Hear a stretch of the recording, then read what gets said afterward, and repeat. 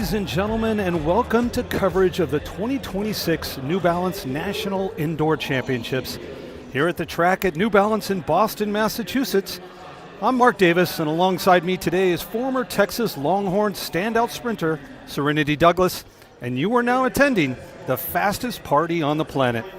We have 4 exciting days of the best middle school and high school track and field stars, all vying for a place in history and perhaps a nod to future excellence. Today showcases some of the middle school and freshman superstars in the country, along with race walkers, top wheelchair competitors, as well as the 4x800 meters and 5,000 meter championships. Serenity, we got a lot of track to cover over the next 4 days. Are you excited? I am extremely excited. This is one of my favorite meets to cover. I mean, like you said, it's the fastest party on the planet, so how can you not just end up falling in love with what these athletes do and what they put out on the track, especially over these next 4 days. Super excited for these boys' wheelchair races, though. Yeah, we're going to start things off with our 800-meter wheelchair championship. I think it was really good. We were talking off air earlier about how they're now giving these athletes their own event as opposed to putting them in with the other able-bodied runners.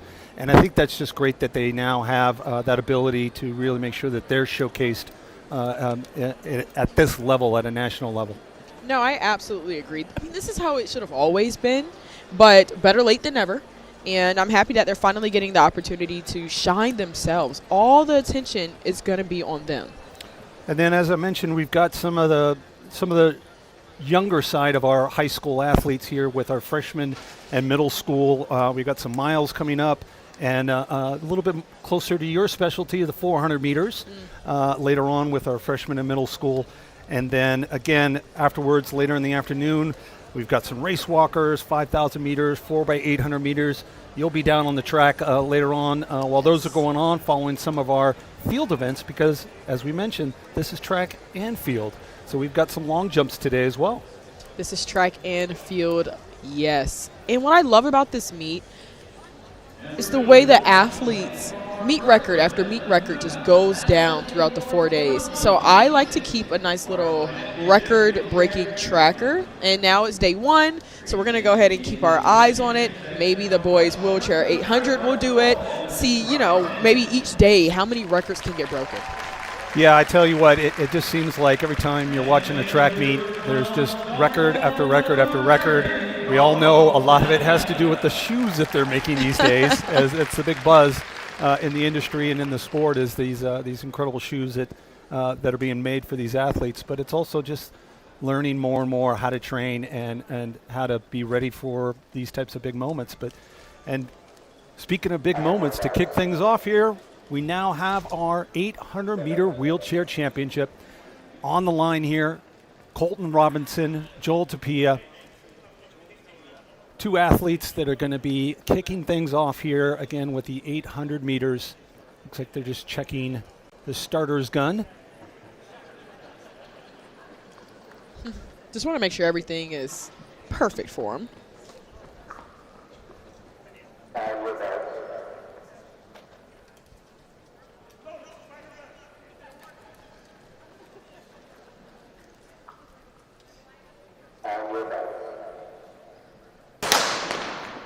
And there we go. The gun finally worked.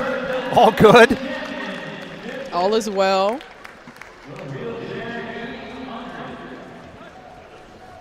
Again, as I mentioned, we got the 2 athletes in this event, Colton Robinson, Joel Tapia. Colton's got a 800 PR of 2:30.06. He's gone 2:09.94 for 600 meters.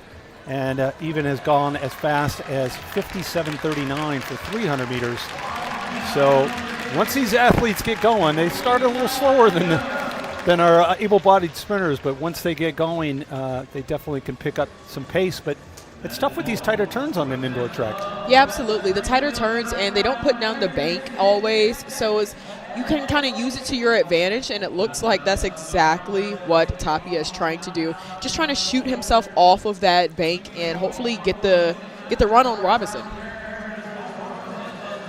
So they went through 36.65 for Robinson, 37.59 for Tapia.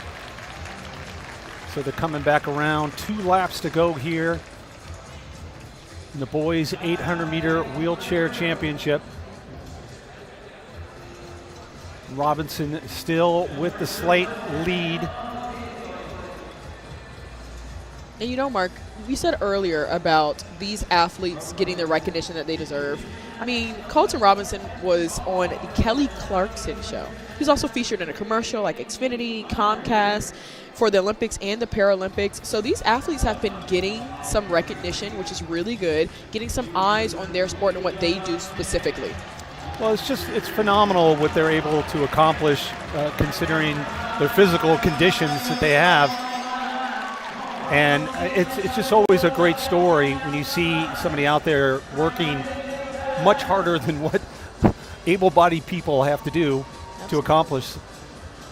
But it looks like Tapia now, feeding off of Robinson early on, now takes the lead in the bell lap. 100 meters to go here for Joel Tapia. And he's starting to pull away here on the final turn to come down and win our first championship race of this year's 2026 New Balance National Indoor Championships. Joel Tapia.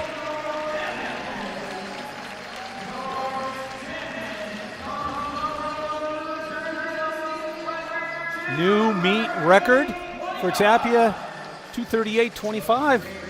Pretty good way to start the meet off. Yeah, you better go ahead and write that one down. We have one meet record down. I'm sure we have plenty more to go.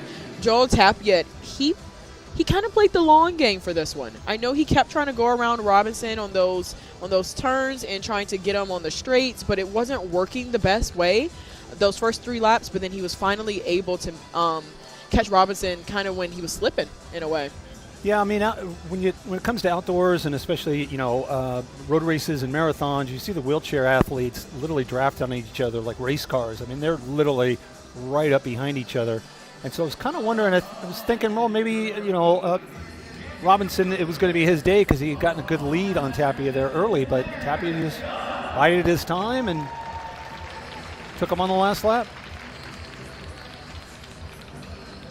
Next up, we will have our girls 800-meter wheelchair championship with our sole competitor, Mary McDonald, and quite the young lady. Local athlete. I've seen her at Falmouth. I've seen her at many different road races around the area. Young athlete, but she's really setting some high standards for the future of women's wheelchair. Yeah, you're absolutely right. She holds 3 Move United Junior National records and multiple facility records right here on this track. So she loves it here, which is great. So coming back, hopefully she's able to break her own records. And as I mentioned, she's been at Falmouth many, many times. She's often there competing in not only the Falmouth Mile Festival, which is before the Falmouth Road Race, but as well as during the road race as well. So really phenomenal. She'll be solo racing the clock, as they say, and racing herself here in the girls 800-meter wheelchair championship.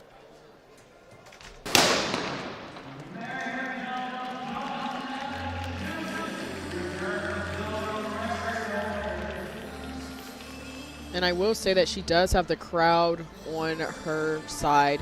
We've gotten a pretty sizable crowd here at the track.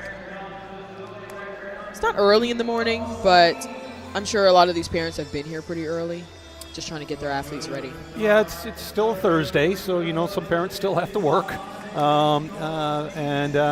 Certainly there's a lot of events that are going to happen over the weekend as well.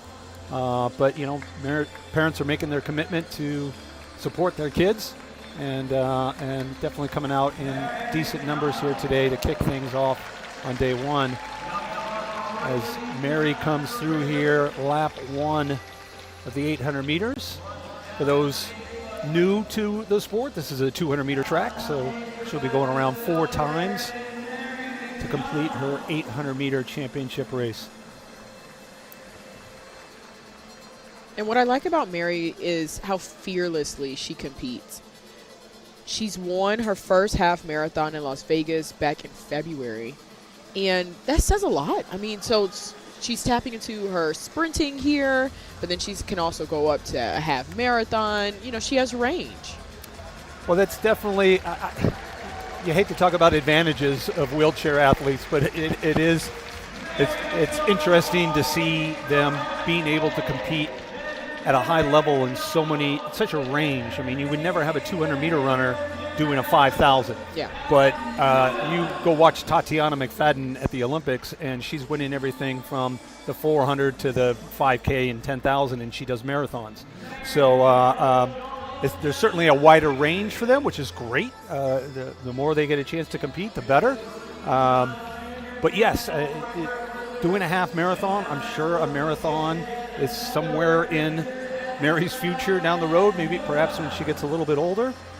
But right now, she's tackling this 800 meters on her own here and getting ready to go in to the bell lap. And we'll see what the final time comes out to when she comes back around. Her season and personal best, 3:06:55.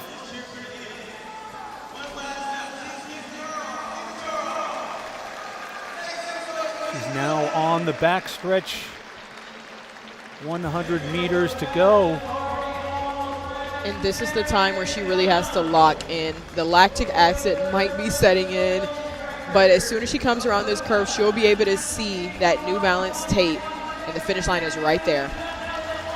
Well, it must be hard to really build up too much steam into the turn when you're fighting it as well. So looks like she just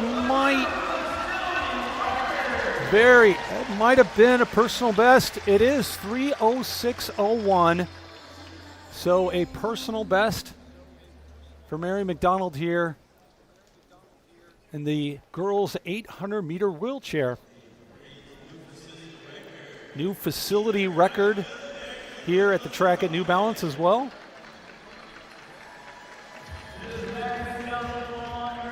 So that's record number 2. Record and number 2. Love that she can break her own record. That's a flex. Wonder if there's a pool going somewhere. How many, facility records or meet records or what have you? Might want to get in on that.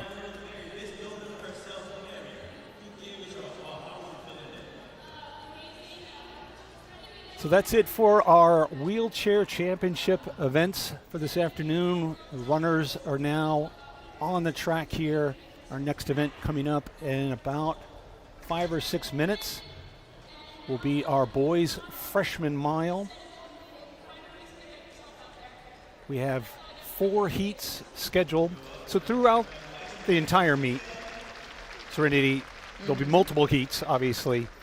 But the key heats that we want to look for are the final heats. Yes. Those are going to be our seeded athletes, the ones coming in with the best personal best, season best, entry times, what have you.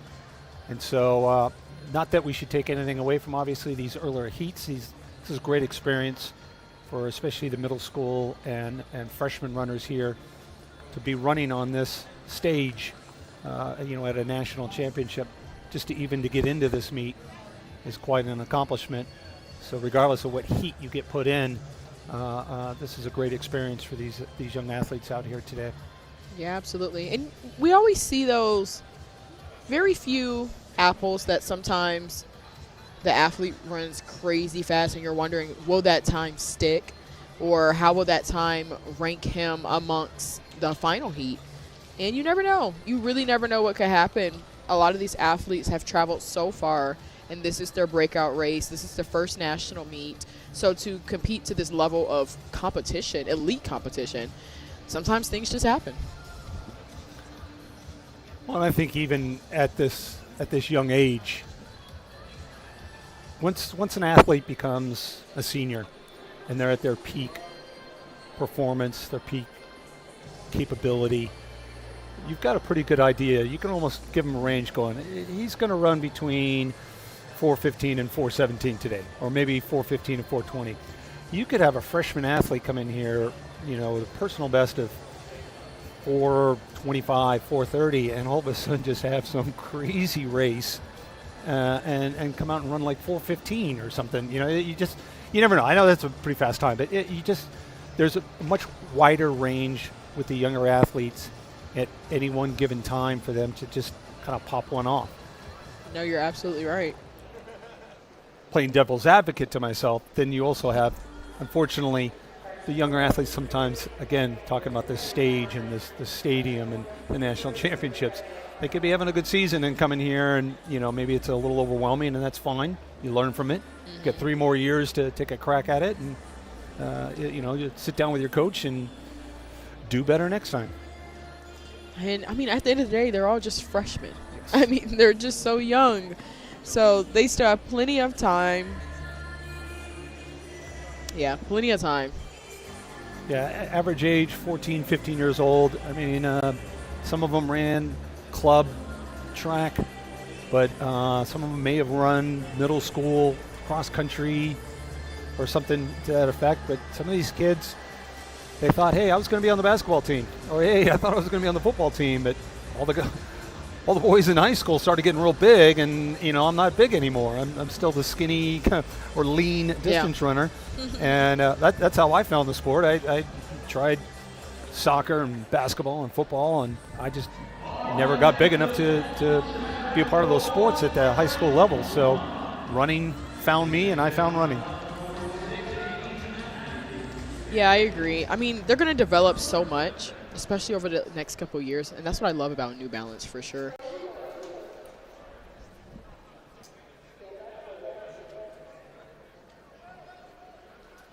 So again, first up here is Heat 1, boys freshman mile. In this heat, Fidel, Green, Cox, Byford, Gale, Mathata, Smith, Howard, Moathi, Samuel, Patrick, Reitmeyer, Eckel, Dolan, Johnson, and Habersloff. So 16 athletes.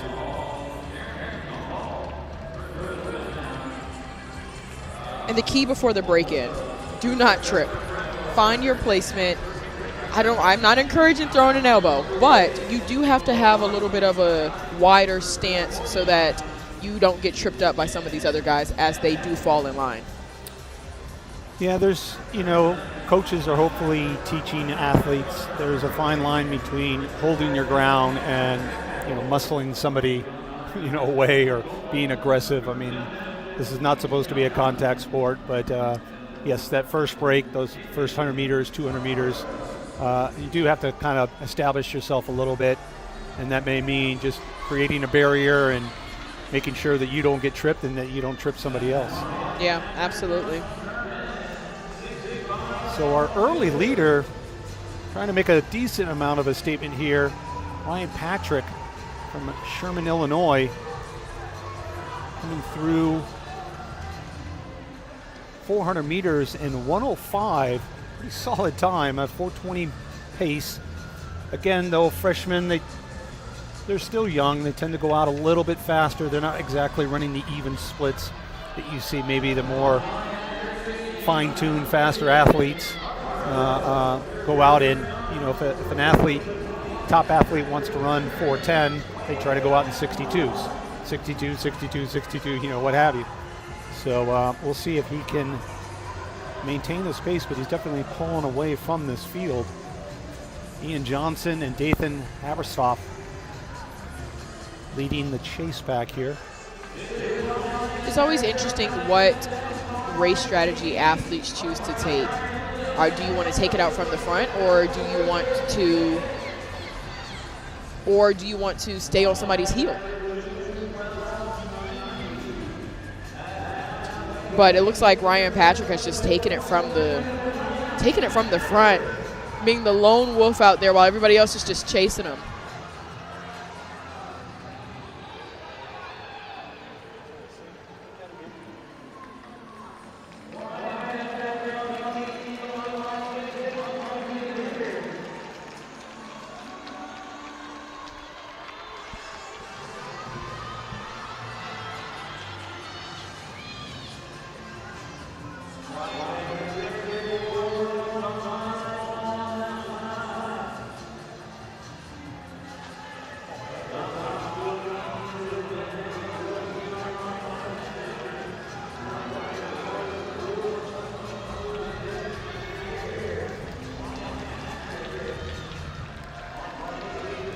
got Patrick now with 2 laps to go. Michael Dolan now looks like he may want to take a shot at Patrick here. But the rest of the field still seemingly content to stay together. And Ryan Patrick has just taken this thing out. I mean, he still has some ways to go, but he seems very confident in his run. And that's something that I can respect for sure as he heads into his bell lap. A pretty solid time here just to start out Heat 1. Dolan, can't tell if he's trying to kick down Patrick or just kick away from the chasing pack of about 10 athletes. I would be running away from the pack at this point. I mean, you're not going to catch Patrick, and you certainly don't want to go from 2nd to 10th in the last meters. So a little stumble there from Dolan in that final turn. It looks like he's going to be able to hold on for 2nd, but it is Ryan Patrick, 4:27.72 for our opening heat here in the boys' freshman mile. And that force 27.72 was actually a new Illinois number 14. And that's something else I love about New Balance is that these athletes are from all over. And no, they might not necessarily win New Balance Nationals, but they go back with the Illinois number 14 time, you know, or they go back with the number 1 time, and that's something that they can have pride in, especially going back to their respective states. Well, yeah, again, as young as they are, they're still learning the sport, but there's accomplishments to be made, and it's not just here in Boston at the national championships. Like I said, it's the state you're from, the county you're in, the league that you're in. Here we go, Heat 2 underway. Again, very large field, 16 athletes. Mortarana, Brannon, Kramer, Garlapati, Locktish, Foster, Youngs, Powell, Rogers, Pearson, Knuth, Hythus, Wilson, Davis, Fitzgerald, and Ott.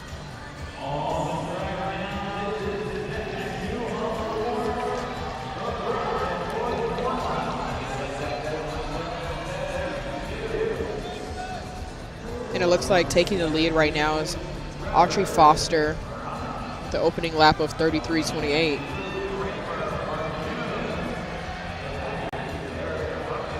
Definitely with a field this large, anytime you're racing, you got to get out the first 200.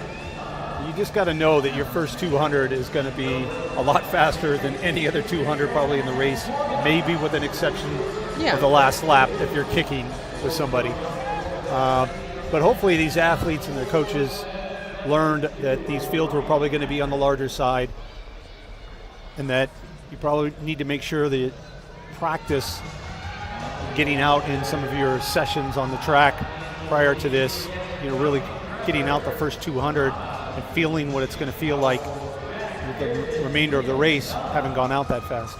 Absolutely. And you want to establish your spot and focus only on your race and not your positioning, because that's where you can waste a lot of energy trying to figure out how to go around and not get stuck on the rail and not get boxed in. That's too much, and that's what the pack is going through right now, all behind Foster, but he's not worried about it right now. He's worried about the couple guys that are on his heel.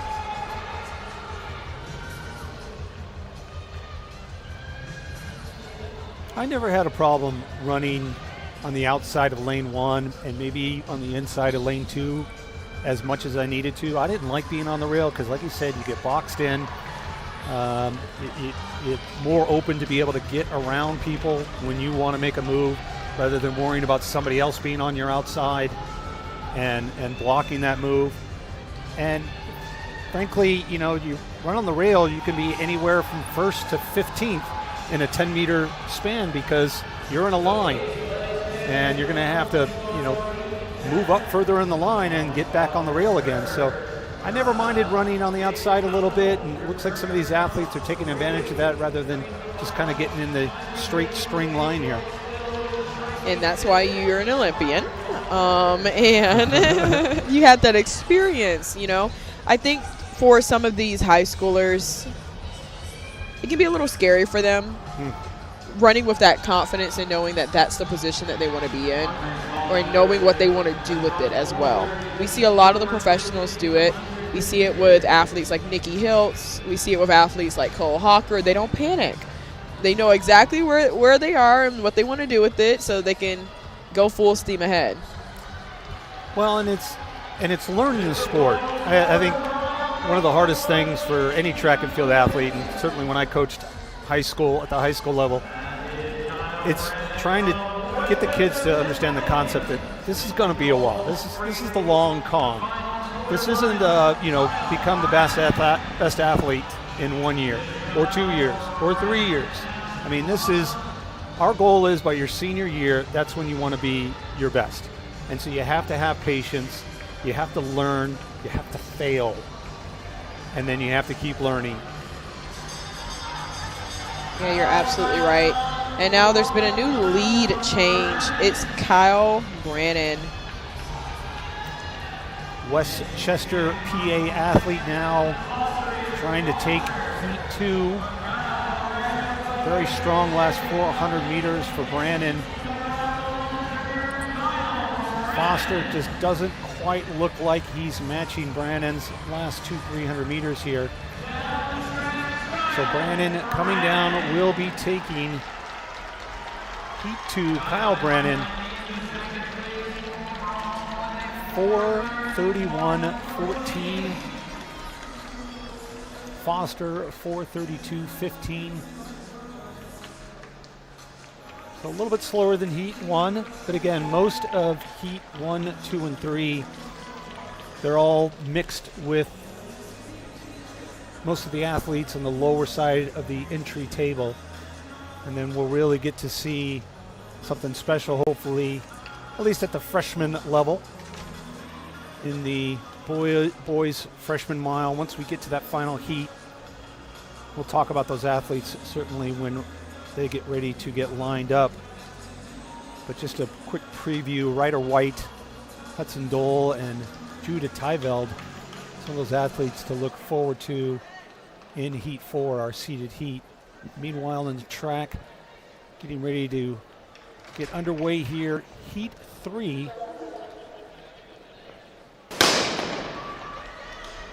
Again, 16 athletes in this heat. Goucher, Harp, Swan, Plachia, Leaf, Erickson, Salahuddin, Kanagarja, Johnson, Allen, Mason, Carter, Rand, Liva, Clark, and Mold. And I will have to point out that first name, Colton Goucher, son of Olympian and multinational champion Adam Goucher, as well as Olympian and multinational champion and all-around just amazing female athlete, Kara Goucher. Well, so that is Colton Goucher representing the next generation of Goucher excellence in the sport of track and field. I had the pleasure of training with Adam in Boulder, Colorado during a period in the late 90s. And Kara and Adam are just two amazing people, amazing parents. I can't go on enough about how amazing athletes both of them were. But it's nice to see every once in a while those second generation athletes that are basically born and bred almost in a laboratory to become a good athlete. Yeah. With mom and dad like that. It's always so interesting to me because they don't have to. Technically, they don't have to. No, my wife was a Canadian national team member. Made the world cross country team for Canada. Was almost made the Olympic team for Canada, and you would have thought our kids would automatically be track athletes. My daughter tried cross country a little bit in 6th grade, hated it, and my son has no interest whatsoever, even though They're both genetically designed to be runners. They just didn't want to do it, and I don't blame them. I don't hate them for it. They want to do what they want to do, and they need to do what they want to do.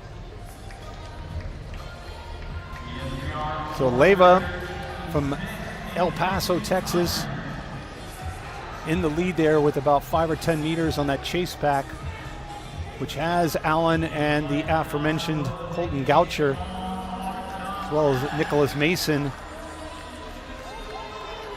It looks like they're reeling back in Leyva here.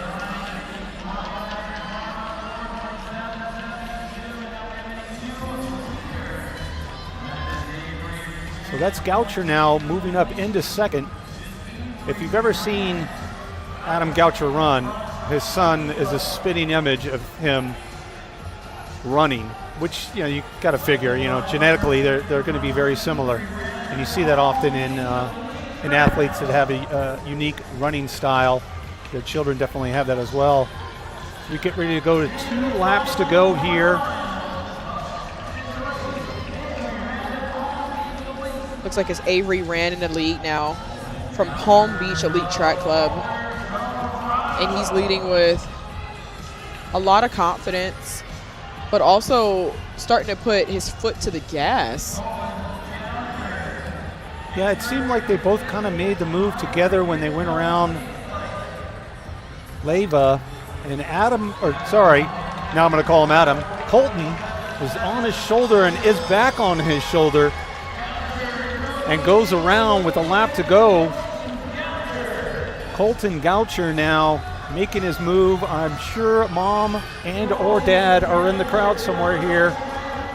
I'm sure proud, excited, and still nervous, but Rand is not quite letting go.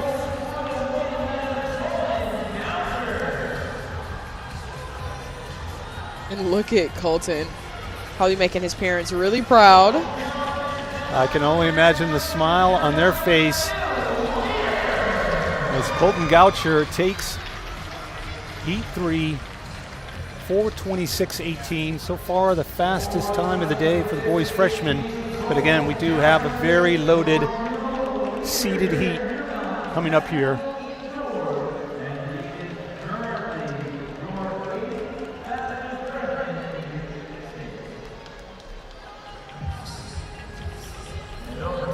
So good run for Goucher. I mean, he stayed back in that chase pack, comfortable, and made his move along with Rand with about 400 meters to go.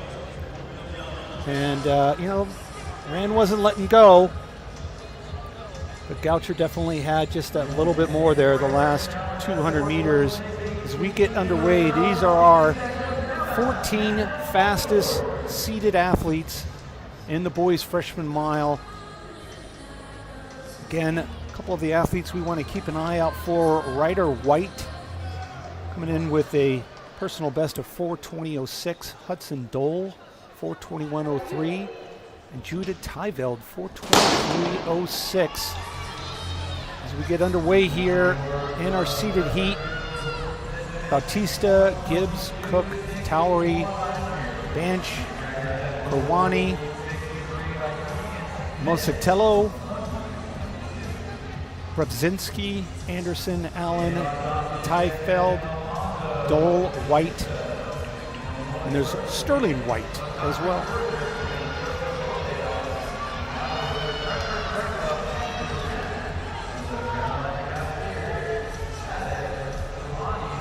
So that's Sterling White.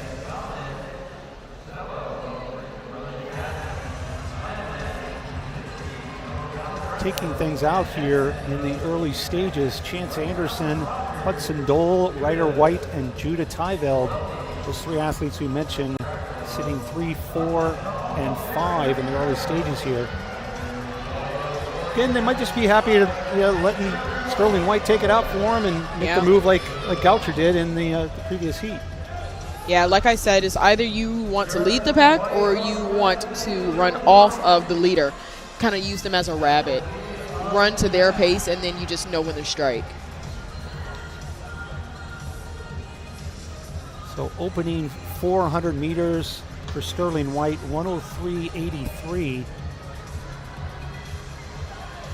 pretty fast pace there for an open 400, but again, wanting to get out early enough to get out in front. And that's Dole now, Hudson Dole from Very Nice Track Club. Getting up on the shoulder there of Sterling White.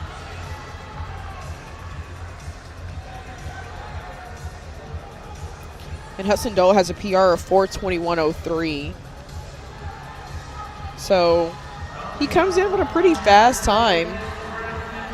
I'm sure he has a kick that he's probably just storing away. I'm surprised Ryder White isn't up a little bit closer to the field. He's got fastest time in the field, but seems to be sitting back and biding his time a little bit. But hey, maybe he knows what he's doing and I don't.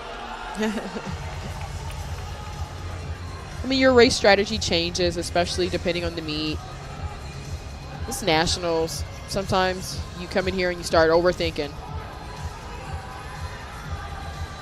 I mean, he's only a second behind the leader. I mean, it seems like it's a long distance, but in the end, it's only 1 second. Just got to be patient.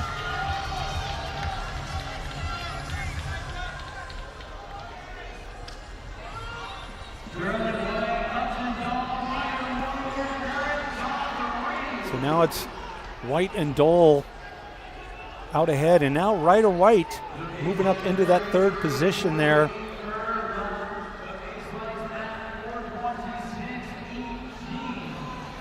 So the pace lights that you see on the track are set at 4:26.18, our fastest time so far of the day. So the idea, if you want to run faster than that time, you want to be in front of that first light. So White, Dole, Tyveld, Allen, Ryder White now moving back a little bit. Doesn't look like, with 1 lap to go, that Ryder White is going to be a part of this, but certainly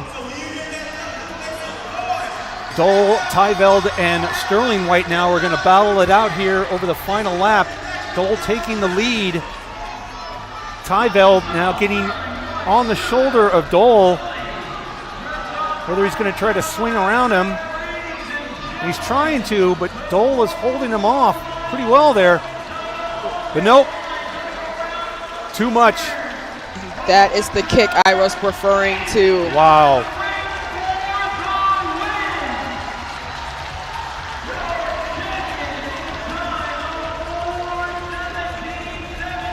Wow, look at that time, 4:17.76. Very impressive time for Judah Tyveld. I tell you what, that was impressive because he tried to make the move around Dole on that backstretch. And Dole did really well to hold him off, probably thinking if I could just hold him off through that turn, through that final turn, I might have that little bit of an edge. But I tell you what, Tyveld just made that burst into that final turn, and it was all over. Yeah, he was on a mission, and he's very happy about it. Look at that smile as he's down there, about to get an interview in. He came in running 4:23, so to leave running 4:17 is extremely accomplished. Like I said, you just never know when these kids might pop something off. Exactly. Interesting other stats there. Sterling White, who took it out early, runs a new California #1 time. So that's, again, like you said, you come away third place. On the podium still, but third place, but at least you're coming away with the fastest time in the entire state of California, which last time I checked was a pretty big state with a lot of runners. Yeah. So now we move to the girls' freshman mile. Again, 4 heats with our seeded heat in the final heat.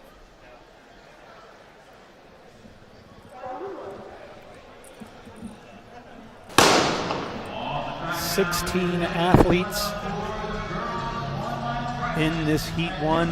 Delaney, Raskol, Peckins, Convincio, Pushafuzo, Gill, Coyle, Bruno, Higgins, Jane, Tidd, Miller, Salat, Pilato, Langevin, and Gates.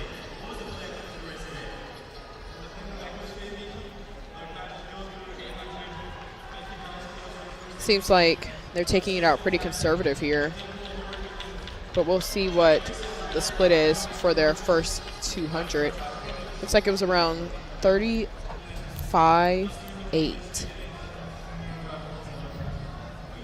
But once again, we get one of those runners where they want to take it out, and that's where they're comfortable. We'll just see if she'll be able to hold it. So leading that field, Reina Bachinfuso from the northern part of the world, a.k.a. Canada. Oh. Speaking of Canada, so we do have athletes in this meet from the Canadian region. I think the last year there might have been a couple of Canadians that walked away with a title, which again my Canadian wife was very proud to see. Yeah, the Canadians always come to this meet and show up and show out. She's from Ontario, Niagara Falls.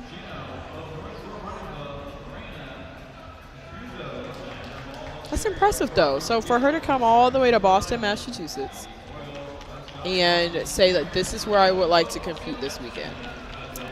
Yeah, that's not a short trip. I've done that drive many a times to Toronto. Interestingly, I lived in Virginia, that far south, and now I live in Boston, and it takes the same amount of time to drive to Toronto. Wow. Because we're so far east.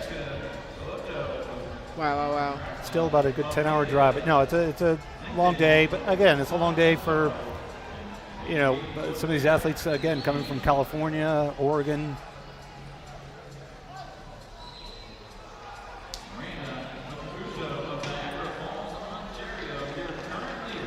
Bachinfuso and Tidd and Higgins, leaders here halfway through. Again, a little over 8 laps for this event because they're running a full mile as opposed to 1,600 meters. Technically, it's 1,609 meters that they're competing at here for the mile. And Audrey Miller just leading this crowd. She has maybe 10 meters on them. So they're still in striking distance of her, especially if she doesn't plan on tapping into some type of kick in the last 400. But she seems pretty comfortable right now. It was a big move she made to pull away from the rest of the field. So we'll see if that was just a long kick or if it was just a nervous twitch to get going, or maybe coach's plan to separate yourself enough at a point in the race where the rest of the field just runs out of time before they can catch back up to you. But Miller is now coming down the home stretch here with 2 laps to go in Heat 1. The girls' freshman mile. And it looks like that move sort of paid off there, though. Higgins now starting to build up a little bit of steam. You can almost kind of see her when she came by, like laser focused on Miller. But with 300 meters to go, Higgins, Tidd, and Gates, that chase pack needs to make a move soon because there's only going to be so much you're going to be able to make up in that final 200 meters, which is where we're headed here with Audrey Miller in the bell lap. Yeah, and right now it's just all Audrey Miller. But I just saw the other girls hit into another gear behind her. We'll see if they'll be able to just continue to shorten that gap. Well, Gates is definitely making that move on the outside to at least try to get second.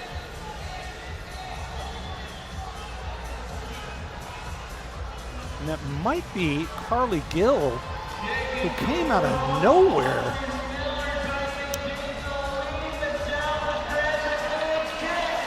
And I might eat my words about saying a little too late to start your kick, and it was Carly Gill, Barrington, Rhode Island, came out of nowhere. She was 5-10 meters behind the 3 chase pack girls. Yeah. And came out of nowhere and took that heat. Very convincing win there of Heat 1. Carly Gill, 5:11:30, running a 37:69 for the last 209 meters, so basically right around a 36 for the last 200. Like, that's what you call a kick. That was impressive how far behind she was. And again, you know, Audrey made that big move about 3/4 of the way through the race and just didn't have a kick. Was probably thinking, I'm not going to need a kick because I just opened up 30 meters on the field. But Carly Gill with the kick, had definitely something else to say about that. Next up on the track, Heat 2, the girls' freshman mile. Once again, 16 athletes.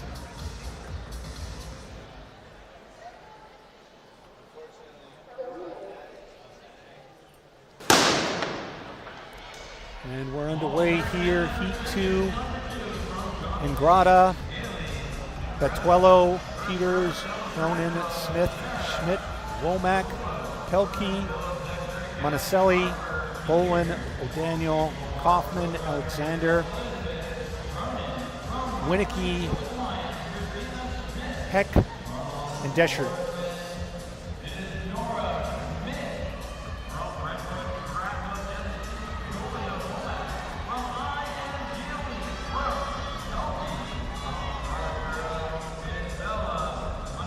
Look at Elizabeth Cronin.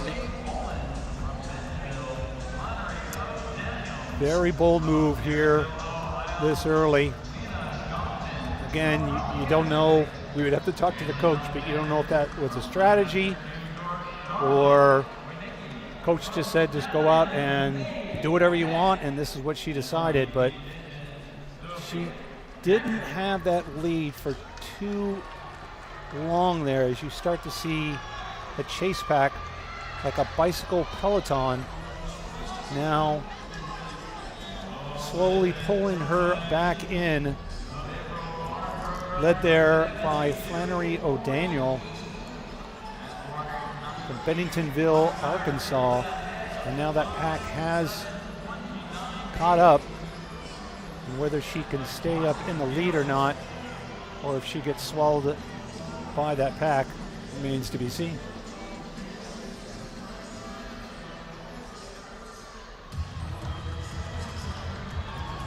I just look at it like, come out here and give it your best shot. You never know what the result will be. It's going to be a long weekend. I'm sure a lot of these athletes are in other events as well. They travel really far. So do it for the parents. The parents who spend a lot of money on the meet, spend a lot of money on the flight. Hey, it's not cheap coming to Boston. It's not cheap staying in Boston. It's not cheap eating in Boston.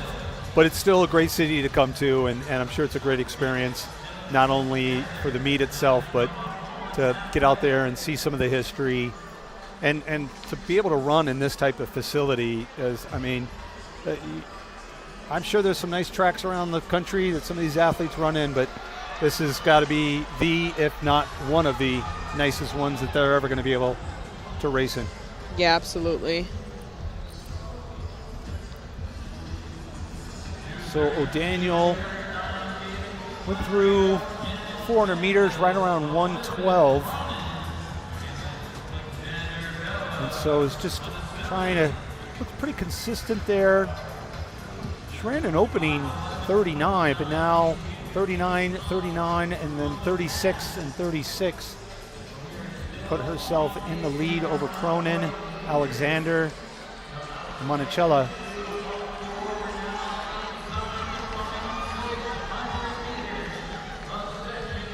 So 600 meters to go, 3 laps. And she's moving well. Not too much fighting. She's staying pretty even. I mean, what about, like you said, 3 laps to go? We'll see if she's going to start to accelerate because the rest of the pack is. Yeah, I mean, there's still, again, between first and looks like maybe 10th or 11th, it's 1 second. And 2 laps to go here. Most of these young ladies have got to be thinking to themselves, if I'm ready to go today, I need to get going soon, but don't panic. Yeah. Don't panic. Yeah.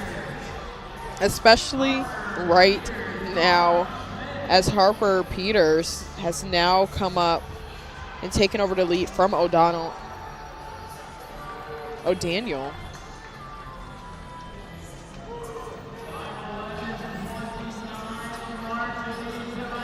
here we go, bell lap, and it looks like Daniel now wants to take that lead back, basically saying,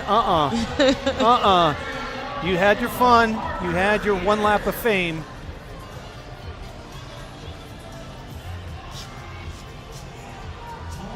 And she starts to pull away there from Harper Peters, 100 meters to go.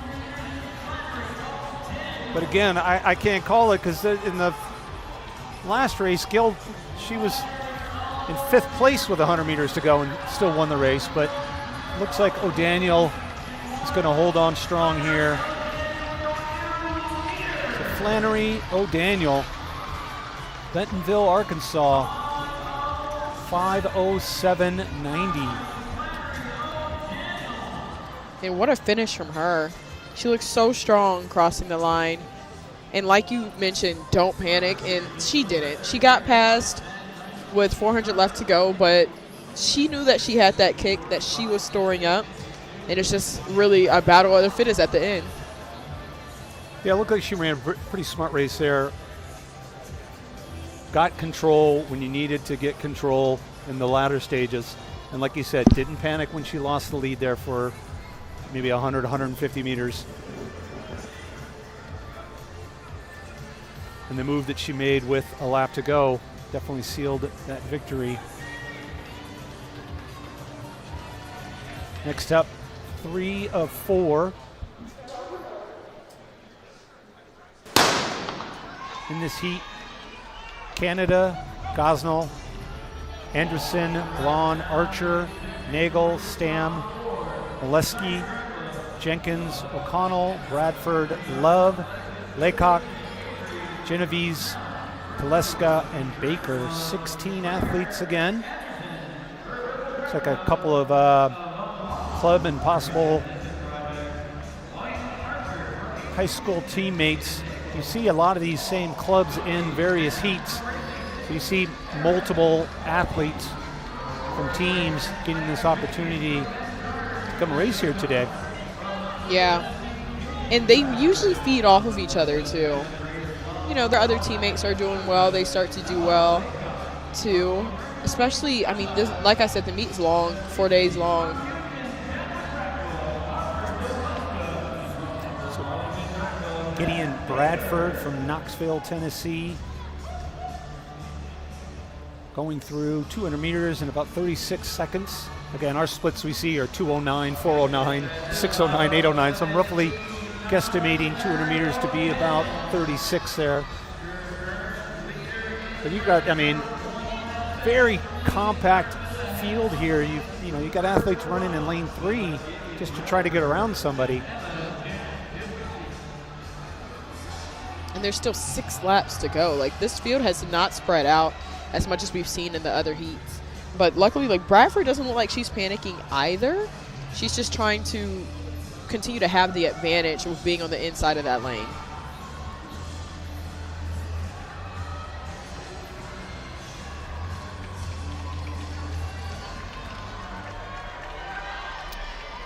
So 5 laps to go here in heat 3. Emma Genovese, emerging elites, local track club here in the Boston area, emerging elites. See many of their athletes in and around track meets at various stages when they're not running for their high school and they come here to run for their club. You see plenty of them here at the New Balance National Indoors every season.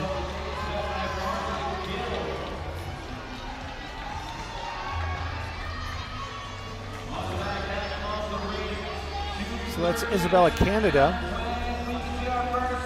leading the chase back, but Genovese trying to put some space between her and that pack. Beth Baker as well, Upper Arlington TC. And it looks like Bradford dropped back to 5th. But she's still on the outside, so technically still in striking distance, as is Canada. And right as I say that, Isabella Canada now makes her move and takes over the lead. But Baker's right there on her heel as well.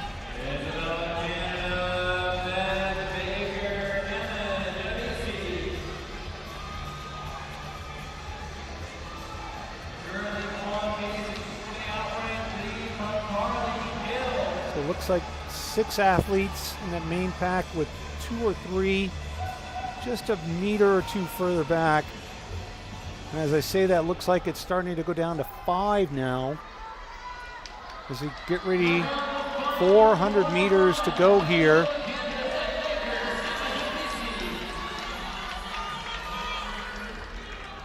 Baker still leading, Genovese in second. Canada making yet another move to move up into second.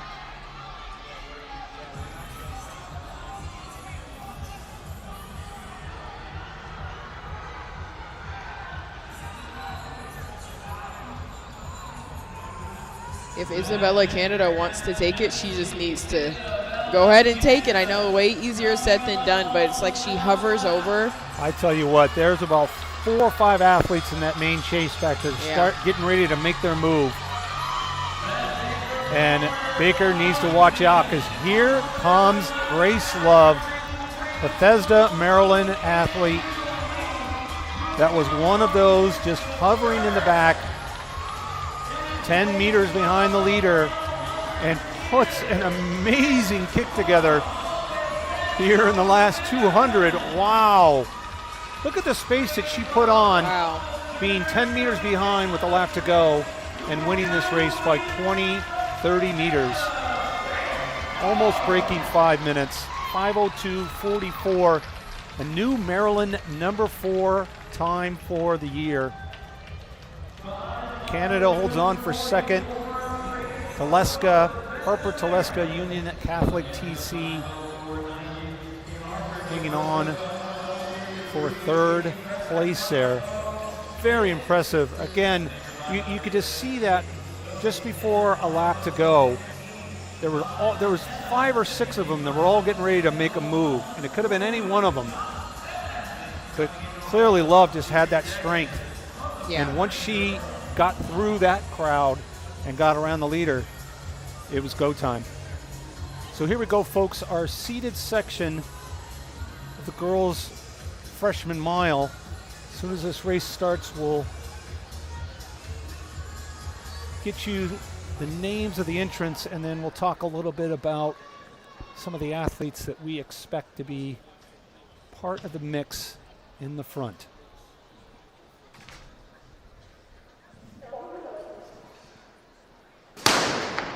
Here we go, seated section, girls, freshman mile. Levy, Jang, Stein, Lennart, Burks, Sullivan, Solozano, Marcellus, Glove, Bautista, Lamb, Nicholson, Downin,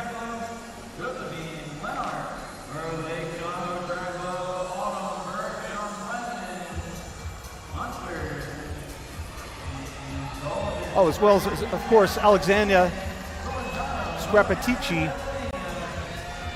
She's one of the highlighted athletes that we do want to talk about, coming in with a personal best so far this season of 4:51.88. That's actually faster than the meet record. So she's coming in with a faster time than the meet record. You would suspect she's got a pretty good shot. But I also want to talk about Lucy Downin, daughter of New Balance exec, one of the higher end execs here at New Balance. Andy Downin, he's down on the infield right now. Him and his brother Matt Downin, both standout runners back in the day And again, second generation runner coming in here with a personal best of 4:53.53.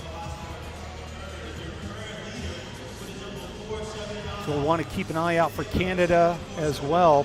But it's Bautista taking things out in the first 400. 110, went up in 35, and then 110. So pretty even splits here in the first 2 laps.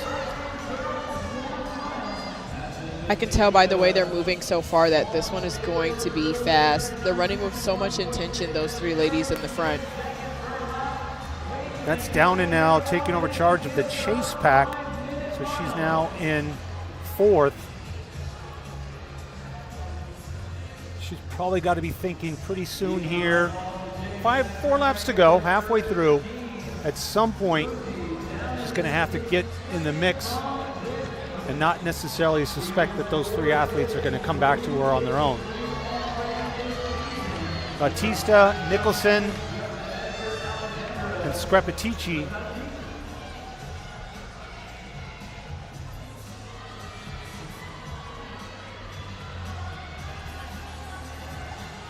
Scrapatici now in 2nd, Nicholson, Sawyer Nicholson in 1st, Bautista in 3rd, and now Lucy Downen has joined that lead pack.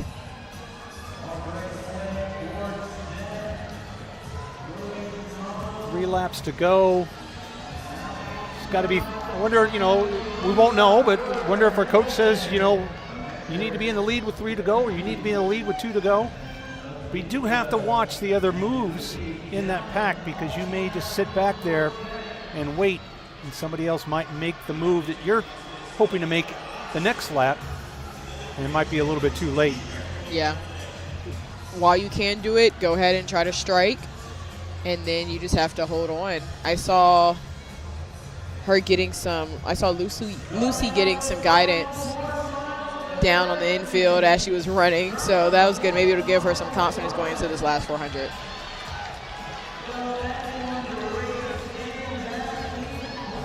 So Scapatici in the lead, Nicholson, Bautista, and again Lucy Downen. I haven't seen too many big moves, so I don't know if they're kind of waiting it out until this last lap. It's Scapatici, and it looks like maybe Nicholson there, trying to make it a 2-person race here, but now Downen making a move on the outside. Going into this bell lap. Scapatici really trying to dig in there. Downen looking very smooth. Downen tried to make her move on the curve. That's risky business. You kind of have to make it on the way out of it, because as you can see, Scapatici is still leading, but she is still fighting as well. Well, she's going to have to wait to this straightaway, because she's not up on Scapatici's shoulder. And here comes Downen on the outside. Scapatici, Downen. Oh, it just looked like Scapatici. Alexandra Scapatici, new meet record.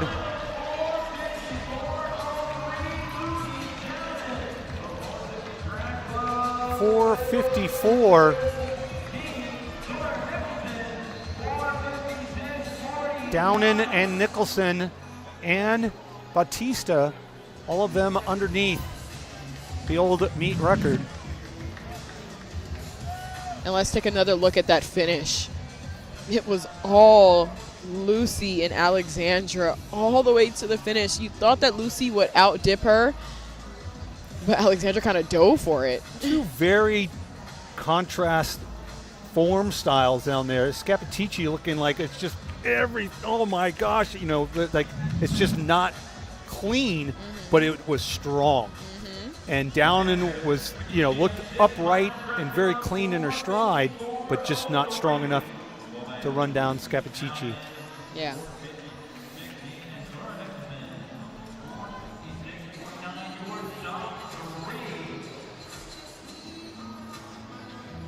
So yet another meet record. Do we want to count that as 4 meet records since 4 girls were under? No, I think we just the fastest time. So technically, I think now you said we're at 4? Or are we at 3? We were at 3, and I think now we're 4, but I don't think we count the 4 that were in that race. Yeah, I know. All right, now we get even younger in the rankings as we start our boys 1 mile middle school.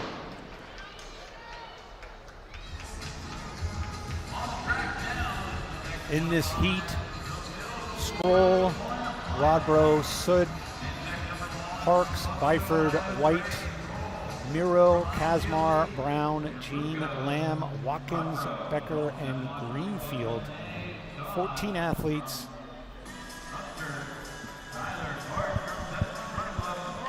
Pack of 7th and 8th graders.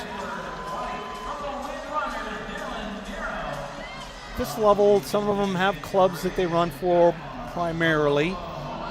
Sometimes there may be some teens at the middle school level, but they won't really quite get that team track experience until they get to the high school level. And that's when things get fun. Yeah. That's really what makes track, is that team bond, the amount of athletes, the various disciplines.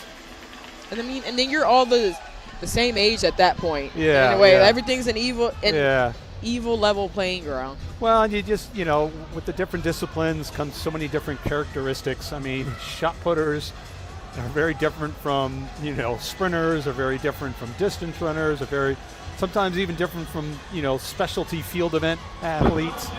And so you get a big hodgepodge of mixture there on a track team. So Reed Brown, Oklahoma City, our early leader here. That's Trey Stroll from Loveland, Ohio.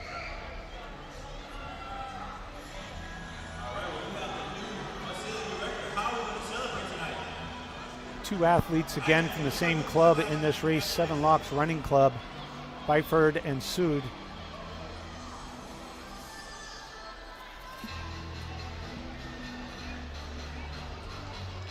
And I wonder if these younger kids feed off of the high school kids at all, especially the championship runners. I know they're going to be around for the whole weekend to be able to see some of the older guys compete.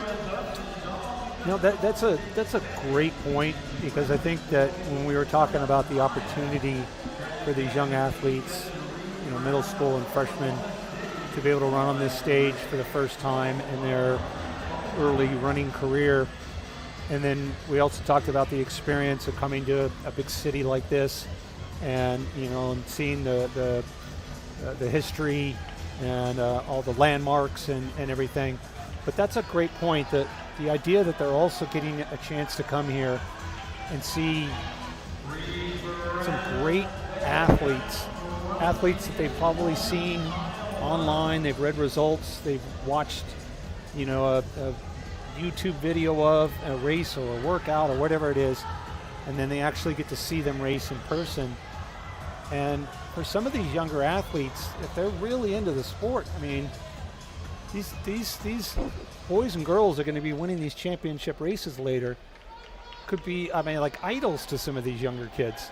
I mean, these kids might want autographs, of a high school kid. Absolutely. Plenty of people are going to ask an autograph of Quincy. Yes. That's Quincy's around on the weekend. I might ask for an autograph of Quincy. Exactly where I was going. Much less these middle school kids, but that being said, it's a great opportunity for them to see the best at their current level. And who knows, maybe they, got to go watch the NCAAs if they were around here for a little bit longer. So they might get all kinds of action of seeing some great athletes. Reed Brown, haven't been much to talk about the race because it's just been all Reed Brown from gun to finish.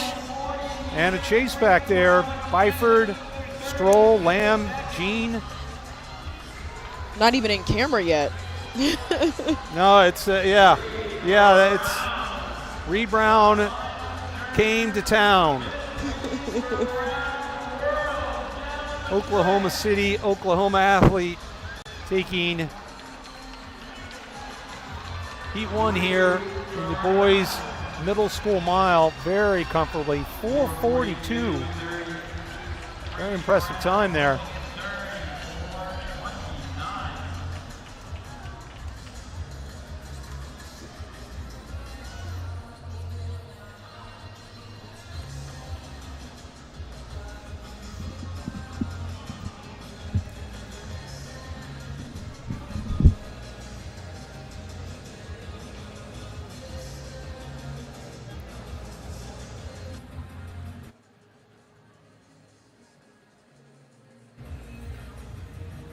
So up next here, we've got Heat 2, boys middle school mile.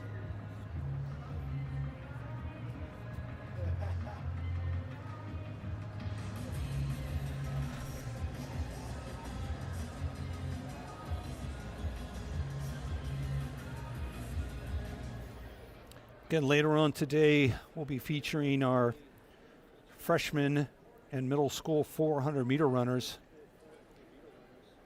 after we wrap up our middle school miles. We'll get into some race walks and then some big races later on this afternoon with our championship 5,000 meters as well as our championship 4x800 meters. Meanwhile, on the track here, Heat 2 of 5 in the boys middle school mile.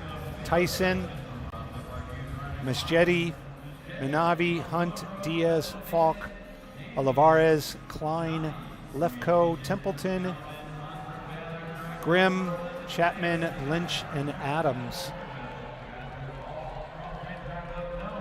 14 athletes in this field. Leo Tyson, Quakers TC.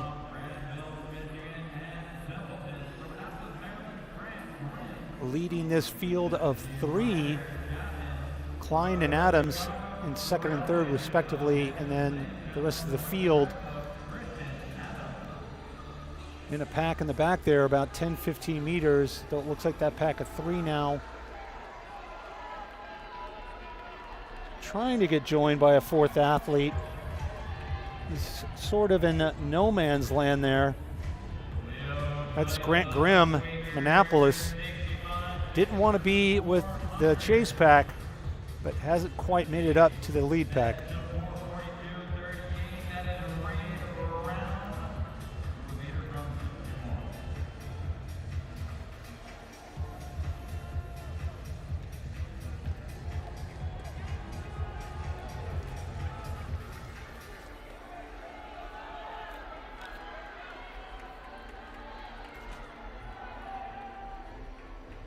So still Tyson, Klein, and Adams. Leo Tyson, Thomas Klein, Tristan Adams. Going 1, 2, 3 here.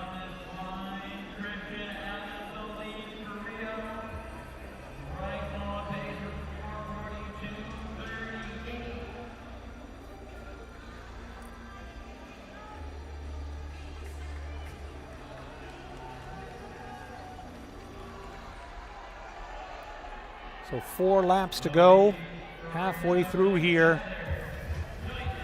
And it's still these 3 out in front.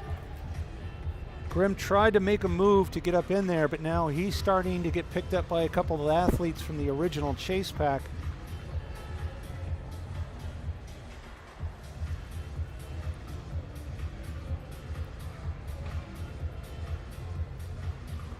Tyson went through 800 meters, roughly around 2:15.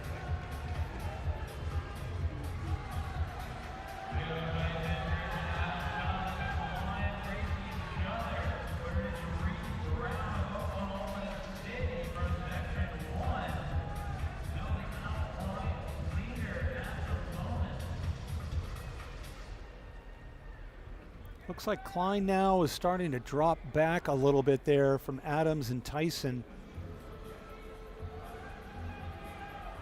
Yeah, he's definitely lost about 5 or 10 meters now on those 2 athletes out in front. So we get ready for 400 meters to go here in Heat 2. And that's Adams revving up a little bit with 400 to go. get himself some space from Leo Tyson and not make this quite a kick with 200 to go.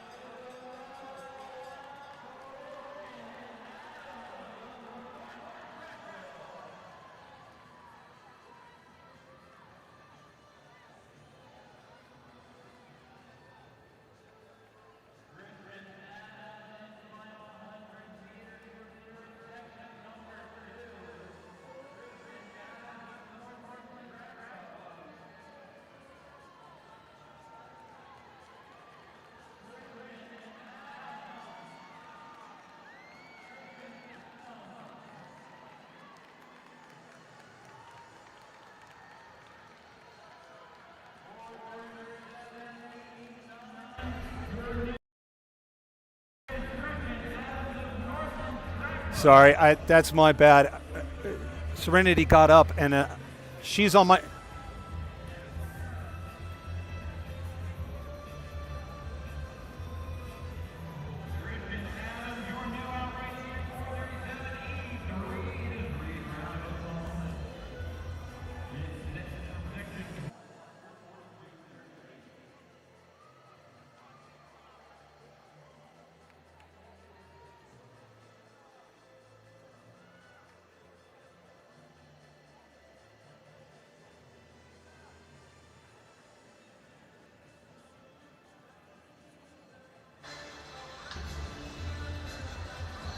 What a great run from those guys.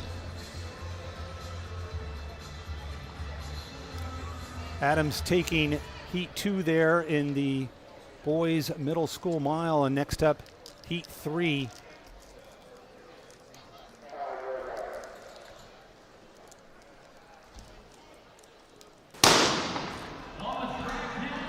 Heat 3, Bogner, Delk, Cavario, Buckley, Ray, Solu, Rodriguez, Orell, Dennison, Weber, Simeon, Stredbeck, and Strandberg.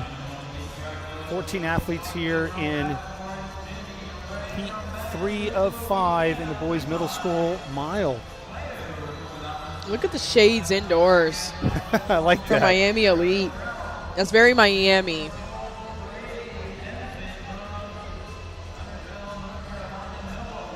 That's Pedro Rodriguez, Miami Elite Track, leading this front field of 5 athletes. Stredbeck, Simeon, Strandberg, and Weber.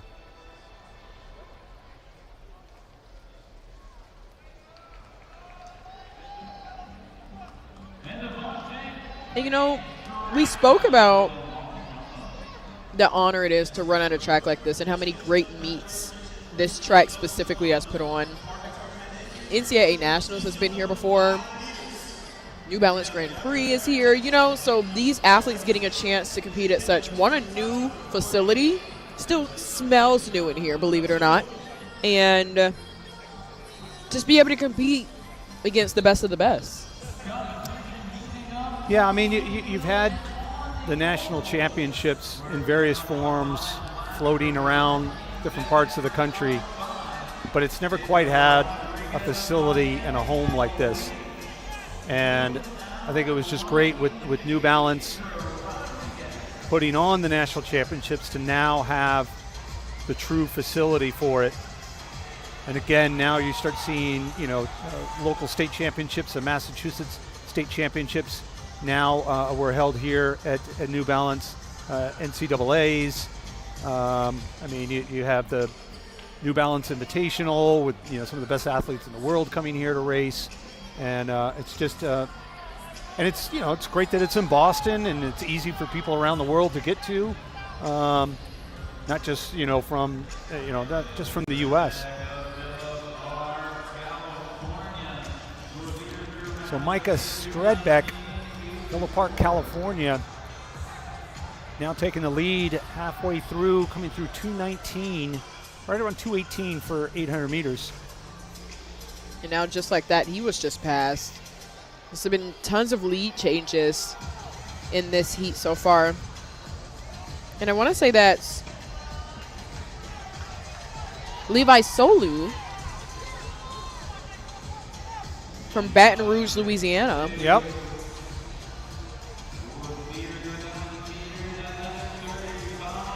I like that they put their name on their bibs. Can appreciate that instead of numbers.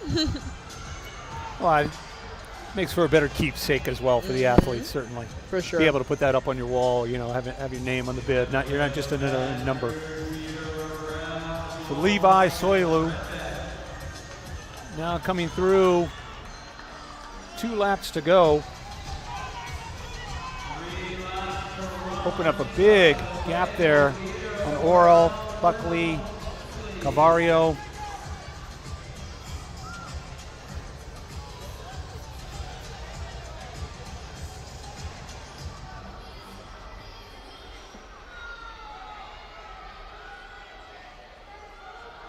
He has about 20 meters on the rest of the field right now. But a lot can happen in 3 laps. Oh, actually, bell lap. Sorry. They are putting the numbers back up now. Almost threw me off. Might be throwing some of the athletes off, but he is now on his bell lap with about 150 left to go.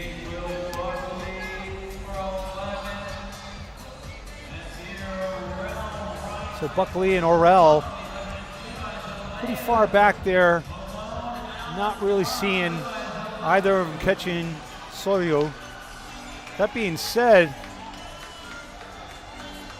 Peter Orel making a strong move, but just not quite enough.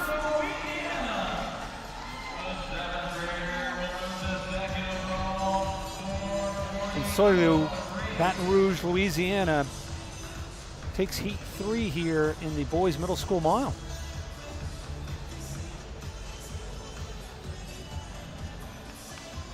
And then to have to run a mile and then get directed to go uphill.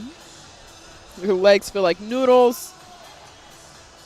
But there goes your winner of heat 3.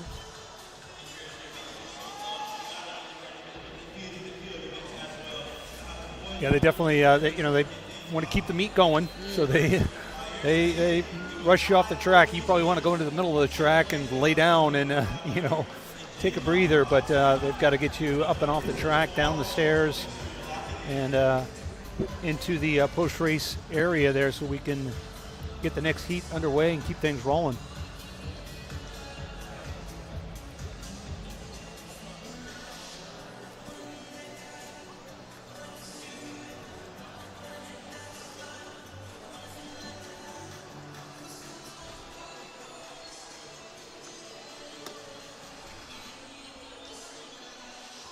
Moving on to section 4 out of 5 of the middle school boys mile.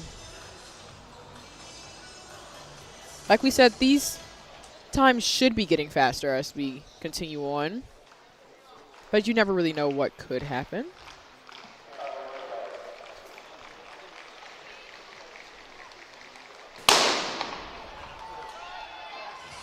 And they are off. Alvey, Miller, Kane, McGarvio, Rogers, Nilsson, Batres III, Lorenz, Bartel, Jugberts, McHugh, Beja, and Wormus. A smaller field, which is good. Smaller field of majority 8th graders.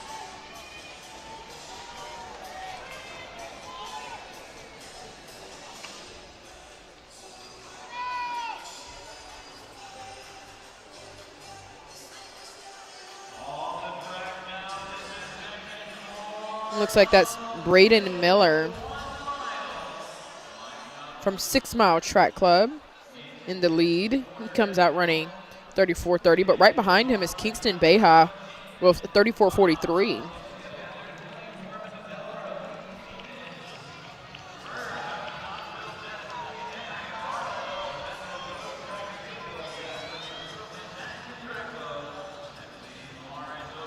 And Kingston Beha just put the burners on to separate himself.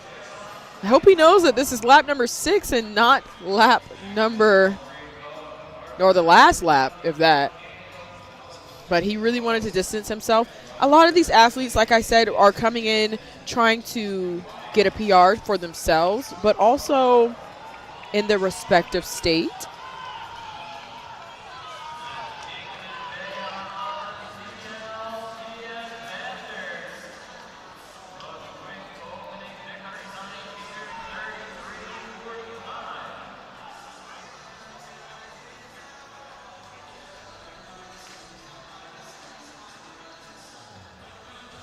And he has opened up this lead to about 20 meters now.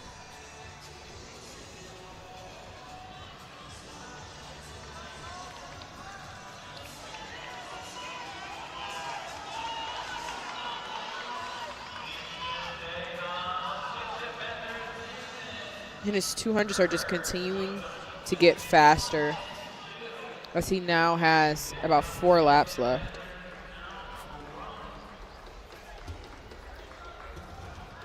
The obvious strategy in a lot of these middle school races is that one athlete just to make that bold move and not bring it down to a kick. Yeah, he did it so early. He did it lap 2. He just wanted to go ahead and get it out the way, see if he could put enough distance between him and the rest of the field.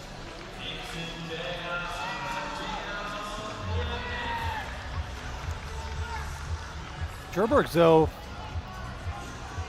starting to eat up a little bit of that space.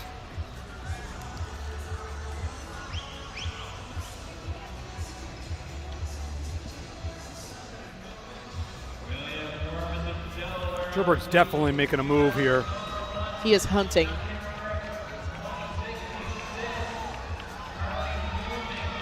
They may not have wanted this to be a kick.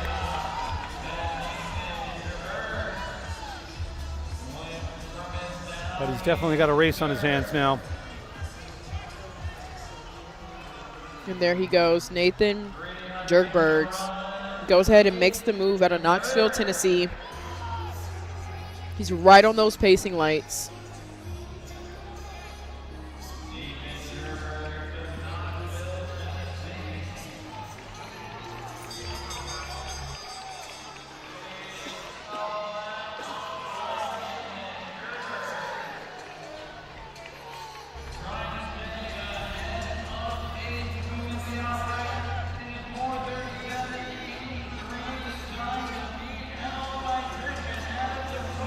Meters to go for Gerbergs.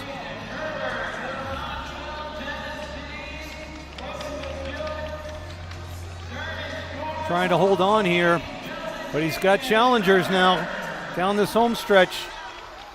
They're just going to run out of time and room. Gerbergs taking heat 4.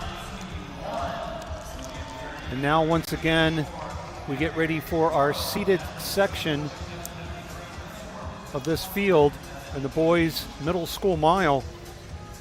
Heat 5 getting ready to come up here. And that's Henry Bartel on your screen right now. He actually set a new California number 7 time.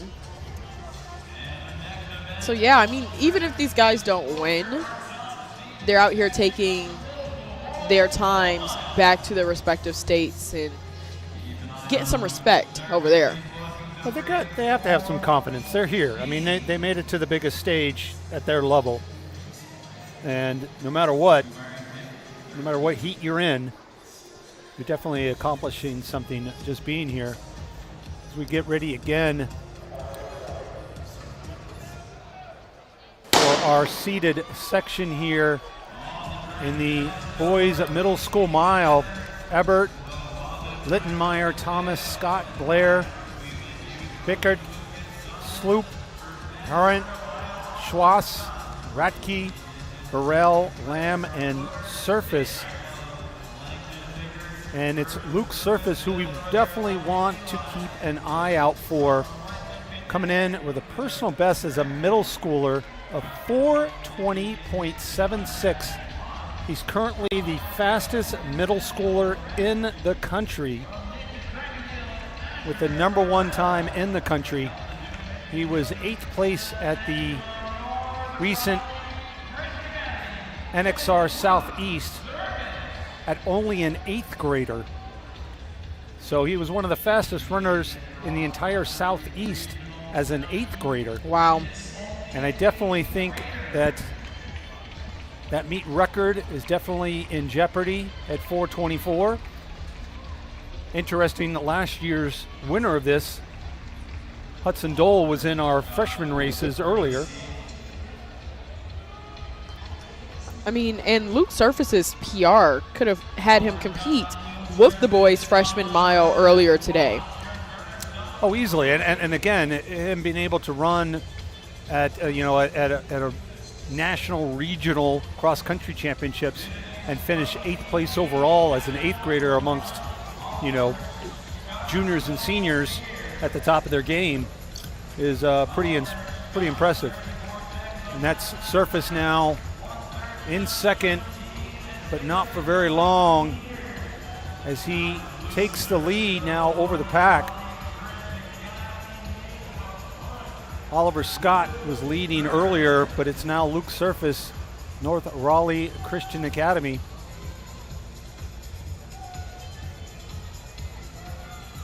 Tell you what though, I mean, we'll see what this split is roughly at 800. Looked right around 213 for 800 meters. That's well within his capability, being a 420 miler, on pace for 426. So I'm suspecting he's going to have a little bit more in the tank than some of these other athletes coming in with personal bests of 425, 430, 435. And he's trying to pull away. You can see him kind of making little short burst moves. Samuel Radke, Carlsbad, California, my neck of the woods. Born and raised in Oceanside myself, right next door to Carlsbad. Very famous road race down there in Carlsbad, the Carlsbad 5000. So he's definitely come a long way here to race at the top level against the best middle schoolers in the country. And he's definitely holding his own here against Luke Surface with 2 laps to go. Yeah, he's not letting Surface out of his sight at all. He's staying right there on his hill. And you can see Luke finally starting to kick a little bit harsher right now. Well, he's got to be thinking to himself, I've got a PR. Oh, and we have a stumble. Oh, no. That was too bad there for Radke. I mean, it may have just been a point of he was just a little out of his depth. No disrespect being up there, but he's recovered well. He still seems to have a little bit of a problem staying on the track, though, so he's got to be careful. But it's definitely Luke Surface pulling away from this field. Very strong. Just looking at his kick and his form is very good and upright here as he comes down the stretch. It's definitely close to that meet record, and I think he may have just gotten that. 4:23.65. He does break the meet record. It's got to be a big, fast time there for Radke. New California #2 time and personal best there for Samuel Radke. Langston Beckard Motor City Track comes up in 3rd, but in the end, you come in with a 4:20 mile time. You got a pretty good advantage on a lot of other athletes that are coming in with season times 6, 7, 8 seconds behind that. It's got to give you confidence, even if somebody like Radke was on your shoulder. I think even though Radke recovered well from that stumble, with about a lap and a half to go. Yeah, I do wonder how the result would have been. Maybe come down to a photo finish. We never really know with Ratke steady hunting surface the last 50. But, I mean, it's difficult to run on a bank track. Not all athletes have done it. You never really know. But, yeah, he was struggling to stay inside of those lines. Got to the point where he ran all the way outside of his lane and outside of the rail as well. So, yeah, it was tough to see. Yeah, but you know what? Sometimes I've seen athletes, you see them even at the higher level, they get bumped, they get, tripped up a little bit, they stumble a little bit, and that almost kind of lights a little fire in them. Yeah. It's almost kind of like, oh, wait a minute. Or it can be a momentum killer. Yeah. Well, it's hard to say. It kind of depends on the individual athlete and how they face those types of micro incidents in a race.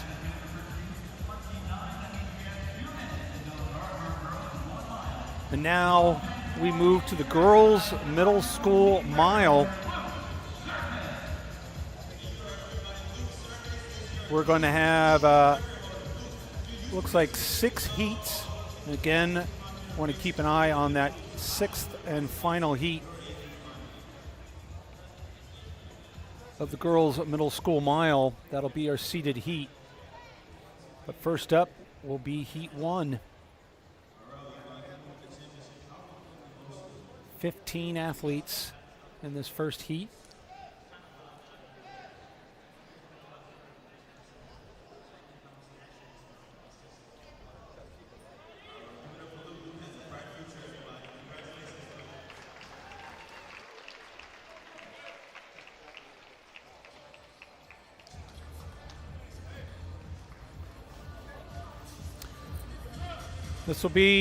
This will wrap things up for our normal miles. We will have a 1 mile race walk championships for boys and girls after our 400 meters.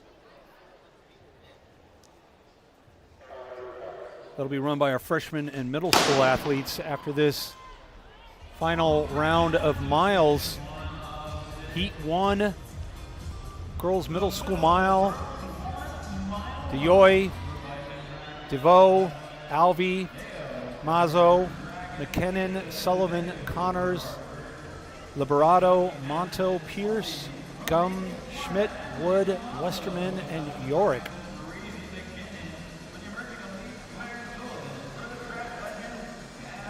And out there, taking the lead, is Wood. She looks like she's the smallest one out there, but she's definitely working for it. And that's Penelope Wood from Godspeed Track Club. Yeah, another strong statement early in the race. And again, you wonder if it's the strategy or if it's the nerves that creates a 20, 30 meter gap in the first 200 meters of the race.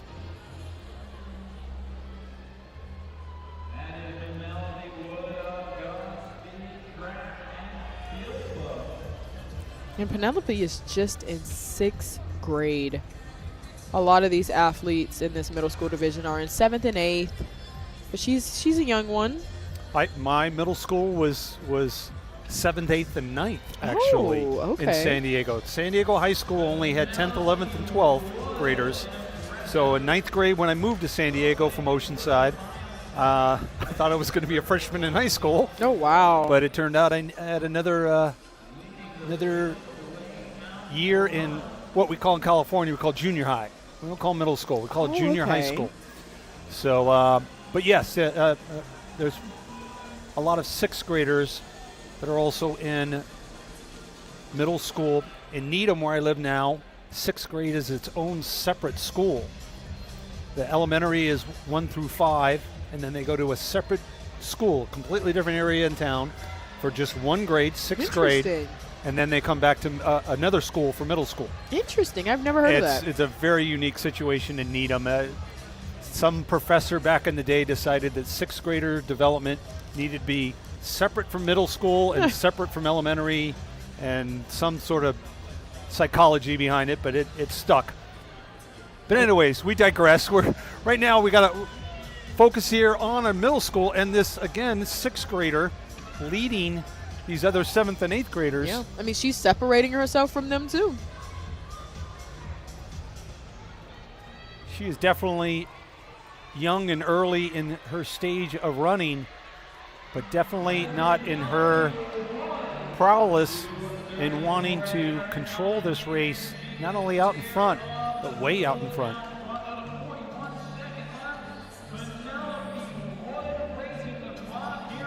.800 meters in about 2:33.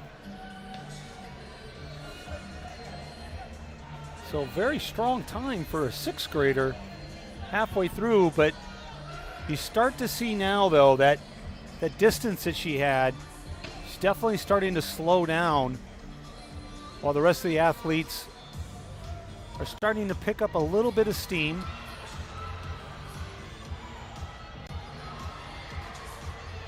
It may be only a half a yard here, a half a yard there. I mean, this is where experience comes to play.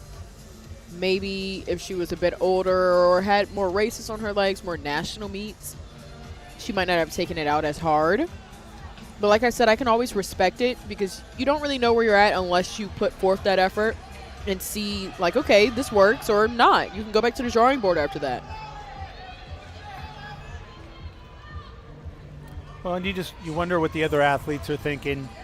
If they know, oh my gosh, I'm going to be racing against a 6th grader, and oh my gosh, she's coming with X time, and we need to let her go or try to roll her back. But now she's opened up an even bigger gap on the field, 45, 50 meters, and she's starting to pick it up again in the final lap. Wow. Very impressive here from this young lady, Penelope Wood.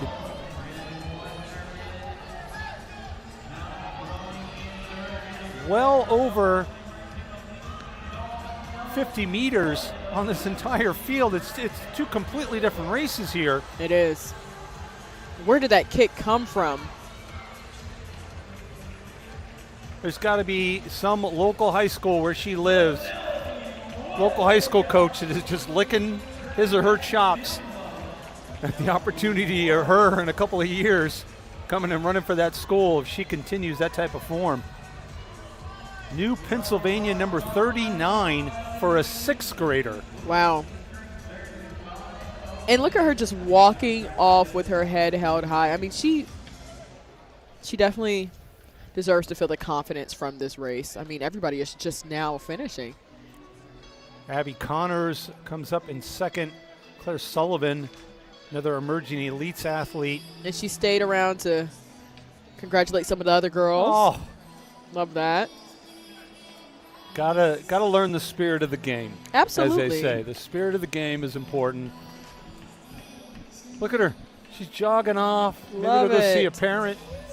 See, when you're that young and you have that much energy. Oh, there you go. Love it. There's the moment. There's the moment, whether it's coach or whether it's dad. Yeah.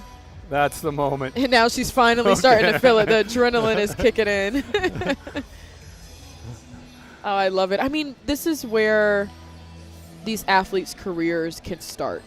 What I liked is something that I want to say Runner Space had posted. It was a throwback of all of the New Balance Nationals stars like Sydney McLaughlin and Tara Davis.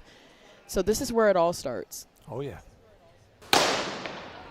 Here we go here. Heat 2 of 6 in the girls' middle school mile. Rebel, Nolan, Lingle, Johnston, Martinez, Lajarza, Garardi, Polowick, Wong, Lindstrom, Trombatori, Thomasma, Mulaney, Fuertes, Dancy, and Costello.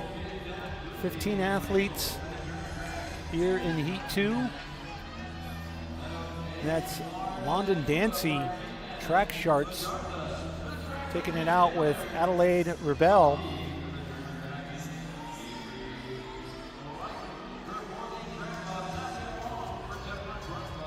Oh, sorry, that's Kayomi Fuertes, Quick Track Club.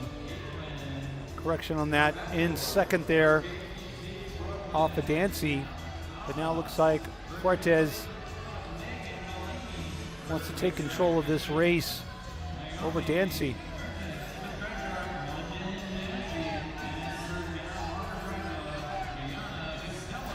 What's fascinating doing some research on some of these athletes at this younger level, some of them for their club teams are not only doing the mile, but they're doing like the 200 and long jump.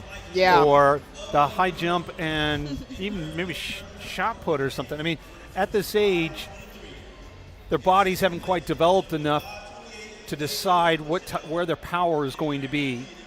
And whether that's going to be they're going to stay lean and be a distance runner, or they're going to build some muscle and become a sprinter, or they're going to, find that, they've got some good spring and they're going to be a jumper, high jump, long jump, triple jump, what have you. And so they're still playing around with what events to kind of do. And so you get that kind of range of an athlete when you see their stats and the results from the year. You see a mile time, and then you see a 200-meter time, and then you see a long jump, a mark, and you're just like, wow, I guess still figuring it out. Good for you, You got to put them in all of it and just see what sticks and what works for them. Have some fun with it, That's what track's all about. Who knows what you're going to end up doing? Who knows? And, they could come out of that a heptathlete. Or right? They want to do the decathlon. There you go. See, I teed you up with that perfectly. It's exact. I had no idea I was going there, honestly. And then you took it home. Perfect.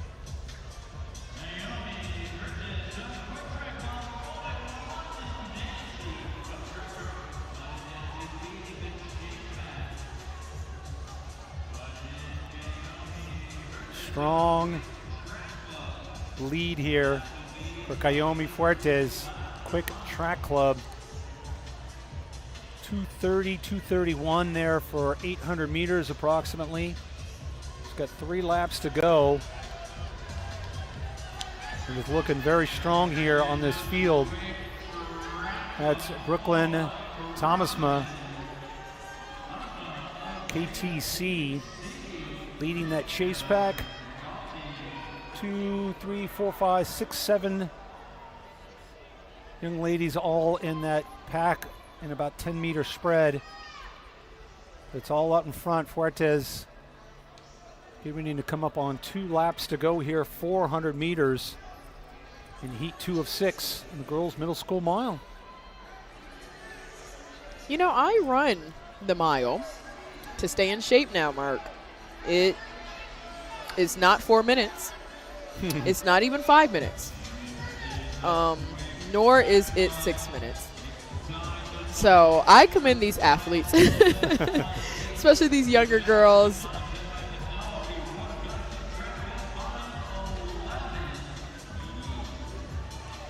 She's still ahead of those pace lights set at the fastest time so far, which is simply from Heat 1. So she's right on time to match Heat 1's best winning time there.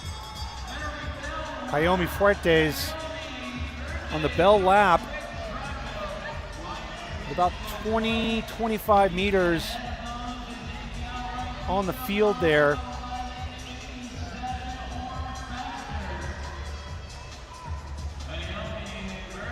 There's been lots of debates about the pace lights. I wonder if these younger athletes like them, gives them something to chase a little bit, or if they even see them. Yeah, there has to be varying interests in racing with those lights. As we see Fuertes winning that heat, you could have the argument that it's motivational.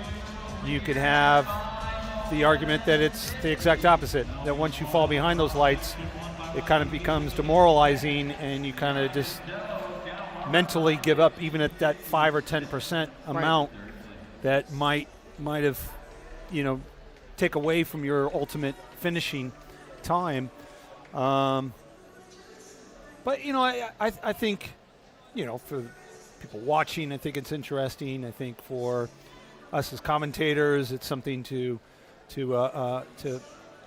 help us keep track of things, and it makes certainly things interesting. But Yeah, it's, it does need to be about the athletes, and, if one or two athletes in the field don't want it, then they just need to figure out a way to turn it off and not worry about it and not look at them. And if you're in front of the lights, then you're not looking at them. Yeah. Because you won't see them. So, all right, Heat 3 now underway here.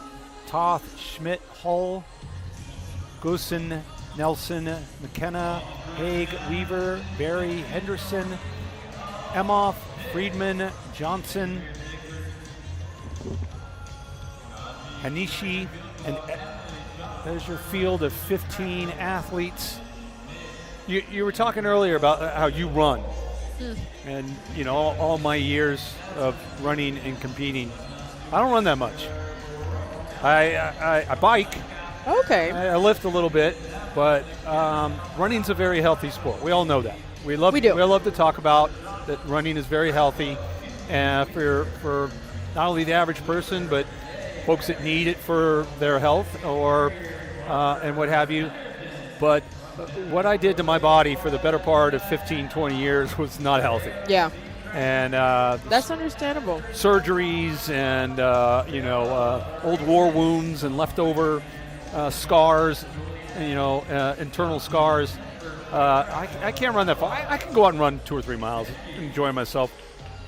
Some of my friends that run a lot try to get me to go out for a 5-mile run, and I make all kinds of excuses and hold my hamstring after 2 miles and say, hey guys, I'm gonna go back. Something's up here, because I don't want to run 5 miles. So I don't do much running. It hurts. It does. I miss the competition, but I don't miss the running. I agree. The 60, 70 mile weeks of running. But hey, these kids out here, they're just starting their life of weekly mileage and interval training and they can just and everything. Keep going and going. They could just, God bless them for being able to keep going and going and going. I envy them. They are going to get hurt. They are going to get injured. They are going to get sore. They're going to have happy moments, and they're probably going to have, unfortunately, more disappointing than happy moments for the majority of them. But I do envy starting out in this life, whether it's just through high school or possibly even on into college. I would definitely do some things different, and hopefully they do as many things right as possible.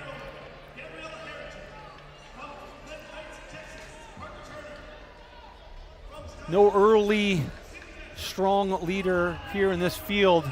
Julianne Johnson, Franklin, Wisconsin, leading this field here. A little bit tighter. They are, again, ahead of the aforementioned pace lights.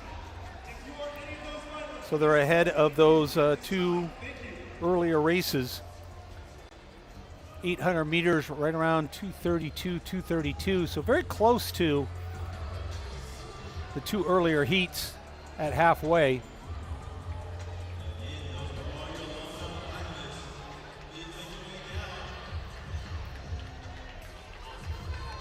I also am interested to see the way these athletes change their race strategy indoors compared to outdoors. It's just 4 laps outdoors, it's 8 in. So things are a little bit different. Well, and you have to also think that for a lot of the Southwest athletes, there's not a huge indoor season.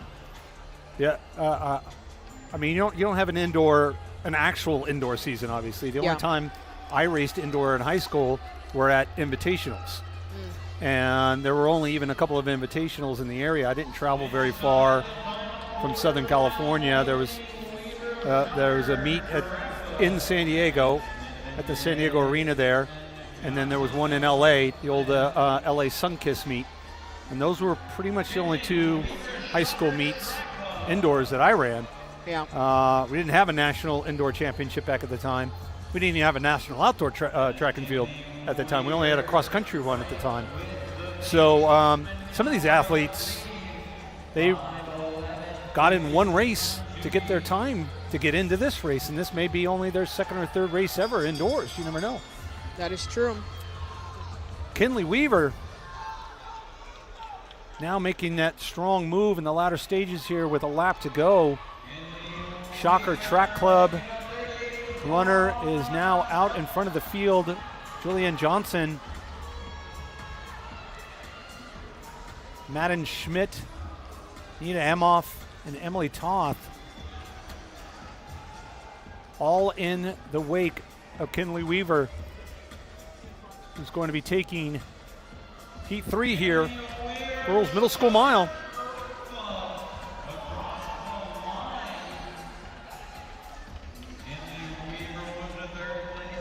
Oh, she's tired.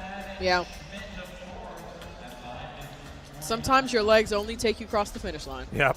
Everything that happens after that is just a miracle.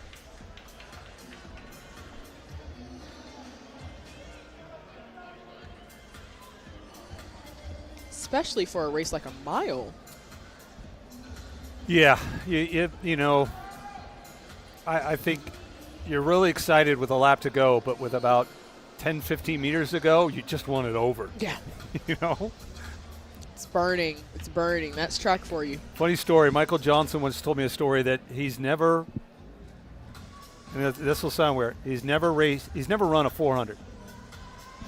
You know? He said, I run 390 meters as hard as I possibly can.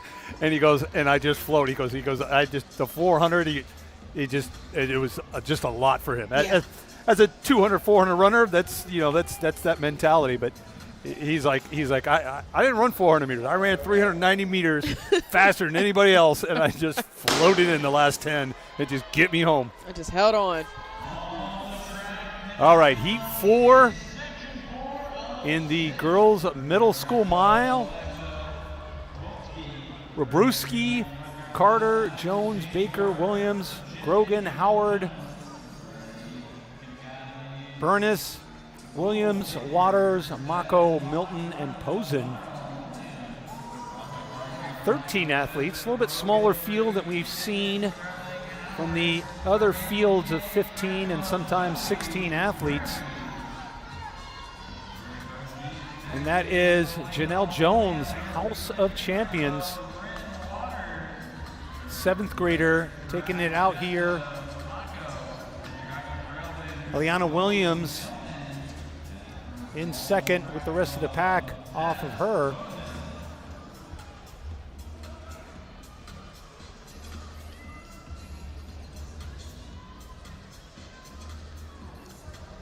I wonder if this is like part of their practice or their training. I hate to say practice. You don't practice running. It's you know how to run. It's just it's training. You wonder in their training if they've been planning to do and how this is going to be. I mean, they may say, okay, I want you to go out in X time, or I want you to have this amount of the lead in the first 200, 400 meters.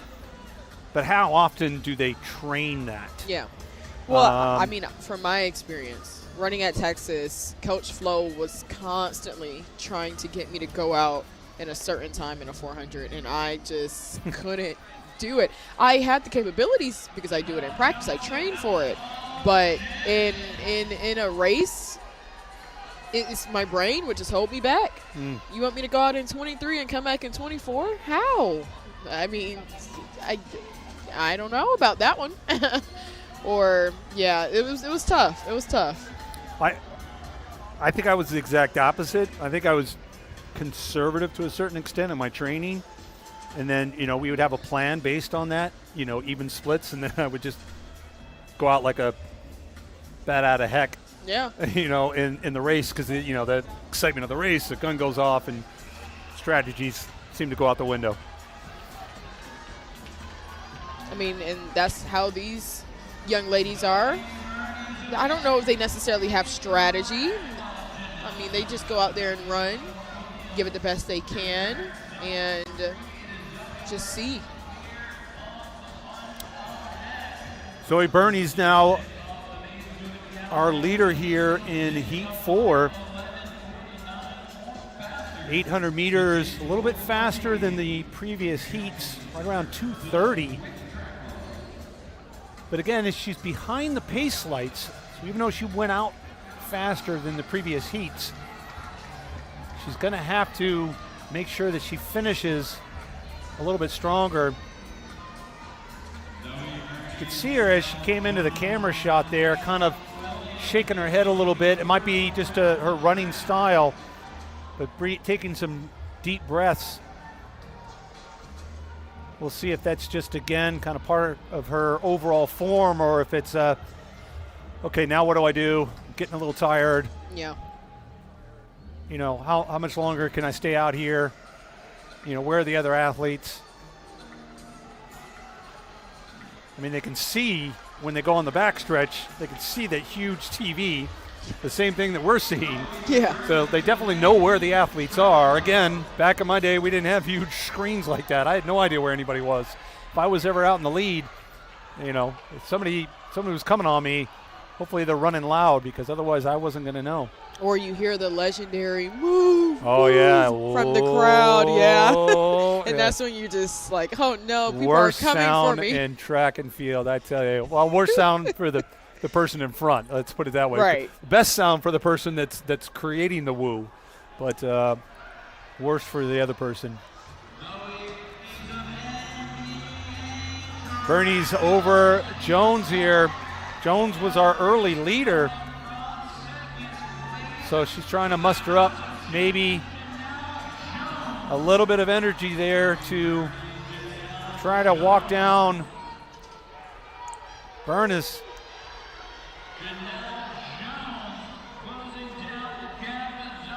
Coming off the final turn here, it looks like Bernie's going to have enough to hold off, again, our early leader, Janelle Jones, and take heat 4. Again, she went out really strong, but ultimately finished slower than our other heats. Yeah. So, you know, is the strategy when you're in one of these other heats, not in our seeded heat, are you racing for time, or are you racing to win your heat? Yeah. Is it about the goal of winning your last race of the season, or is it a goal in putting out your fastest time of the season? Well, I've always been told, you know, you worry about winning and the time will come. As long as you go out there and just try to do that, then everything else will try to line up into place. I mean, not necessarily for her case, because she still did end up going a little bit slower than the last heat. But imagine if she didn't go out there and win, then she really would have went slower than the last heat. So you just never really know what pace your own heat might be on while you're in the moment. You know, not unless you're a pretty experienced runner. Right.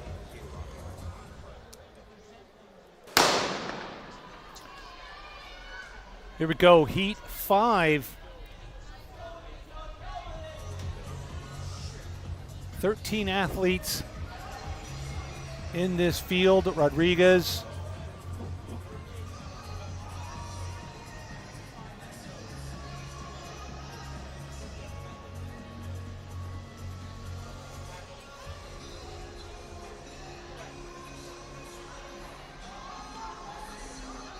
Villain, Bantham, Livermore, Niles, Yarakowski, Ferris, Tornatello, Garega, Wajid, Sarir, Allen, Hobbs, Helmsworth,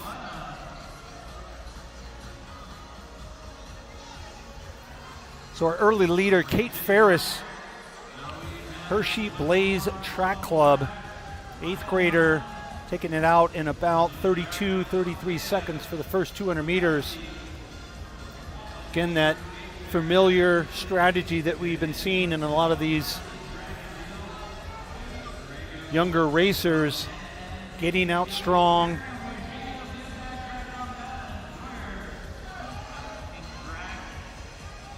She's just bounding. Yeah, I mean, it might also be, you know, maybe the coach and the athlete has talked about the psychological benefit of doing this. I mean, you're not only are you getting the confidence from going, oh my gosh, look how much I'm leading by, but you're also making the other athletes in the back think, well, wait a minute, what are we doing wrong? Yeah. And so And especially at this young age, you're probably second guessing yourself a lot more than say after in 3 or 4 years when, like you were talking earlier about that confidence in your pace, in your race strategy. Right now, you're still kind of going, wait a minute, why is she 40 meters ahead of us right now? Yeah.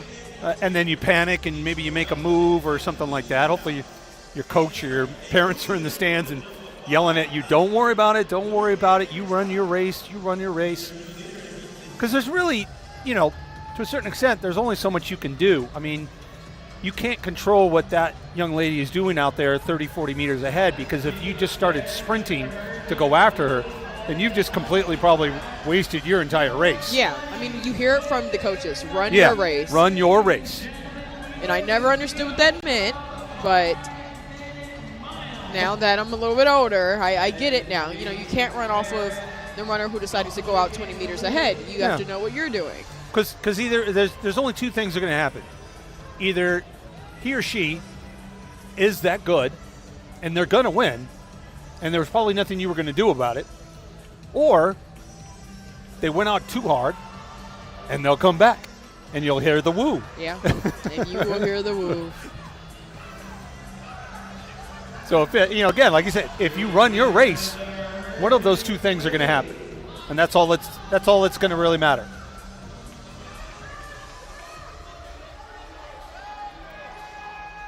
So that's Maya Niles now moving into second place.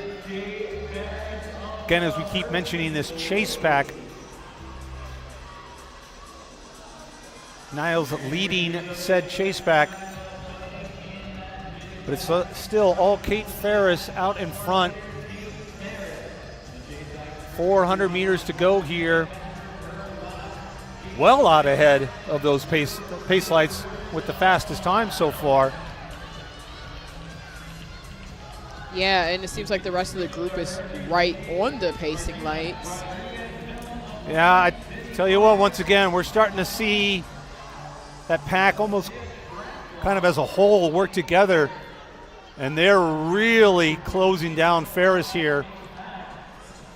Now with 300 meters to go, that lead is all but gone. Yeah.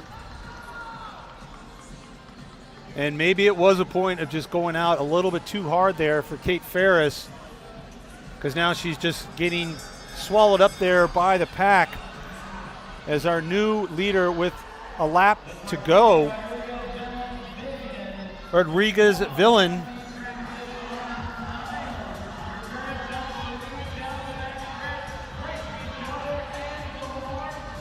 They are battling it out right now, coming around the last and final curve before they hit the home stretch.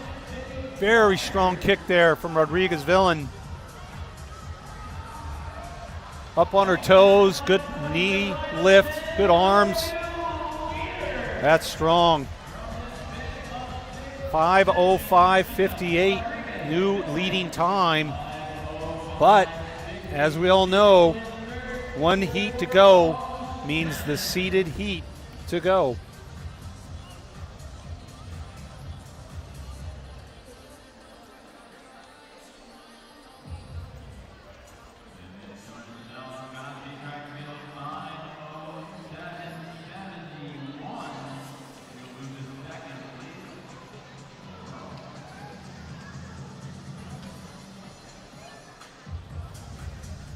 So again, our seeded heat now on the track. Our final middle school mile getting ready underway. Some key athletes to look for. Molly Mako coming in with a 4:55, a U.S. number 3 time. I believe the only athlete in the field having broken 5 minutes, which is a big accomplishment at this age on the girls' side. And that's well under 5 minutes, running 4:55. So we got to think that's one of the top athletes. Alina Pluchos, 5:03. But in this field, Groendek, Chu, Huolga, Fry, Pham, Pluchos, Fernandez, Eller, Basili, Wabruski, Zabo, Yorick, Mako, and Riley.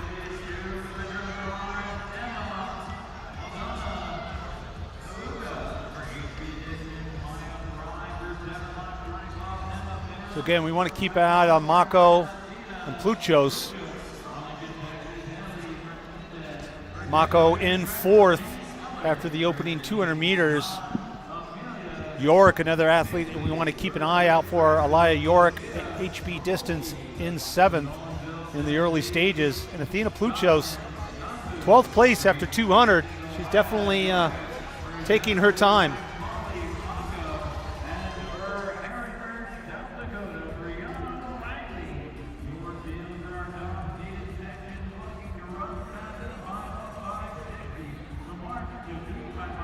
Amelia Baisley, St. John's,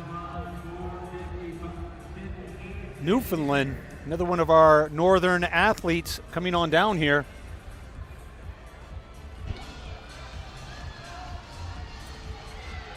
So this is another one of our Canadians abroad leading this field, looking very strong there. Molly Mako, again, the field leader coming into this race in second.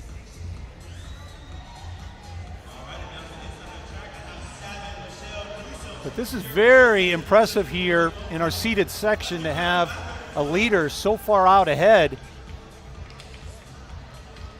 this early in the race. And she's getting ready to come through halfway in 2:16.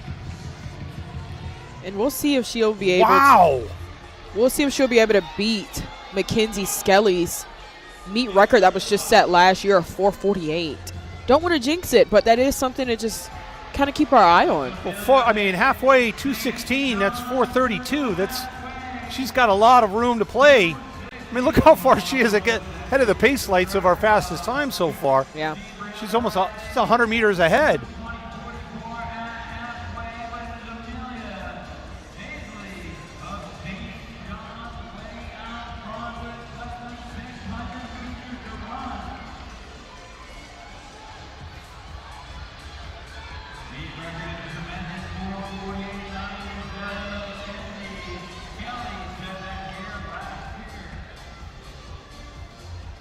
And what I like about Molly's form is that she looks relaxed up there. You can always tell possibly when the pack is going to catch back up. But with her, it seems like she's only getting faster. Baisley will also be coming back and running the middle school 800. You can only imagine what she does in that. With 2 laps to go, Amelia Baisley leading over Mako and Riley. Riley now in second, Mako in third. This is going to be a tremendously fast time for Amelia Baisley.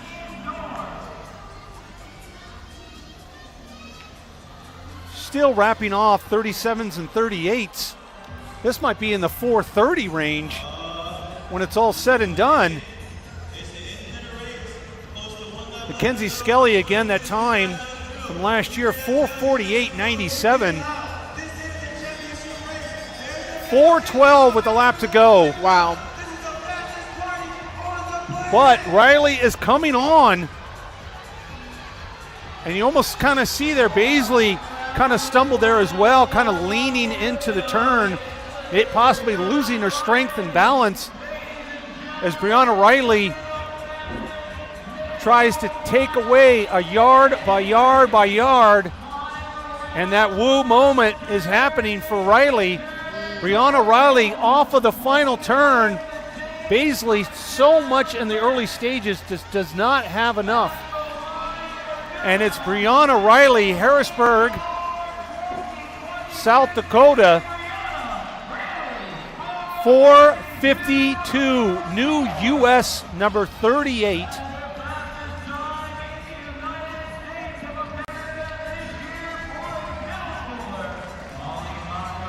Fastest time in the U.S.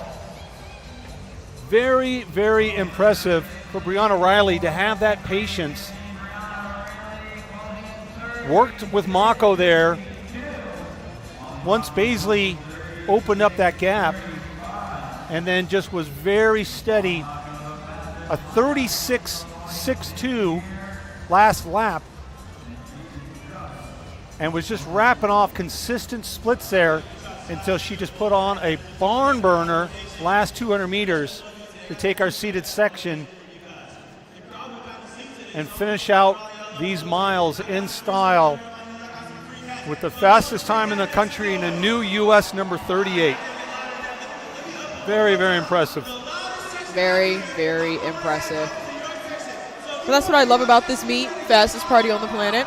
They always put down something impressive, especially on the first days, so then the other days just kind of have to fall into suit as well. 100%.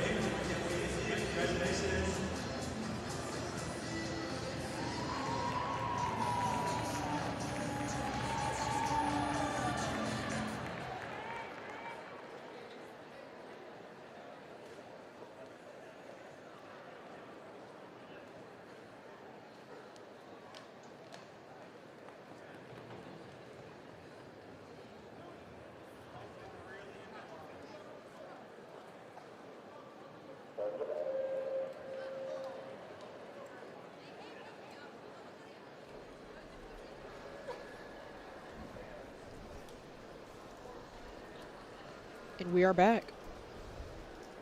But with a lot less laps now. We are on the freshman boys 400-meter dash. A little bit more in your wheelhouse now. It is. Heat 1 out of 9.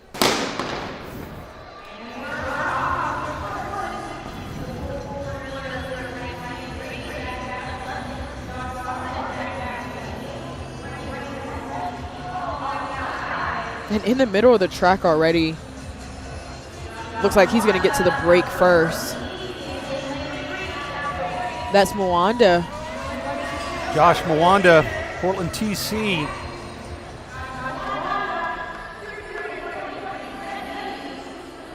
$23.70 for an opening 200 meters.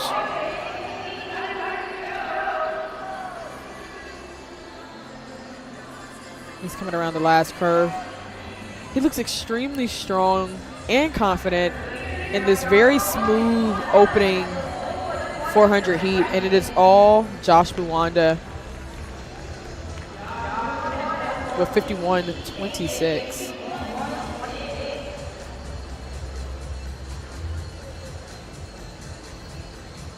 And honestly, he ran the 400 like textbook. I have no notes. No notes.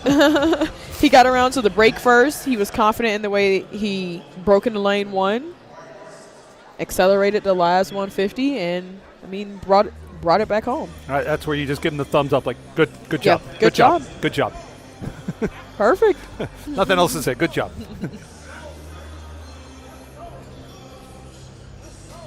Now a reminder that these go from, they have the seeded heat in the last heat. And don't want to jump too far ahead, but you know, we also have the sprint phenom, Quincy Wilson, going to be racing over 400 meters sometime this weekend. And that'll be really exciting to see. He set the high school national record right here on this track not too long ago.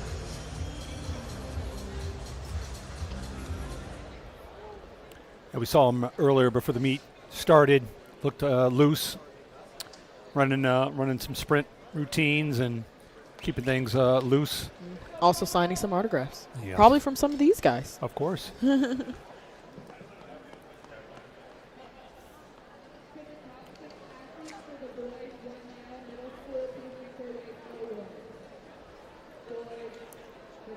So heat 2 here. All 6 lanes taken up.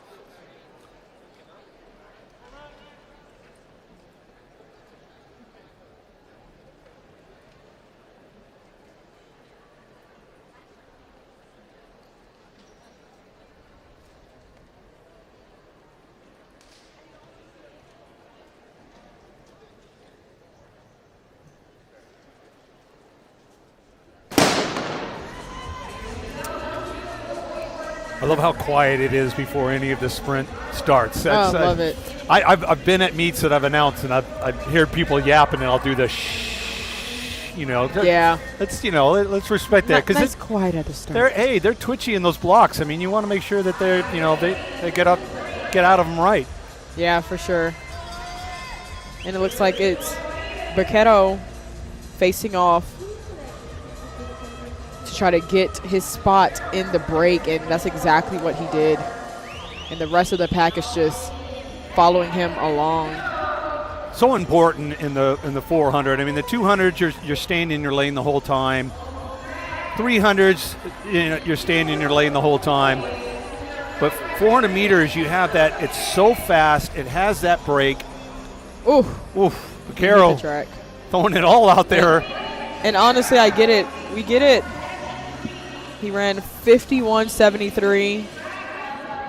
Virginia, number 14. I mean, hey, put it all out there. Finish the season strong, as they say. Mm-hmm. But yeah, definitely such a huge strategy with the 400 when you start off in your lanes and you have that break. And, you know, and these, even these kids as freshmen, and certainly when we see the older high school athletes, some of these are big boys. I mean, some of them are, you know, some of them are playing ball in the fall, and you know, they've got some muscle on them, and there's 2 or 3 of them fighting each other for that for that spot on the rail.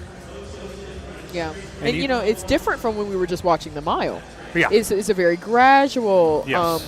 fall in, waterfall, if you will. But in the 400, you need to do it quick, and you need to do it kind of at an angle so that you accelerate into it as well. Yeah, you have to make that little bit of burst. You don't want to trip up or trip anybody up or be at fault and cutting somebody off. So yeah, you got to make that little bit of a burst.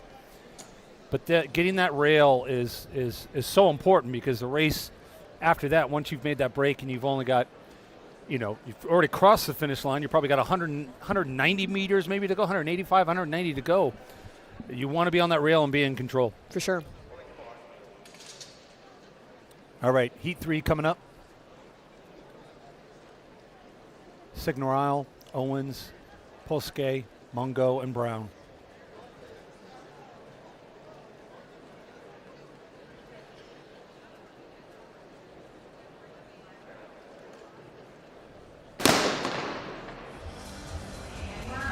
And, that's what I love about the indoor 400 is everything on their mind right now is getting to the break. Ooh. Oh. And maybe he thought that the break was a little bit too soon.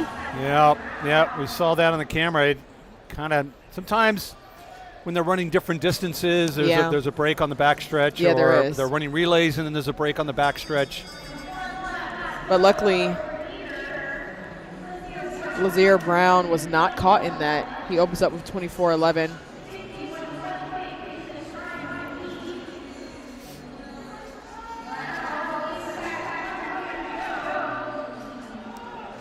Brown there looking very strong. Coming down the home stretch here. We'll be taking Heat 3. Yes.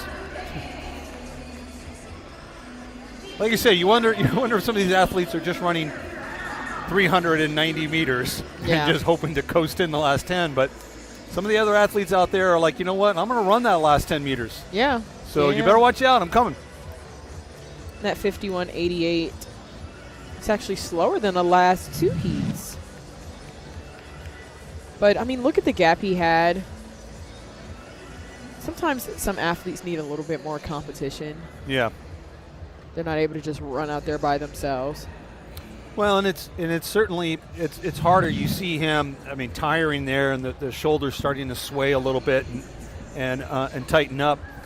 And, at that point, you're just thinking, I hope nobody's coming. I hope nobody's coming. And the guys behind him are thinking, I'm going to get him. I'm going to get him. Yeah. And they almost can kind of tighten up their form when normally if they were out in the lead, maybe they would have been swaying a little bit and being concerned. For sure. I mean, I loved coming from behind in a race with, off the last 100 meters and running somebody down rather than trying to hold somebody off. Mm.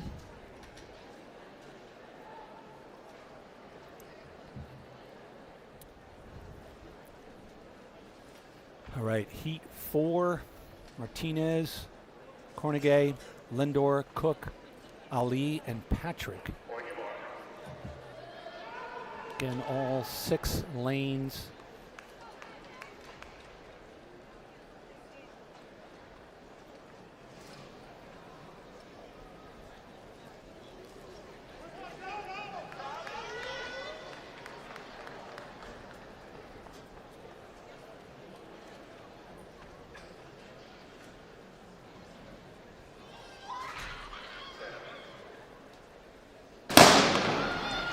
You really have to wait for every athlete to be completely still, and not every athlete becomes still, obviously, at the same time.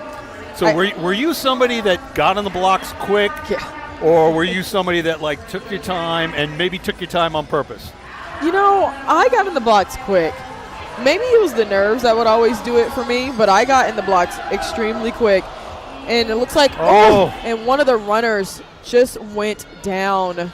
We were just talking about how the strength of these athletes all coming together for that break.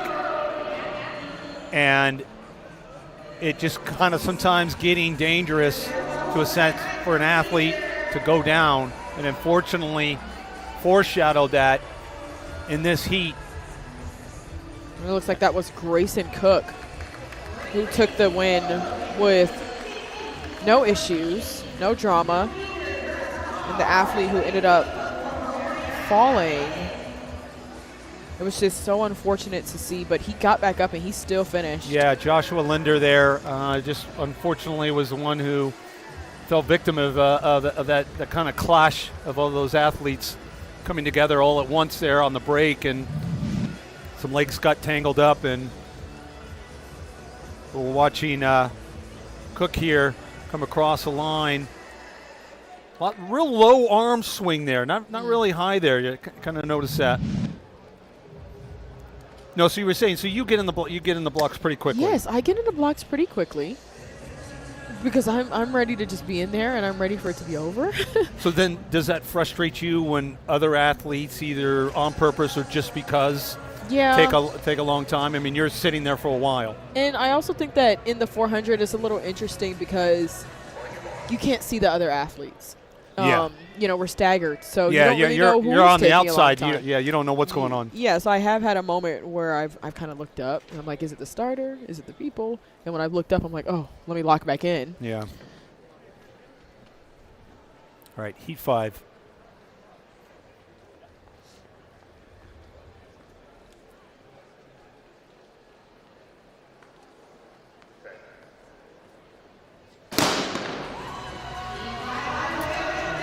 Six athletes in this race: Smith, Baranski, Brundage, Moore, Hardy, and Walter.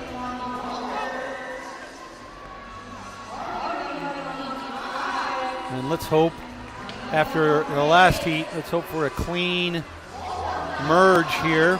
And it looks very clean. Imani Walter from IMG Academy out of Florida. And his form looks pretty good down the backstretch, but he now has about 100 meters left, and he is now being hunted.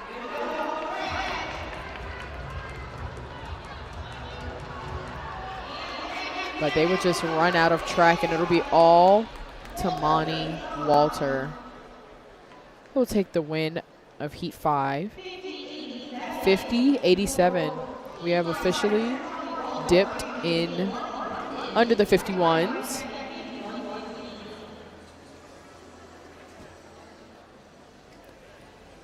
We'll see a pretty good IMG elite team later on in the boys 4x800 meters.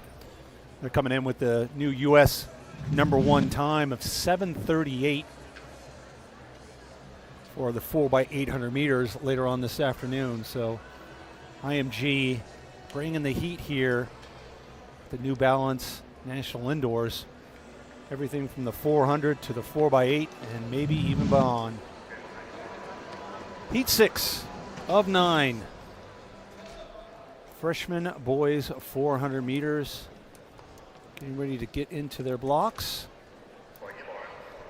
Some will take some time, some will take a little bit more time.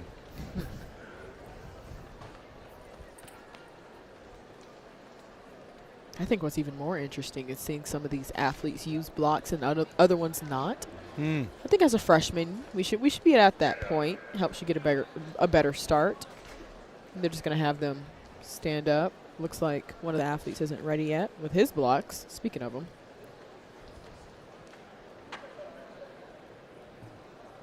Still something to get used to. It's foreign. It's new.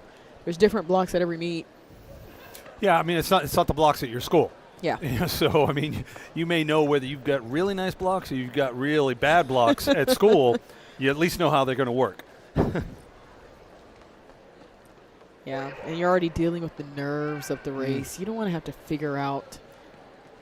It's like figuring out new math. Yeah. Like right now, I don't want to figure that out right now. And you don't have a lot of time. I mean, boom, the race goes off. You're part on the track. Get your block set up. We got to get going. So.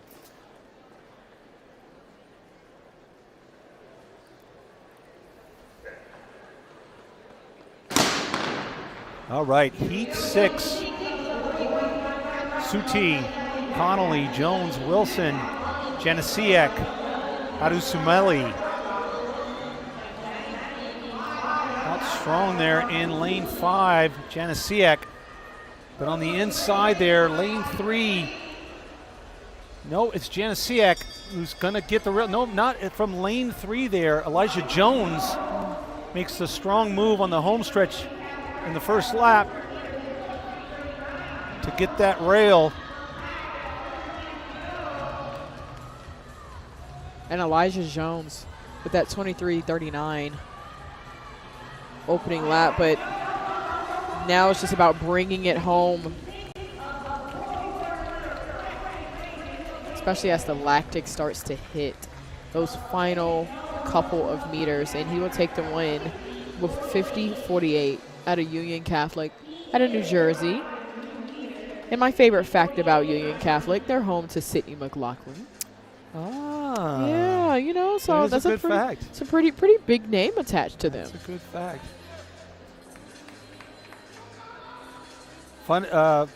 Funniest, I shouldn't say best, but funniest fact from my high school, even everything that I accomplished in the Olympics and everything, I'm not the fastest runner that went to that school. I'm certainly not the most famous. Oh, wow. And you were an Olympian. Meb Keflezgi Oh. went to San Diego High School about 5 or 6 years after I did. Boston Marathon champion, Olympic medalist, everything. So hey, he outdid you. Yeah. There were no famous runners before me, but there was definitely one after me. Well, you set the standard. Yeah. I landed on the doorsteps of a program that was barely existent and helped jumpstart it, and definitely Meb took it to a whole nother level by the time he got there, and definitely beyond.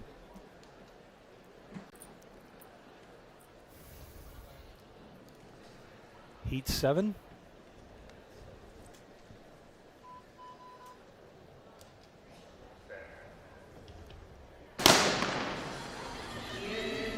And here we go. Carr, Kustan, Solomon, Gusmas, Johnson, and Adams.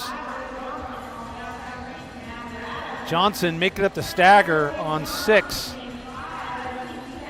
That's Adams in lane 6. So Logan Johnson, Senators Elite Speed,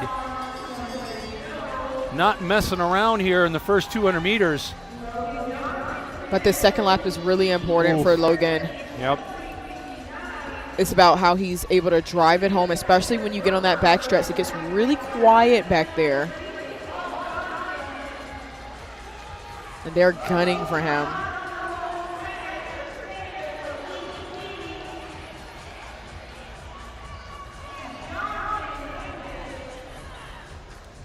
Johnson holding on for the win. 51-14. Matthew Adams made a very strong surge there, as you saw, off of the final turn. Comes up just behind in second place, 51-80.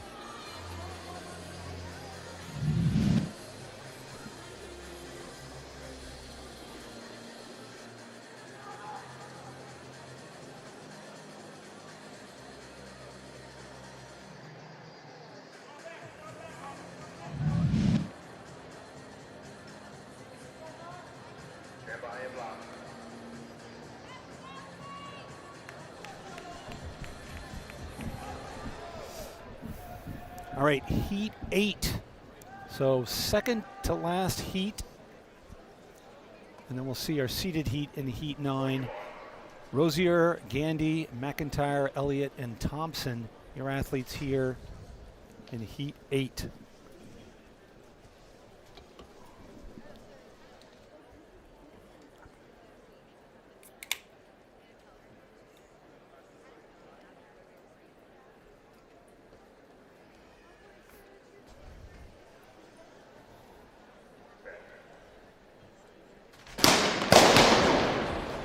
Oh.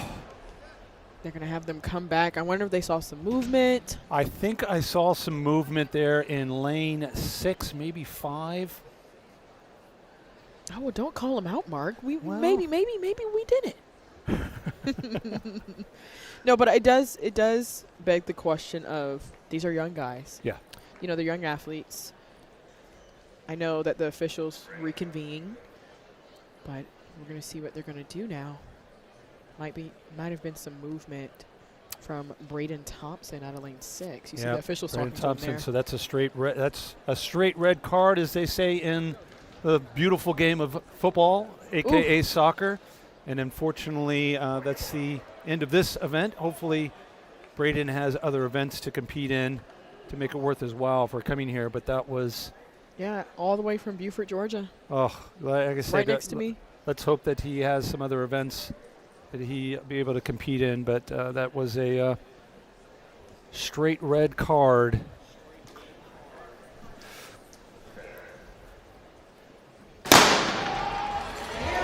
So we're now underway here. Heat 8. Latoudy, Rosier, Gandy, McIntyre, and Elliott remaining. And McIntyre getting a pretty good start in the inside.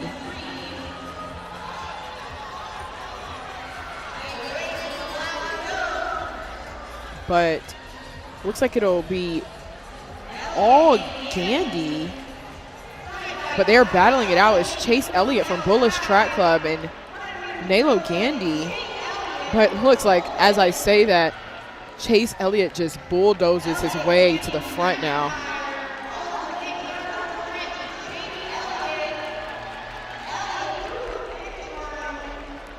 And it'll be all Chase Elliott for a blazing time of 49.8. And he's happy with it. I mean, and he probably trains with Quincy from Bullis. My old college coach used to always tell me, if you want to be a racehorse, train with racehorses. And which is exactly why I chose Texas. Yep, and that's that's sometimes you need to make that decision and run with the right team. And because if they've got the right team and they got the right athletes, they've got the right coach, and I tell you what, they'll probably get the best out of you. Absolutely. Absolutely.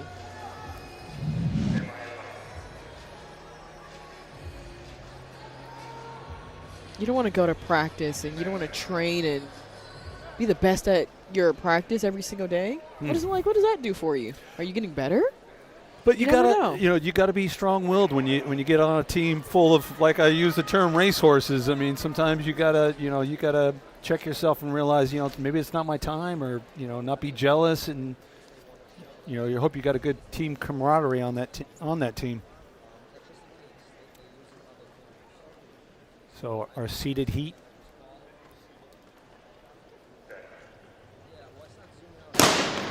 So Thompson, Corbett, Pratt, Ashok, Saxton, and Miller. And out of Bullish Track Club getting an excellent start, that's Zayden Saxton. But to his inside, and he might actually have the advantage, it's Pratt, who does get to the break first with 23-12, but now it is a battle between Saxton and Pratt. Saxton coming in with a personal best of 48.98.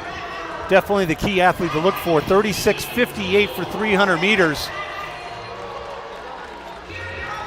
And now Pratt has run out of gas, and it is all Zayden Saxton with 49.06 to take the fastest time from the boys 400-meter freshman, and that was also a meet record. Like I said, with those times coming into this, I mean, none of the rest of the field, Miller, Pratt, Johnson, Elliott, none of them had a time underneath 50 seconds. And Zayden had a time of under 49. So definitely had to have a lot of confidence coming in, and having a 36.58 300, even though Chase Elliott had run 35.61 for the season for 300. Clearly, Saxton had the strength in that last 100 meters to make it count in the end.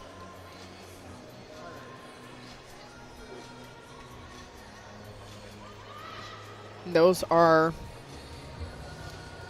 your results. Zayden Saxton takes the win with 49.06 and a new meet record. So another one, right? Another one bites the dust, as a cliche would be. Now we're on to one of 10 heats in the girls' 400-meter freshman.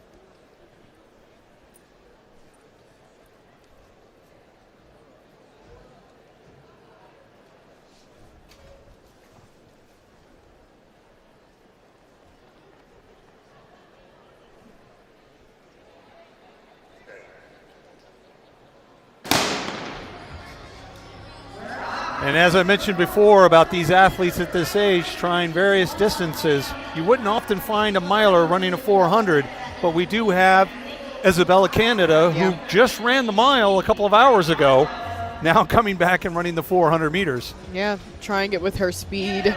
But these girls are sprinters. And they're already at the break now. Seems like it's still pretty even, though. Nobody's taking that lead immediately. But now it looks like it's Michaela Burton from Dunbar Track Club.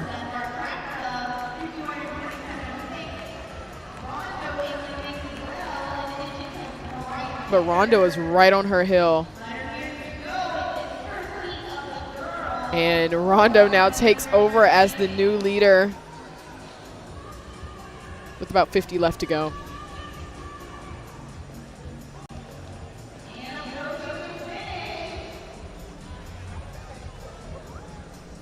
Oh, she takes a pretty tough fall. I don't know if that was a purposeful tumble or that was almost a properly executed tuck and roll. But you know what I've been noticing? What's that? Is that, you know, their legs are so heavy. Their legs are so heavy coming across the line, but it goes straight into an incline. Yep. So it's like they want to drag their legs, but when they drag, they kind of stumble a little bit. They can't lift their legs anymore, and now there's a hill that they got to go up. I mean, it's tough. Yeah.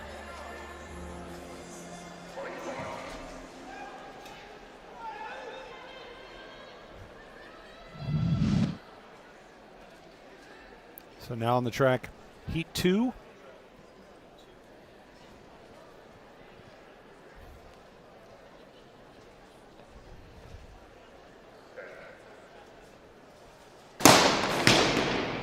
Oof. That will come back. We'll see if that's charged to the field at all or in the individual athlete. As you said, the officials will confer. Looks like maybe her blocks might have slipped. That is a possibility as well. Yeah, it looks like all athletes staying in, so it was a block issue. Yeah, I'm happy they caught that. Yep. I mean, hate for it to go unseen, and it's like my blocks aren't even helping me anymore.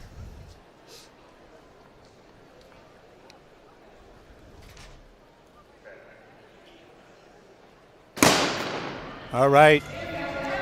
Heat 2, Dittenhofer, Vazirani, McCarthy, Cunningham, Thomas, and Glickman.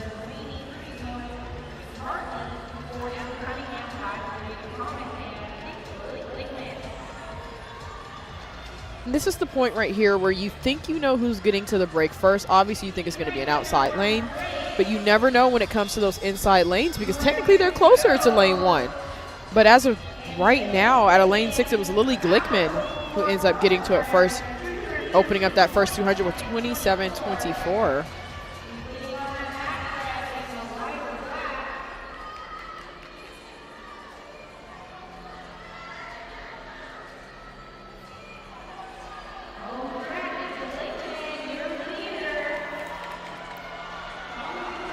Averell Park Roadrunners, Lily Glickman. Oh, just gets caught at the line there. Pretty fast time, though, from Natalie Cunningham. 58:79. That's a new Georgia, number 21.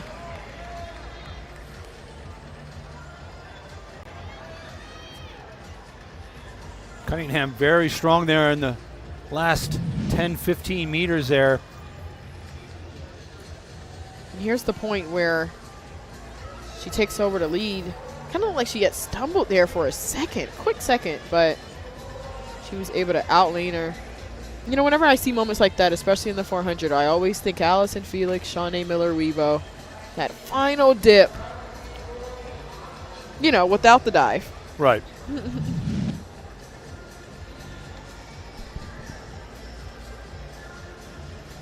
You can definitely tell the sprinter leans. They know how to lean. It's instinctive. Not all tired. You know, yeah.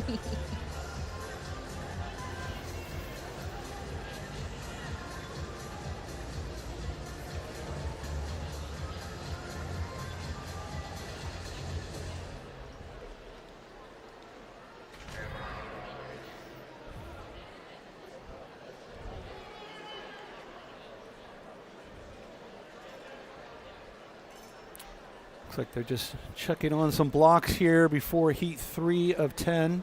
So the banks that we have on this track, is this the right height that you would want to race a 400 meters, maybe a little bit higher? Oh, no. I think this is actually perfect. Perfect? I'm going to call out a track only because NC's is there this weekend. Yeah. Arkansas's is really high, but I loved it for a 200, you know. Yeah. It feels like I'm like a race car coming off of that bank. It felt like it was just perfect. I think this is a good size though for a 400. Maybe I'll go check it out a little bit later when we hop off the mic. We should go run. No. No. Because that run will quickly turn into You wouldn't hear from us for hurt, the rest of the hurt broadcast. hamstring. And then you'd have to hear from my wife later on about, me coming home broken and crying about an injury. You don't want any of that.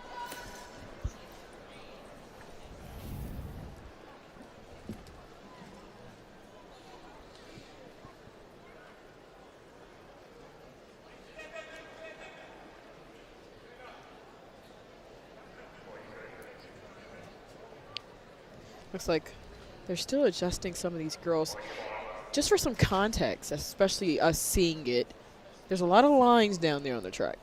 Sometimes the lines are for the 800, the mile, different 4x4 starts. They just want to make sure everything's in the right place. Well, especially the lanes 1, 2, and 3, as it starts to go out to 4, 5, and 6, the lines start to separate, but they're really close in those other lanes. Heat 3.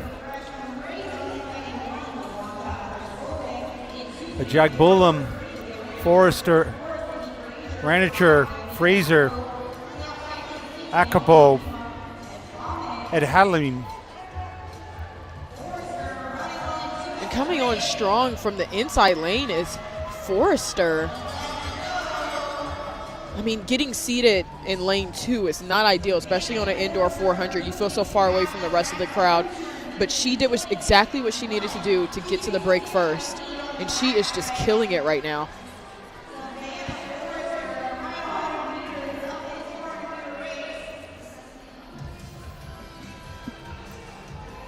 She could just hold on. This would be a pretty good time. The time to beat right now is 58.7. And that's exactly what she does. 57.82. Very impressive there from Forrester. Leah Ranicher in second.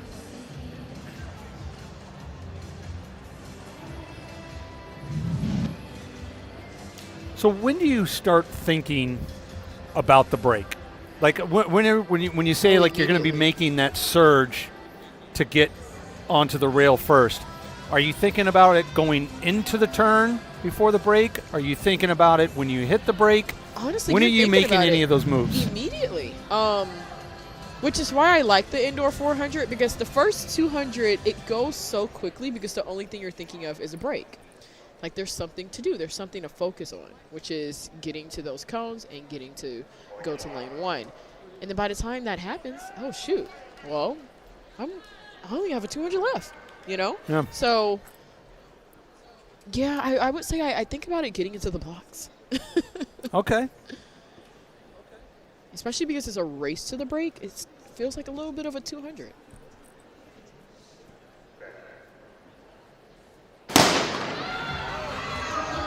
All right. Heat 4 underway. Bernard, Afalabi, Redway, Miller, Strickler, and Williams.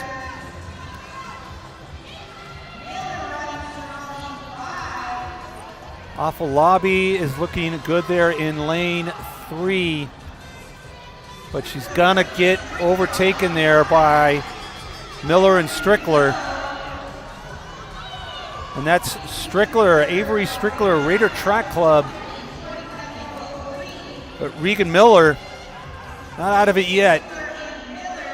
You see the way Miller has had to swing out to lane 2 to try to pass. Seems like she's used a lot of her energy up.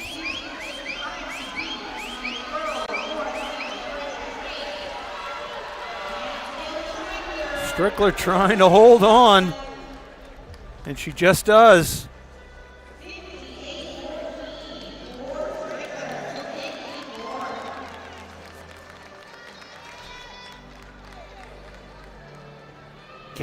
Camden Redway coming up strong there to nip second place over Regan Miller. Regan Miller running a new U.S. California number 9. So I'd say she definitely, her and her family, made this trip all the way out from California worthwhile, at least in one event. Yeah.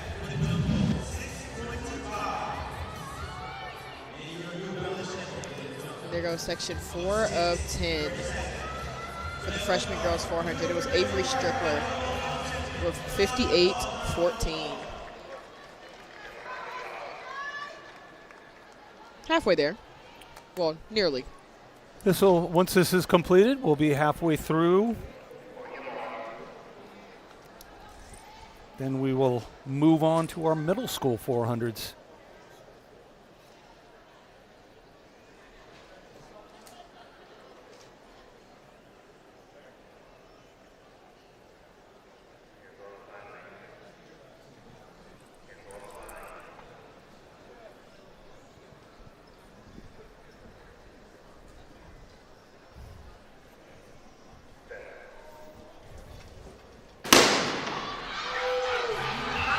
All right, underway here, Heat 5. Amato, Dunbar, Griffin, Strickland, Warner, and Blankson. Getting a great start so far. It looks like it's Tristan Griffin out of lane 3. She's way out there now.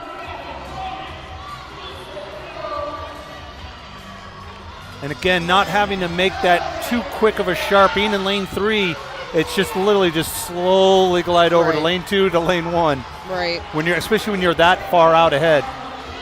Yeah, and she ran that first 200 in 26.53. So she's looking extremely strong. But this is the part in a 400 where it really starts to hurt, where you're relying on your arms to do all the work for you because your legs stop working. And that's exactly what She's got to keep them working. Yeah, that's exactly what she did. Kept them working all 400 meters. 58.36 from Tristan Griffin.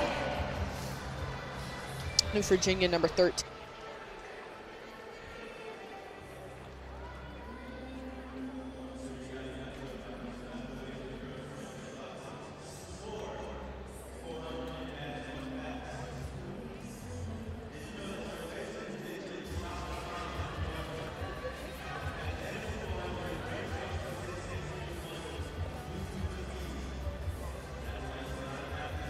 Douglas joined with Mark Davis. We've been having a blast. And it is truly not only a party, but as we keep saying, the fastest party on the planet. So we are having a good time. It is rolling on. 2026 New Balance National Indoors here at this beautiful facility known as the Track at New Balance. Love it. Nice and simple. The track. That's all you need. That's all you need. That's it. The KISS formula. Keep it simple, stupid. I'm not supposed to say that last word, though. That's not a good word to use. So we'll say, keep it simple, sweetheart. How about that? That's a good one. Yeah. All right, Heat 6. Castantino, Jansen, Conte, Smith, and LaFontaine. Jade Smith looking good there in lane 5. Getting it out.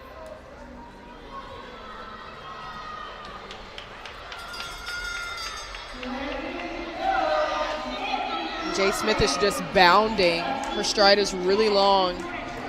But we need to see that turnover. Like I said, on that back stretch, it's pretty quiet, and this is when people start to hunt you down, and that's exactly what's happening. But well, you're starting to see the shoulders roll on Smith, and LaFontaine still running strong, but may just run out of time.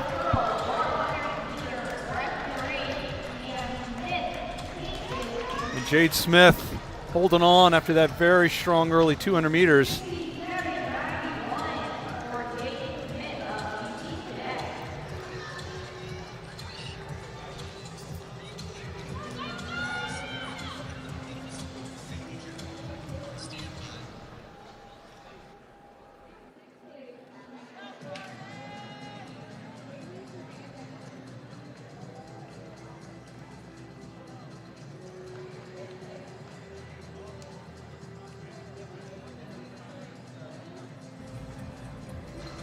We're going to take a look at the boys' middle school long jump winner. This is Devlin Hart out of Track Houston. And that was done on his third attempt. 20 feet, 1075 inches, or 637 meters. We've been having some great field competitions, so I want to keep you guys updated all weekend with those as well as we head back down to the track for Heat 7.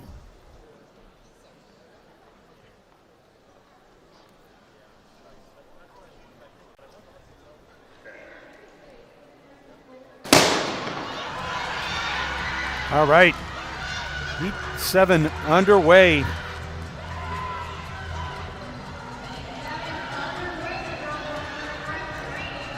Again, all eyes building up towards that 10th and final seeded heat. But meanwhile, very fast athletes that have earned to qualify for this national championship are still on this track. And that's Jordan McNeely, Motor City Track. Clean break on the home stretch to take the rail. And now she's just got to hold on. She opened up with 26.50, so that's pretty fast compared to the rest of the field that opened up in 27. But will she be able to hold it? Because right now, Ariana Dwyer is hunting her down. But it's McNeely. Dwyer going to have to take that one down to the live. Yeah, it was Ariana Diawara with 57.42 who came at the last minute. It was a close one, though. Jordan McNeely with 57.49.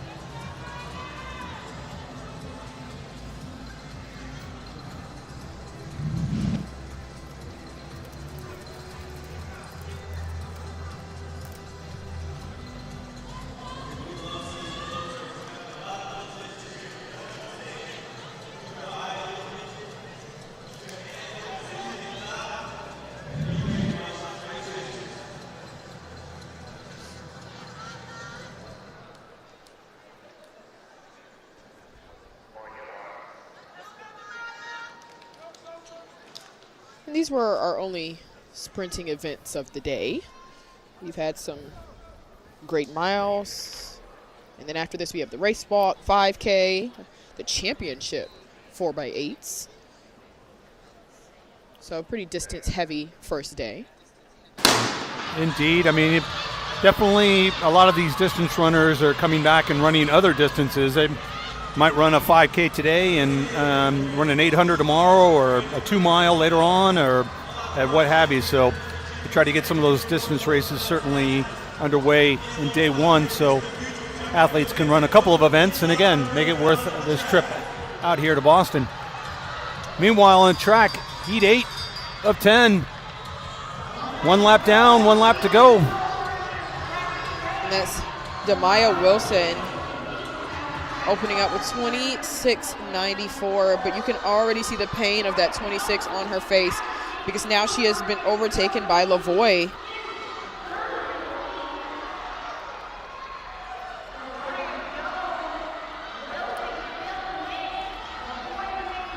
Oh, Quinn Lavoie, who looks like she's going to take this one with 57.14. Still the time to, actually she made that the time to beat. 57.14 is now the fastest time we have seen so far. Been slowly inching down, closer and closer down to the 56s, as you would say.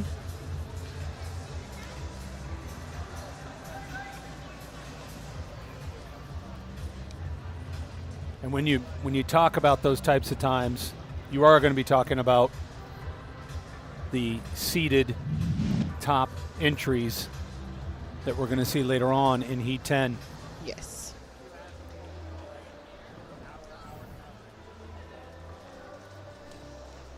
Avery Foxworth will see probably in that heat has run 56.22 for an outdoor 400 meters.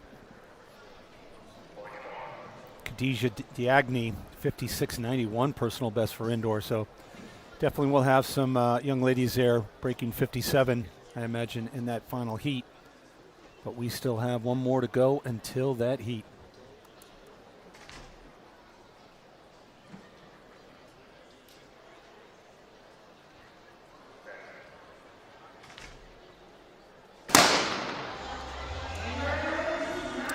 Dugan, Foxworth, and Diagne's actually in this heat. And Lawrence.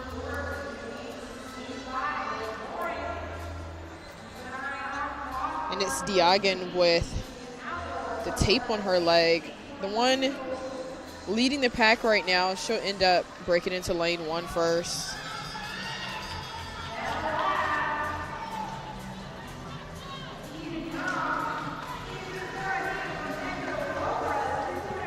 Diagne, who I mentioned earlier, coming in with a 38.25 300-meter time.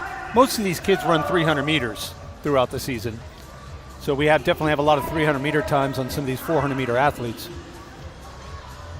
For sure. And she's coming around the last home stretch.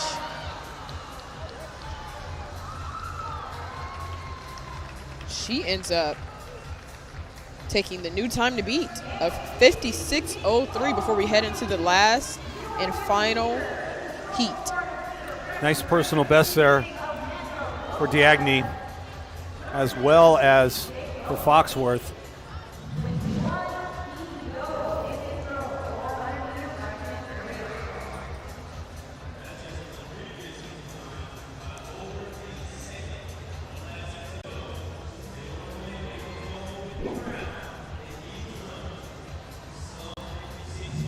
So coming up, our final heat here in the girls freshman mile.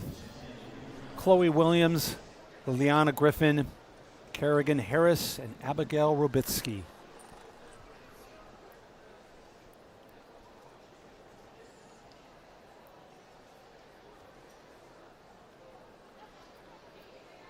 Definitely want to keep an eye on Liliana Griffin,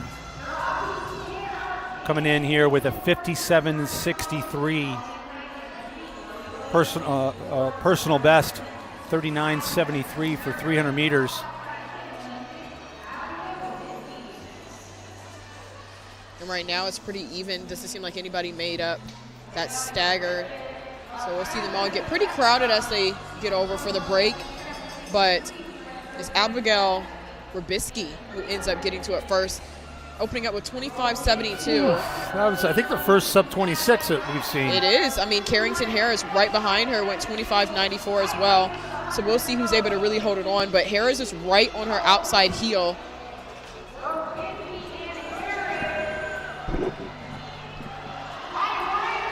It's Robitsky and Harris. And here comes Harris. And she will overtake Robitsky to take the win for the girls freshman 400. And look at that time, 54.11, a new meet record.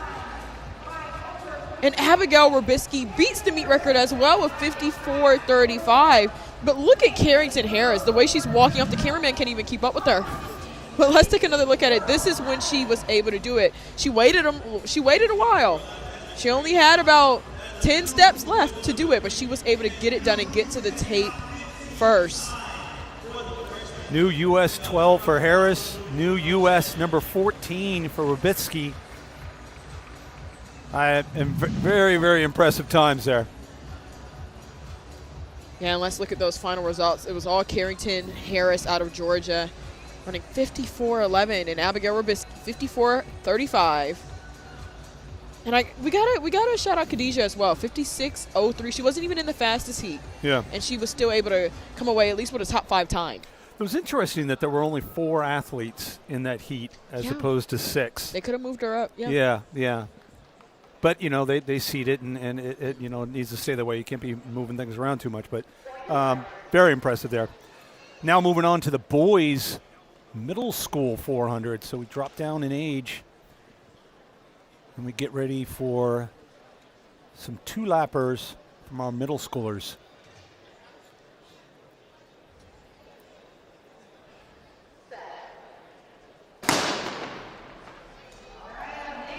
All right, Ursig, Carter, Jeffrey, and Roberts start things off heat 1 of 7. I'm still 54-11. Yeah. I'm still trying to absorb that time because we were talking about breaking 57, and we finally broke 57, and then we just blew past 55. Yeah. So in one race. Love it. Love it. Great way to finish off that division in the girls freshman 400. Let's see what we can get done here as Steve Jeffrey from 301 Panthers battling it out with Caleb Carter from B Elite. Looks like they're just using each other to run off of. I mean, no elbows were thrown. Nobody's getting tripped up, but eventually there has to be a winner, and it looks like it's going to be Caleb Carter, 53-54. He takes heat 1 of 7. And then they hug it out.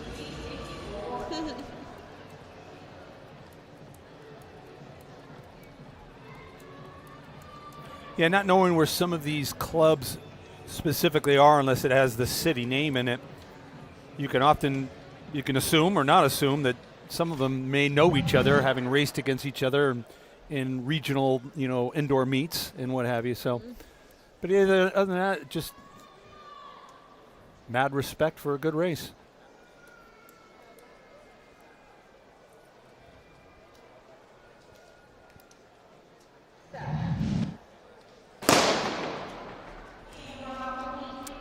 Heat 2 now underway. Lanahan, McCoy, Lara, and Martin, and Boyd. Your 5 athletes here in Heat 2 of 7. And in lane 3, McCoy looks out very strong.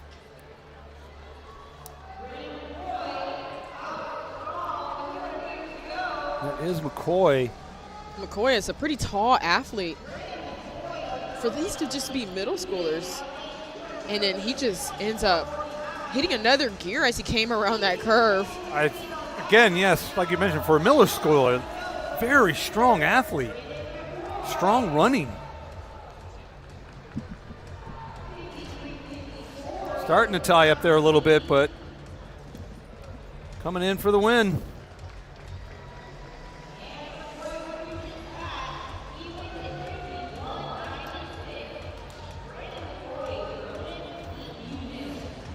$51.96. These times are just getting faster as we keep going. Now, have you seen or heard the development in sprinting spikes the way that they've been developed in distance spikes? I mean, is the carbon thing still kind of, is that in play with, say, 200, 400? I feel like I've heard of it. Yeah. I just don't know if it makes that much of a difference. Yeah. I think it's mainly been a thing for trainers, not the spikes necessarily.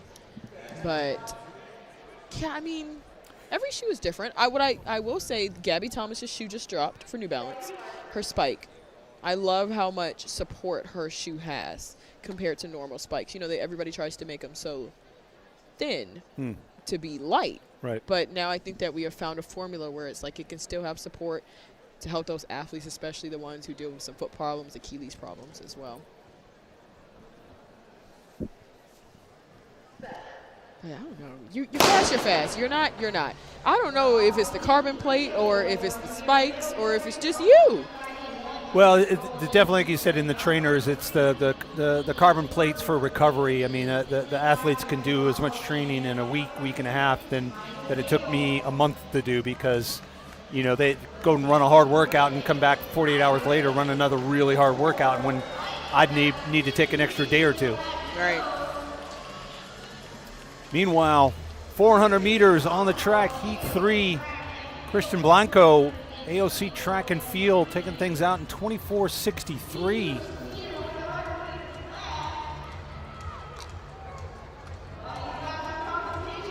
Blake Johnson and Michael Gale challenging. And just like that, it'll be Blake Johnson who takes it with 52:56.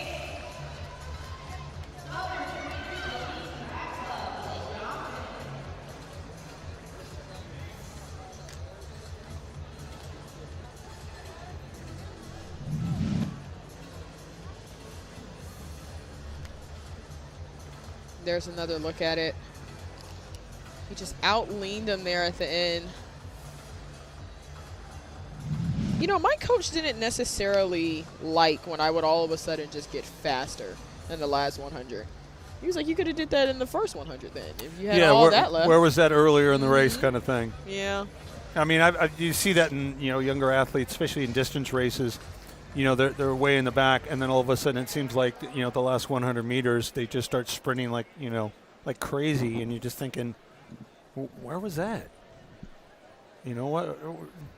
Couldn't you have spread that out over the first 3 laps, or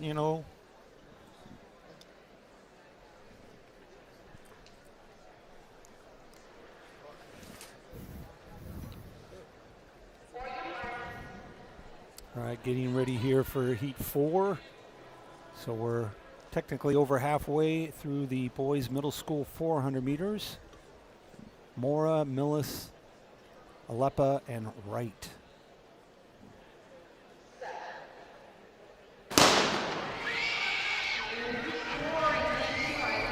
And we're underway here.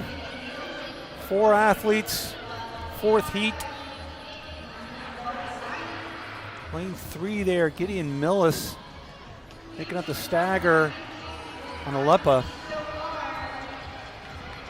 It's Wright on the outside.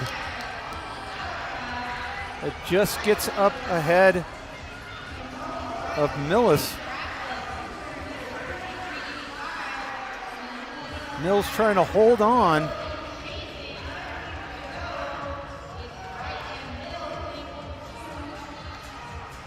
Kamoni Wright, Renegade TC.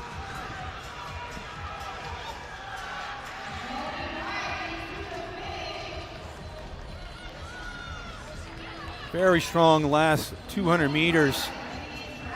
27:25 for his second 200. Pulls away there from Mills. And Wright runs a new Georgia number 20 time, the 8th grader. So very impressive. I have to shout out the southern states for the sprints, like Georgia, just being from Georgia. And Florida is also really fast as well. California is always one of those fast states too. The hot states are the fast states. Well, Texas. the high population. It's just it's a numbers game here. Please. I mean, at a certain point, you have enough of a pool that you're going to have you're going to have plenty of water in it.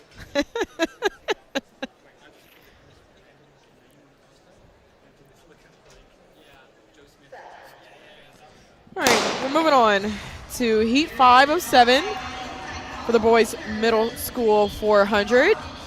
We see a lot of the same uniform in this one. That's Run U Express in those inside lanes.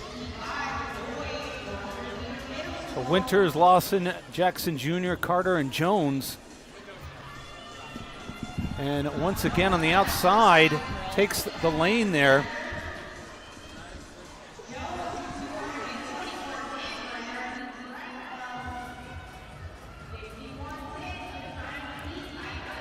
Sean Jones coming through 24:10. Battling it now on the outside, Jones and Lawson.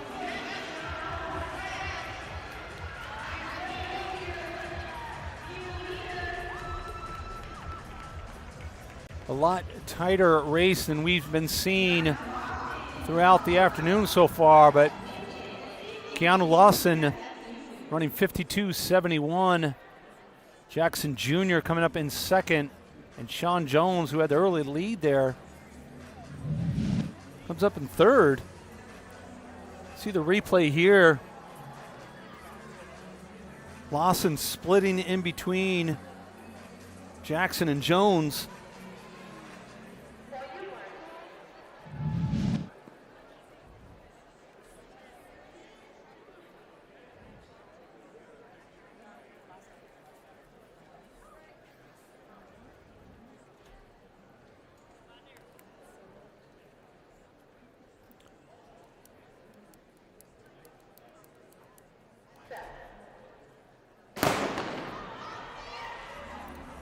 Now we're off here in heat 6 of 7.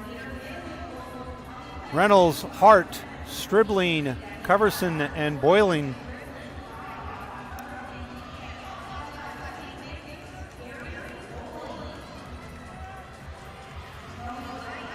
Bowling holding on to get that rail. Bowling and Stribling.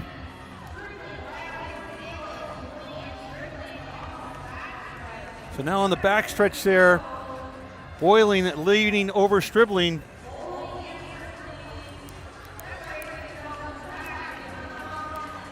Bowling holding off Stribling, and he'll take that. 51 seconds flat. So that definitely put a little bit of notice on our seated section, heat 7. That'll be the time to go after here.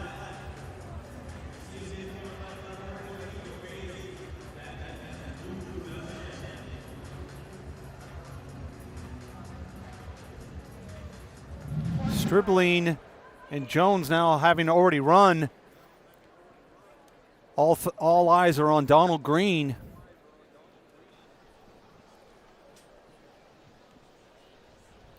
Keep an eye on Donald Green, lane 5.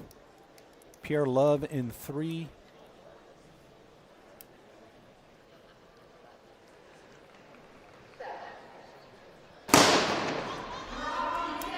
And I love how you could see him kind of, it's out of the TV shot, but you can see Darius Bowling just waiting around at this heat to see how his time fares up.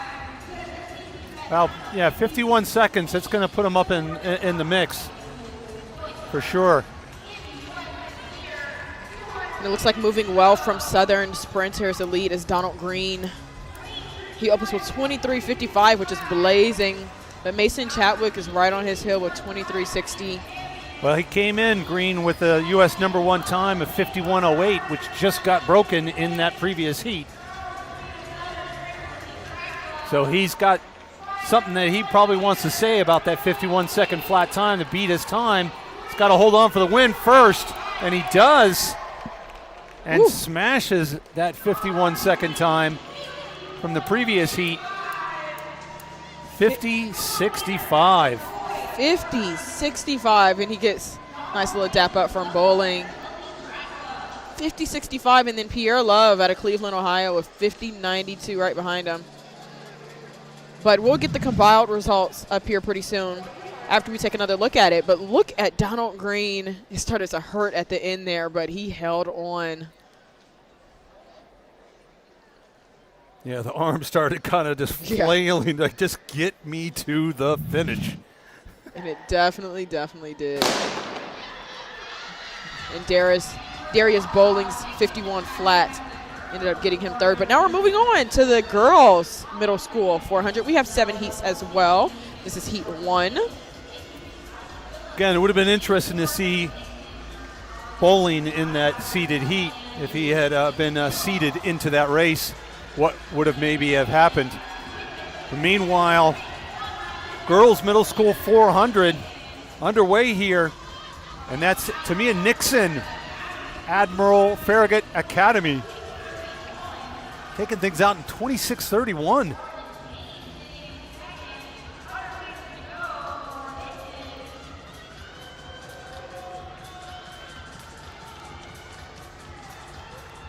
Portland Payne trying to catch up to her, but may run out of room here. Mia Nixon setting the first time of the day out there, 58.89. I mean, below a minute, that's not bad. For an 8th grader, it's fabulous. Look at the 7th grader, Payne, 59.84. So already breaking 60 seconds as a 7th grader. Very impressive.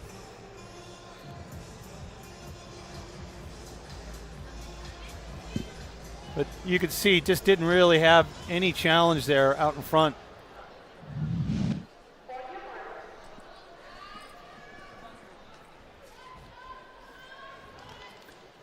All right, moving on. Heat 2 of 7. James, Palermo, Chesney, and Oliver.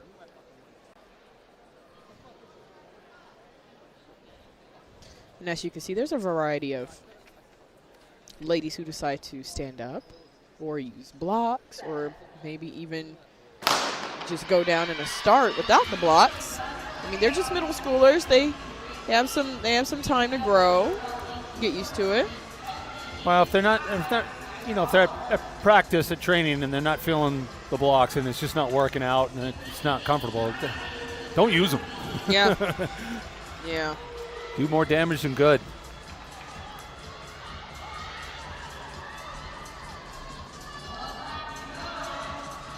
All right, one more lap to go.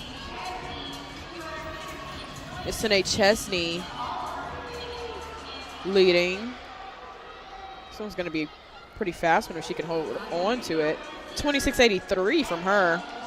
Now I see her peeking up at the board, peeking up at herself, seeing how far away her competition is.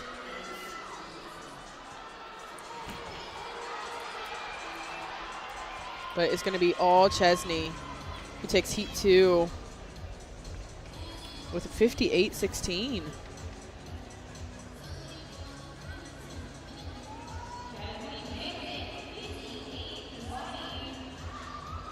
Now already getting under 59.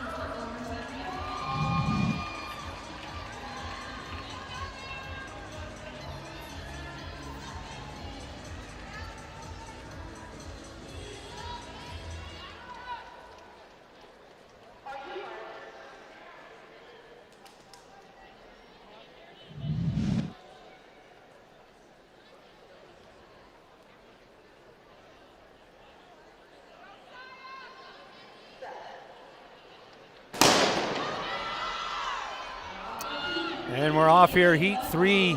McKenzie, O'Connell, Battle, Harriet, and McLeod.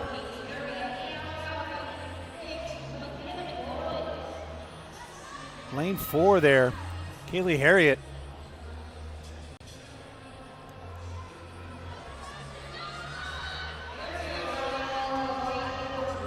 St. James Academy TC runner.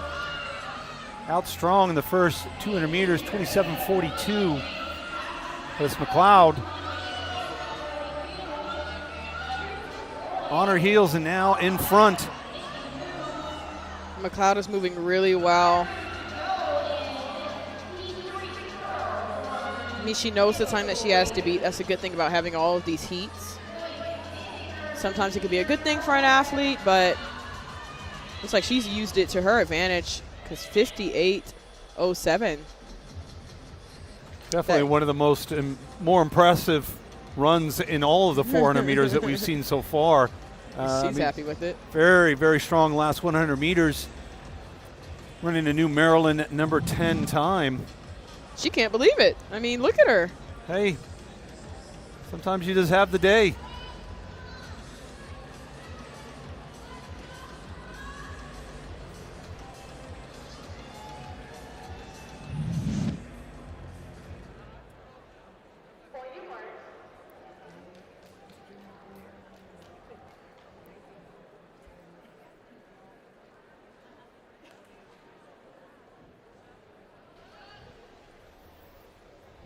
All right, 4 of 7 coming on up.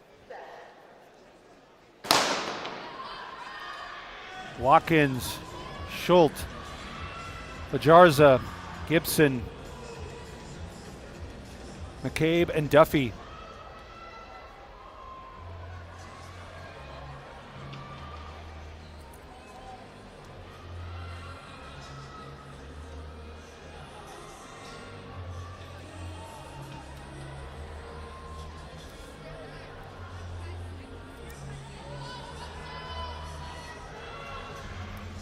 These ladies are moving pretty well in a straight line here as we're going around the back stretch, but swinging wide out.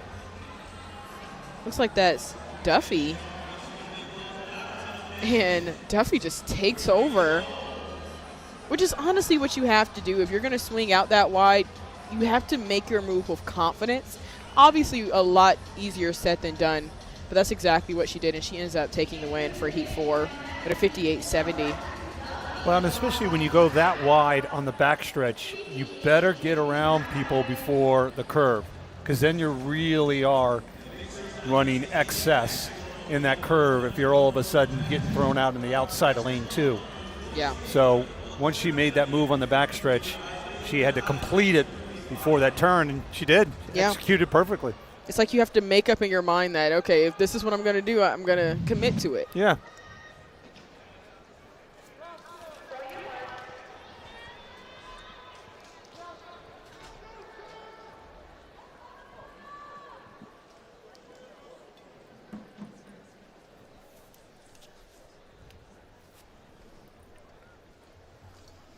All right, 5 of 7 coming on up.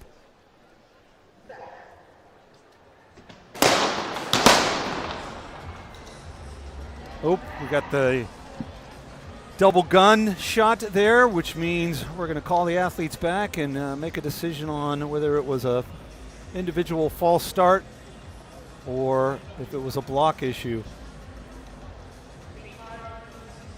Looks like it's going to be a green card on the field, meaning it's a soft charge on the entire field. Nobody going to be out.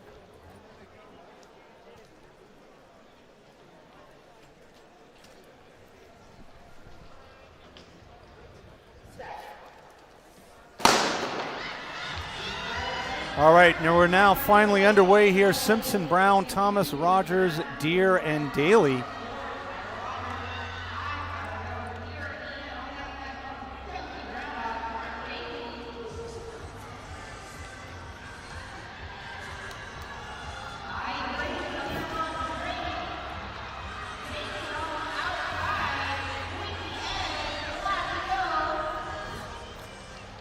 So that's Samira Daly, Chelsea Greyhounds going out in 26.89. Syra Barrows Deere 27.20. But it's all Daly out in front.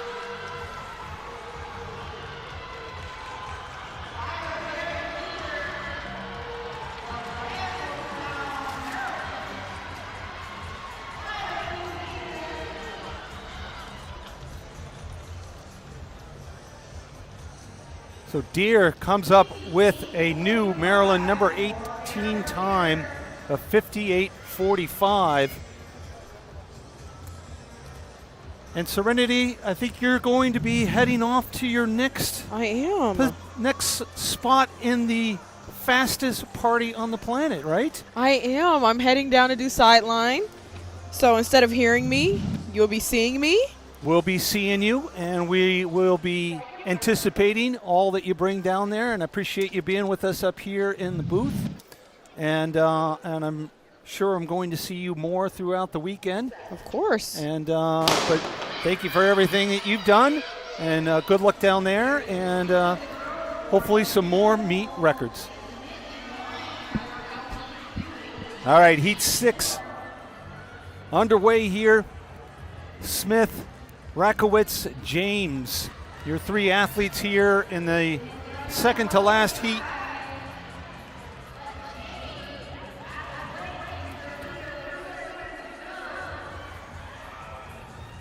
And that's Bailey James, Motor City Track, in the lead after 200 meters, 27:03. Elias Smith trying to hold on, but James just pulling away here. Going into, or coming out of that final turn now. Bailey James. Another strong performance from a Motor City Track athlete there, 57.90. Very impressive there. Again, getting very close to those times that we expect to see from some of the top athletes. 57.96 was James's PR coming into today's race, so she just improves on that. But the athletes we want to look for here in Heat 7, the final heat. Burt in 3, Aubrey Burt in 3, and Raya Cooper in 6. Those are definitely two athletes we want to keep a strong eye out for.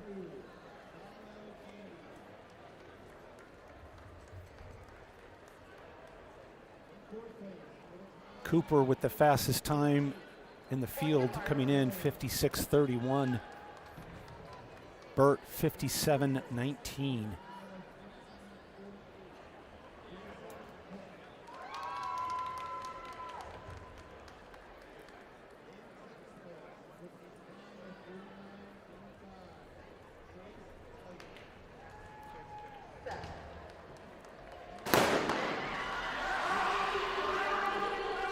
Interesting, Burt, having run that fast, apparently not ready for the blocks. And the stagger is getting made up on her by Skelton, but out very strong there on the outside. Raya Cooper, again, fastest time coming into this meet here and looking really strong, powerful arm swing. Alexandria Frazier, Hope Barbour,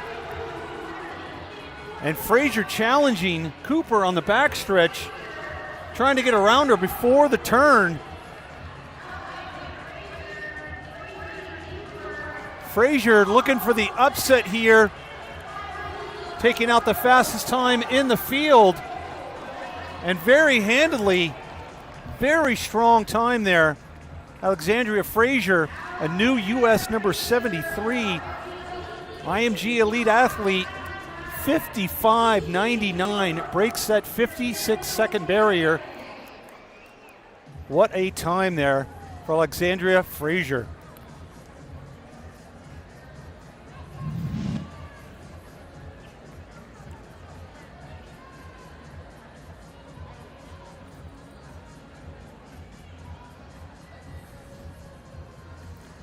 And that's it for our race, or for our 400s. Next up is our 2-mile championships in the race walking. The boys' mile race walk time is scheduled for 4:20. It is 4:20, so we'll probably see those athletes on the track soon here. We're going to be doing introductions here for these race walkers.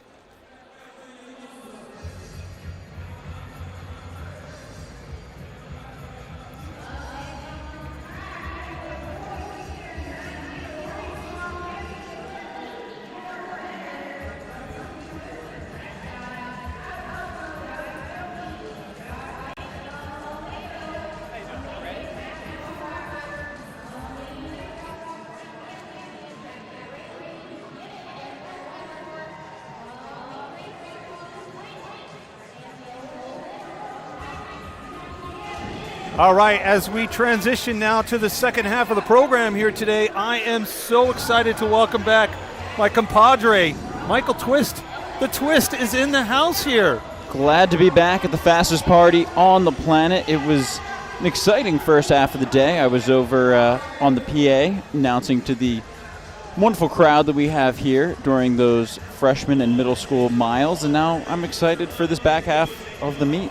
I got to admit, I could hear you announcing sometimes, and I picked up on a couple of your stats you were throwing out, and I pitched them back out as if they were my own research stats, so kind of stole a couple things from you in program, but I was always happy to work with you. It was great working with you last year, and was excited again to work with you again this year as we get ready for this championship mile race walk. We've got a big field of 17 athletes on the boys' side. Corbin Prescott, Dion Soapy, Josh Fink, Matthew Wambacher, Ryan Hanlon, Gray McGinnis, Ian Britt, Nolan Moore, Sam Gibb, Dylan Prescott, Jack Mewitt, Ash Patel, Ross Gaffney, Andrew Lamb. There's your field of 17 athletes.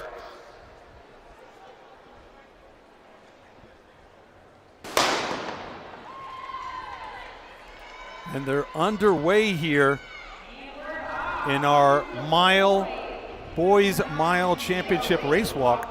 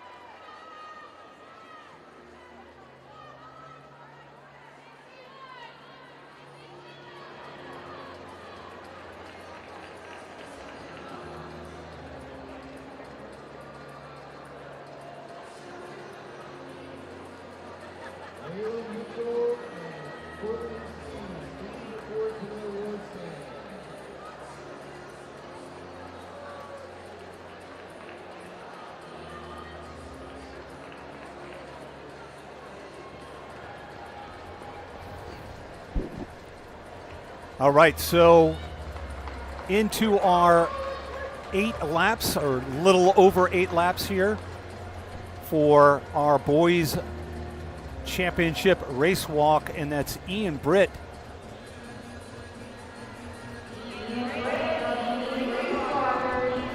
(46:31) for Ian Britt.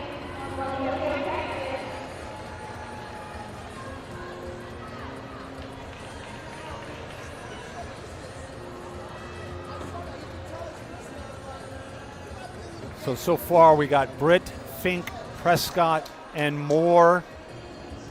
And the other Prescott, I'm sure 2 brothers there from Distance University, Nolan and Corbin Prescott.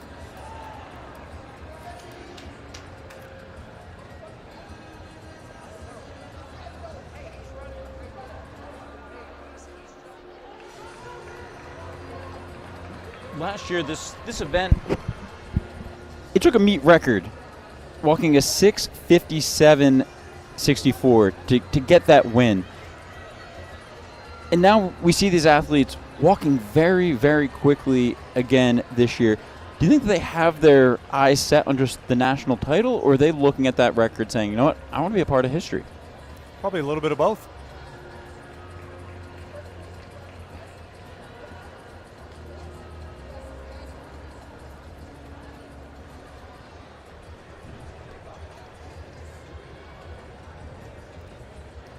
So you got those pack of 4 athletes out in front there, Britt, Fink, Prescott, and Moore.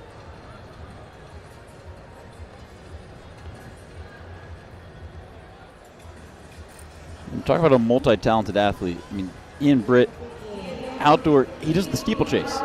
So a very interesting, multi-talented athlete, race walk and the steeplechase. Yeah, I mean, both events, deal with a lot of hip work. Let's put it that way. So maybe that's why it works out that way.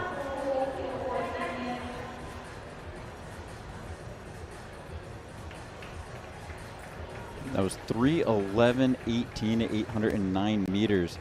So we're currently on pace to see that record absolutely power over.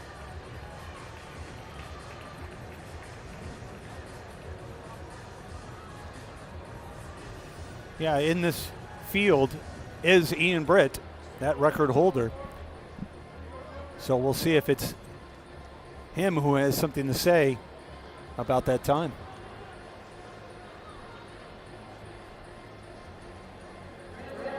So this kicks off our championship late afternoon. After our race walk events, we'll then have some unseeded 5,000s and then our championship 5,000 on both the boys and the girls side. And then one of the events that I'm really looking forward to, I love the 4x8. I love the 800, but I love the 4x8, and I'm really excited to see. Again, we'll have some unseeded and seeded sections, but then we will have the championship section of that 4x8 and some very fast times. I mentioned earlier, IMG Elite coming in with the fastest time in the country, 7:38 for 4x8. 22 seconds under the 2-minute average means you've got 4 guys all running under 155 on one team. That's very, very impressive. To have 4 guys that are that good all at the same time on the same team, I mean, that is just incredible to have that. You're lucky if you get one runner under 155, but if you've got 4 on the same team, that's you got a good one there for you. And it is Bell Lap back on the track. That is Ian Britt for the Maine Race Walkers. Currently walking 50 seconds per lap.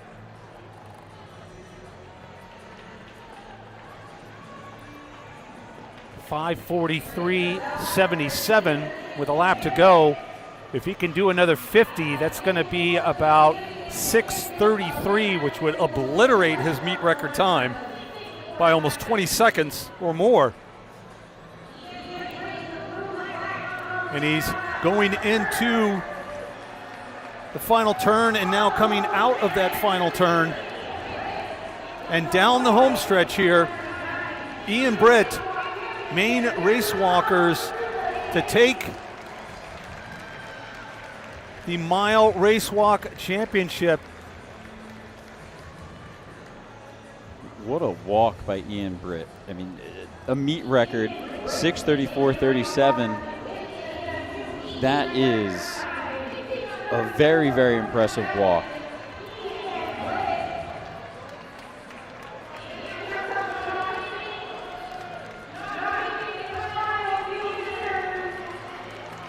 .637, so that's 20 seconds faster than the meet record. That's not beating a meet record. That's crushing a meet record. And crushing his own. And crushing his own meet record. Own meet record. And, we talked about the hip work that it requires for the race walk as well as the steeplechase. Well, the amount of cardio that it takes to walk that quick, I mean, I don't think that we can overstate just how impressive that performance is. One of the first, national teams I made was the first World Junior Track and Field Championships, and they had race walkers on it, and it was in Athens, Greece, and we were there in Athens, all of us training while getting ready for a competition, and it was my first time seeing race walking and getting to know race walkers, but these guys would come out and go training with us. They didn't just always walk when they trained. They were going for training runs. And these guys, we were doing some tempo work, running 5-minute mile pace stuff and 5:30 mile pace stuff, and they were keeping up like just any other decent, good runner. And it was impressive. You were just really realizing these guys and girls have, like you said, have the stamina and the cardio to really do what seems like, hey, it's just walking. It ain't just walking. No, I mean, it's a lot more than that. I mean, the technique, the training that goes into it. Ian Brooks, the voice of the Armory, he was a race walker back in his day. You talk to him about training, and it's very interesting the amount of work that goes into it. or even further in the past than that, you look at guys like Elliot Denman, competed in the 1956 Olympics. The amount of training that went into getting ready for that,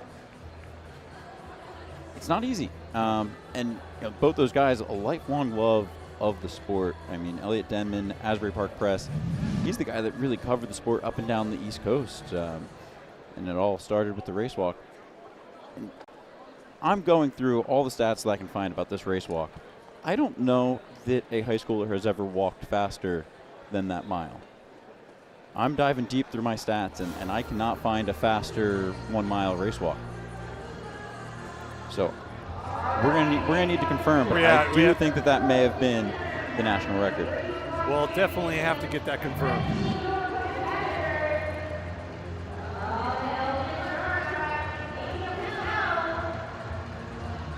All right, next up on the track is our girls' mile race walk championship.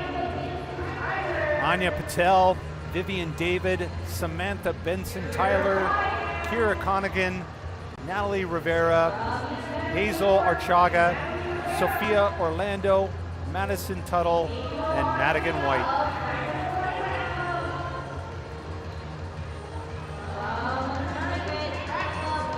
So our stat man, Dylan Brilliant, just checked for us. That is, in fact, the national record in the race walk. I mean, what a way to start this meet.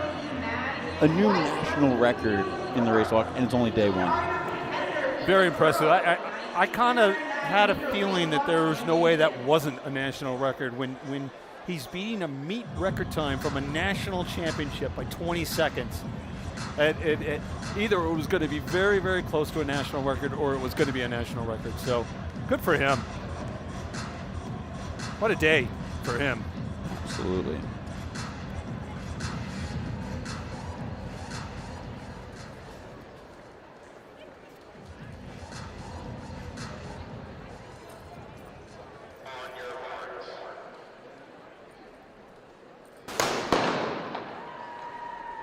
Right, so we're underway here in the girls' mile race walk championship. The athletes got their due introductions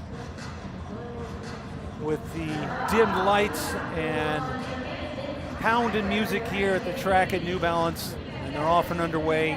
Just over 8 laps here in the mile race walk.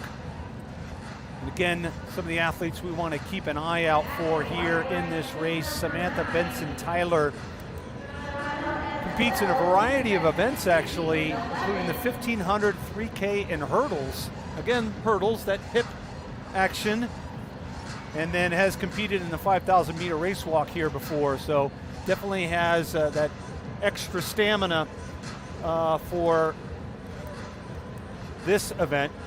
Madigan White, fun fact, she's actually the New York 1,500 meter race walk state champion. Sophia Orlando as well has one of the better times coming in here. But really, all eyes will be on Samantha Benson-Tyler coming into this event with a personal best of 7:27:31 from an outdoor mile race walk, and has gone 6:42:85 for a 1,500 meter indoor race walk. So we definitely expect her to be up in the lead here pretty soon.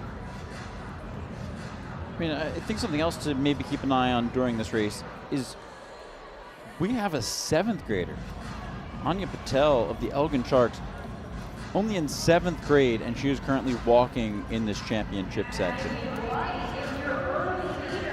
This is an interesting event to get involved in at such a young age. And you typically see that more on the women's side because a lot of the states, this is still a championship event, but only for the girls. A lot of states got rid of it for the boys. Yeah, and that's a shame. I mean, I'm sure there's some sort of justifiable reason for doing that, but unfortunately, it helps the women get to shine in their development, but unfortunately, the boys in those areas don't get to get as much experience at that younger age.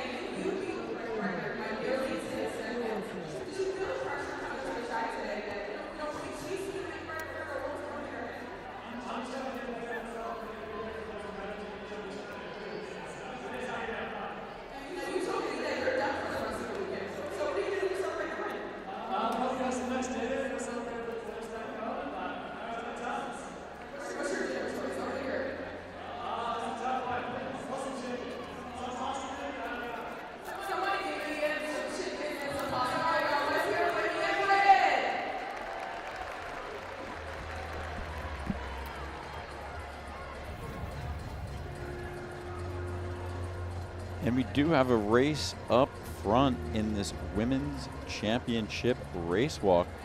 Madigan White, Samantha Benson, Tyler. And they're currently on meet record pace. Taylor Farrell of Cumming Track Club, 7:05.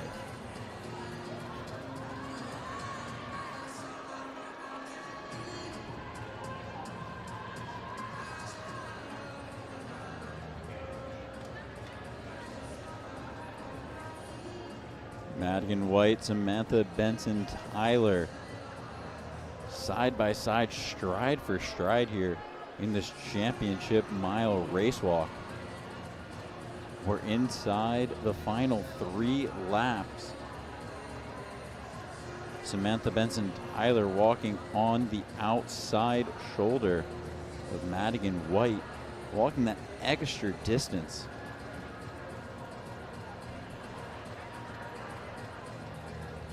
But waiting to make that move. Now slipping slightly off that record pace, as you can see by the pace lights to their inside.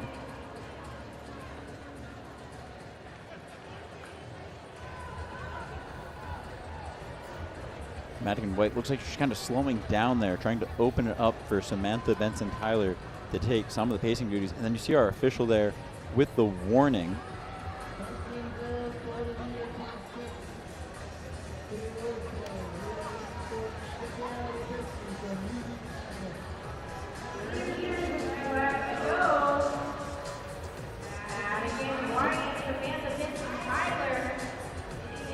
Talking to some of the older gentlemen that used to compete in this race walk, they've described it to me as who can whisper the loudest, who can get away with really picking up the pace, maybe when the official isn't necessarily looking at it. We have officials all around the track. I don't know that anyone's going to get away with much here at New Balance National Indoors. No, and they bring in a lot of officials that know race walking. Obviously a lot of these officials train in all different events, but a lot of times they'll bring in officials that work a lot of race walking events, and so they really do know what to look for. And there's not a whole lot to be able to get away with, no, especially in this confined. Not on a 200-meter track. Yeah, this confined I think area. when these guys talk about whispering the loudest, when you're walking a 50K, there's a lot of points when you're not really near the official. Samantha Benson Tyler now looking strong up front, opening up a bit of a gap over Madigan White.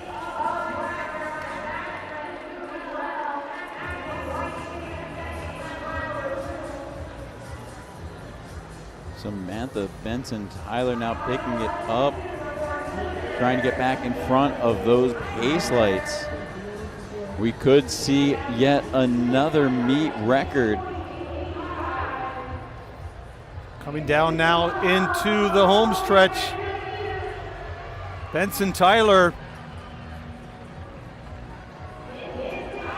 ahead of those lights, trying to get across that line in front of them, heading towards that championship finish line tape. 7:30.23. Oh, sorry, it's Madigan White. Well, there it goes. There we There's go. the results. I was going to say, that was Benson Tyler.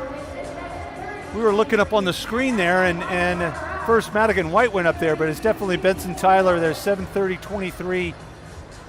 Madigan White, 7:32.54. So close race there. A lot closer than the boys' race. Very, very close race. 7:30.23. Just over 2 seconds back. Madigan White. To walk that fast and then find another gear down the home stretch like that for Samantha Benson Tyler. What a talent to drop it down to 53.41 on that final 200. Well, Michael, it was a short-lived companionship here. I'm going to head off, and I will be back on broadcast tomorrow with more action. But I wish you the best of luck throughout the rest of the evening. 5,000s, 4x8s. I'll be sitting in the stands watching and cheering. Absolutely. Your favorite event, the 4x8. It's been a pleasure working with you. We will see you back tomorrow.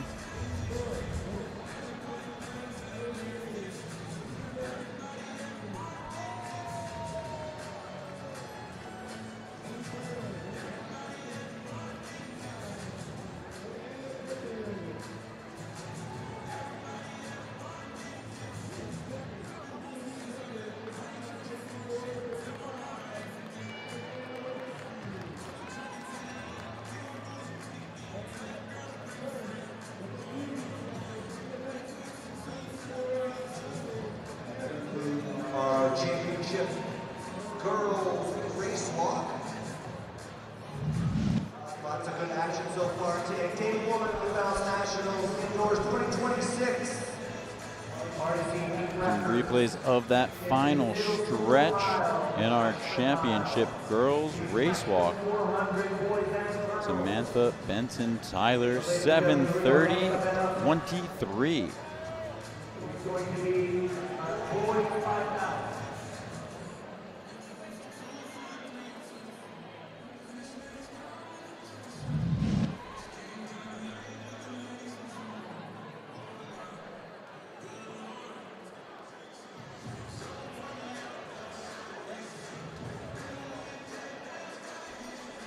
Next event on the track, the championship boys 5,000 meter.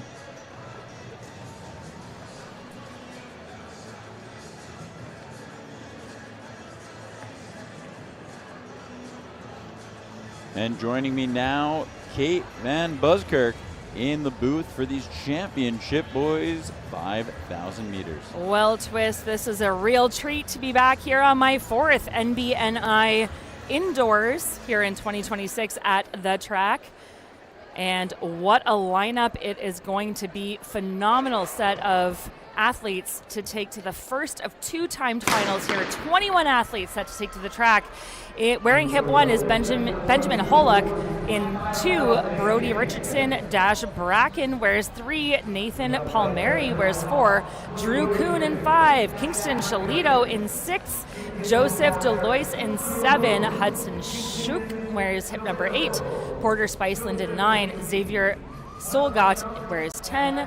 Ramsey Hansen wears 11. Kyle O'Rourke in 12. Ethan Owen in 13. Anthony Morales in 14.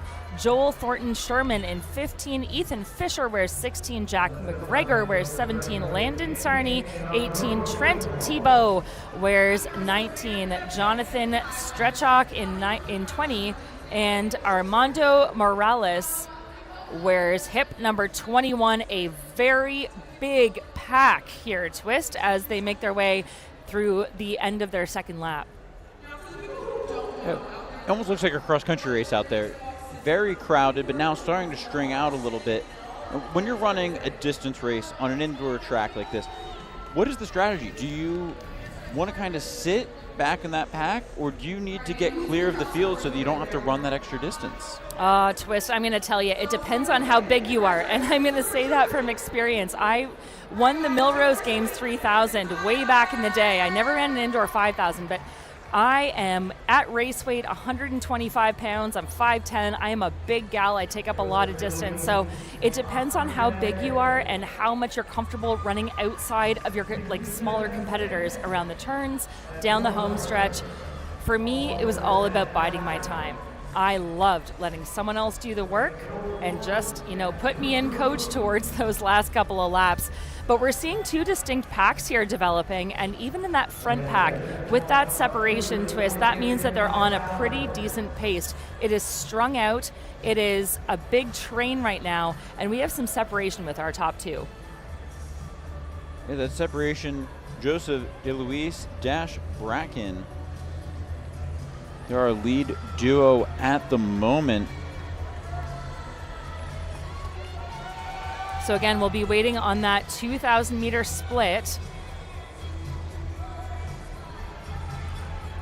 Excuse me, that 1,000 meter split, as they are only 3 laps in right now. So Joseph DeLuise of Oxford, Connecticut, with 11 laps to go. He's a senior, and he is very happy to take on the pace-setting duties now ahead of Bracken and Thornton Sherman. That top 3 has separated themselves fairly decisively from the rest of the pack. They're coming up on, see, here's what I don't like about the 5,000, 20 laps to go. That is an intimidating number to see on the lap counter. You're coming around and you look up and you still got to do this 20 more times. But the interesting thing to me about these packs that are forming, the lead trio, they look like they're working pretty hard for it, and then you look back in the middle of that chase pack, and those guys still look very comfortable, which that's where you want to be this early into the race. You got to be comfortable. You got to know, hey, I still have a lot more running to do. That's such a great point. And as you say that, we're seeing the rest of the pack catching up with that lead trio. So now it has just become, a strung out train of the better half of 15 guys. And so this is what's so interesting about this cat and mouse approach up front. You don't want to expend too much energy unless you're going to benefit from it. And so I think our leaders, kudos to them for taking things out, but the problem here is that they're going to run into a situation where now our leader is just the conductor of this train and is doing a lot of mental and physical work for the rest of the pack. If you're going to go out and separate yourself from the pack, make sure that you can maintain that pace, put the pressure on the chase pack to keep up with you. Don't let them follow, as we're seeing now. And a lot of these athletes, they're some of the best athletes in their states. They're not used to not getting away with just going to the front and running away. This is probably the first time this season where going to the front and running away is not going to be the winning strategy. Yeah, and again, such a good point is that this is the fastest party on the planet. You have to turn up ready to go. I know that a number of these athletes have been competing hard all season. They started back in the fall. They've been training hard, working hard. Maybe they've come from, winning their state championships, turning up as a top contender time and time again. This is a different pool. You are a small fish in a big ocean now, and you have to show that you are willing to hang with the best. And looking at Joseph DeLuise's schedule from this indoor season, the worst he did in the 3,200 was 3rd place. He won every other 3,200 that he towed the line for. Here's something I'll say. Look, the American system is incredible. I'm Canadian. I went to Duke. Very proud of that. I went to the World Junior Cross Country Championships in my final year of high school. I was in the top 50. I then went to the NCAA, and I was 120th in my freshman year of NCAA cross country. So the point is, the depth is enormous, and one of the biggest lessons I learned is how to fail well. How to not be number one, how to turn up and sort of be relegated to the middle of that pack, but learn to race with the best athletes in the world. Again, Twist, there's a reason that we cannot emulate our best performances in training the way we can in a race. And it's for this very reason. You're seeing a little bit of slowing there, up at the front, a little bit of packing up now. This is the cagey part of this 5,000. We're 6 minutes in. This is where the runners are going to start feeling a little bit of that fatigue and just testing each other out. Who's going to take things on? Hopefully someone will, again, to bring out the best in all these runners. And this really does bring out the best in everyone running at New Balance Nationals indoor. But for these guys that are not used to having people on their shoulder at this point in the race, usually when they're racing, they've broken the entire field.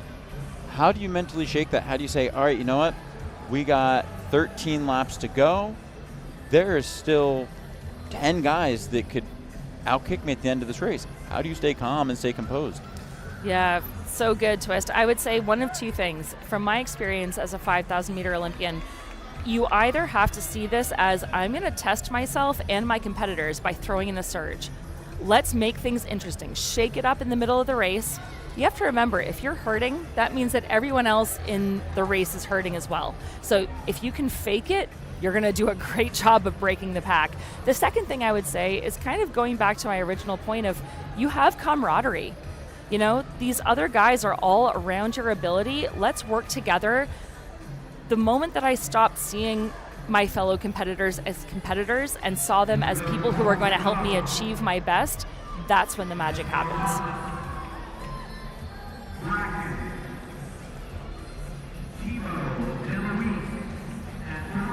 I think that a lot of the magic is just being at such a high-class venue, such as the track at New Balance. I mean, we have the fans here, we have the energy in the building.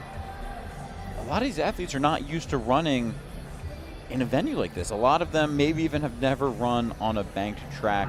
So, I mean, the magic in this building, the competitors, the spectators, everything about it, it's just perfect timing for these athletes to really put up a good mark.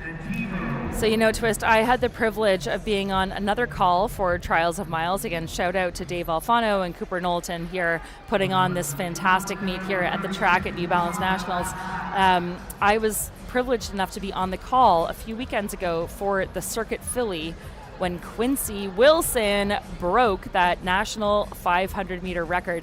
And I got to tell you, that was one of those special moments for me because I related it to exactly what you're talking about.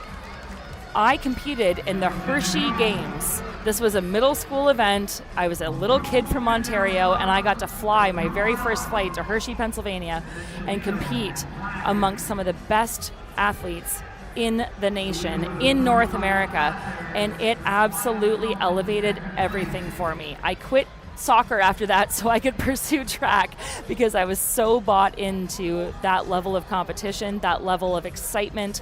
We have a pretty full house here. I know y'all are focused on the competitors right now, but being here in stadium is a joy.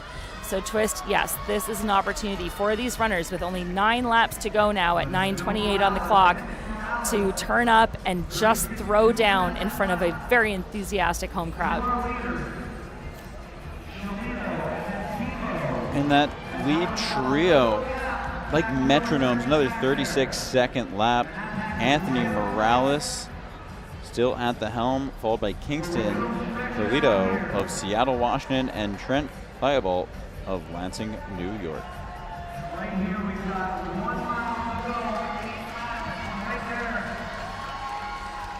So there you see the trail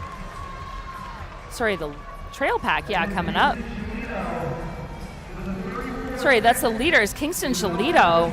And he is ahead of those pace lights, which is a big deal, and he is absolutely dominating here. He's leading Morales, and those two have some separation. So this is a trio of twos. We have Toledo and Morales, trailed by Thibault and O'Rourke, who now have made up the distance as we come up on 7 laps to go. And then McGregor and Fisher in pursuit.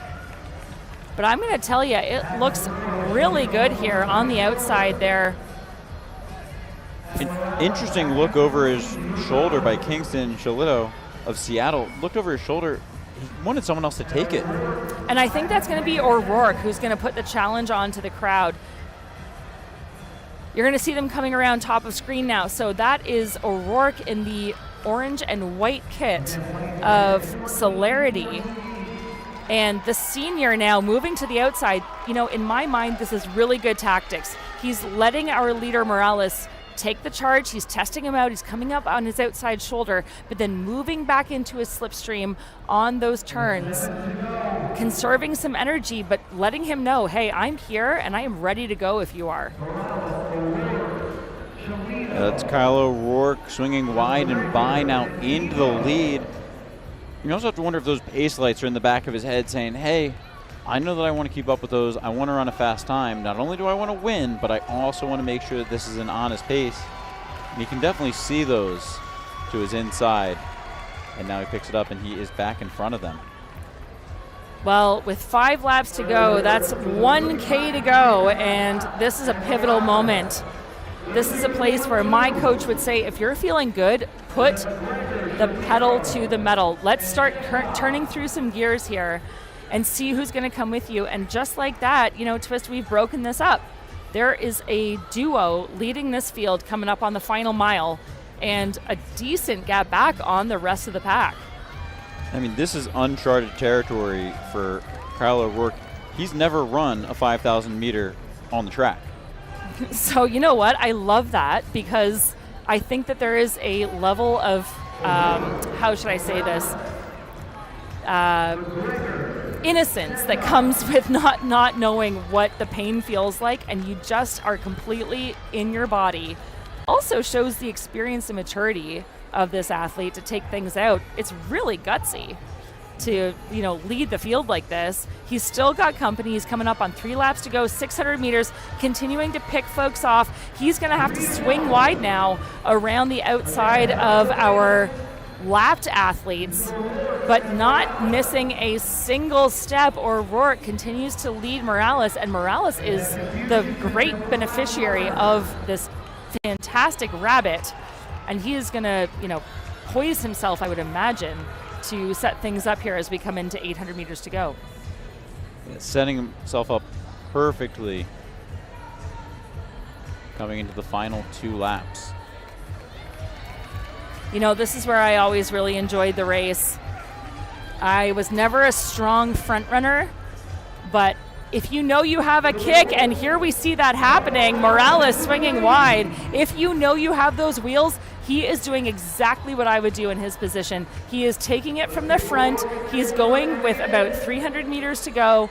This is a really mature and decisive move, but now we see a push on the outside by our original leader, O'Rourke, and you know, Morales can't he can't feel bad about that because he put the screws to this field to see what would happen, and he has found out O'Rourke is going to take this heading into about 150 to go. Kyle O'Rourke, Anthony Morales, 1 and 2 down that back straightaway, charging into the final turn. Anthony Morales looking like he has another move. And Morales swings wide now over O'Rourke, and he is going to charge for home. It's going to be a decisive win for Anthony Morales of Celerity. What a final push there for the senior. An enormous final lap after all of that following, courtesy of Kyle O'Rourke. And it's a new U.S. number 3, a new leading time for the state of Texas, 14:40.28, with a monster 30:88 final lap, and that will seal the deal, Twist. 30:88 on that final 200, and a lot of that speed came down the last 50 meters. I mean, to have that ace up your sleeve knowing, hey, I got some wheels, that's got to give you some really good confidence, knowing, hey, I'm going to be able to blow by down this home stretch. Fantastic performance all around. What a run there. And again, this is just the first of 2 sections.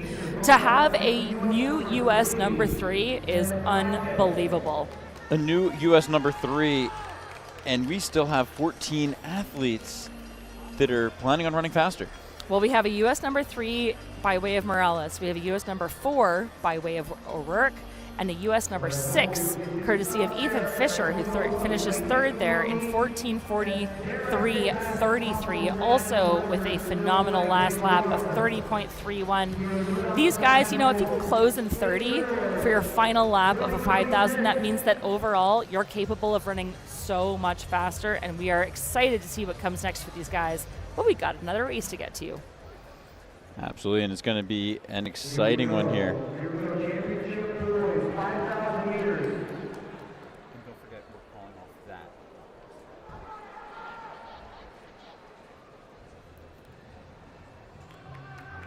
So our championship boys, 5,000 meters. Jack Steinman will wear hip number 1. James Gurley wears hip number 2 out of Louisville, Kentucky.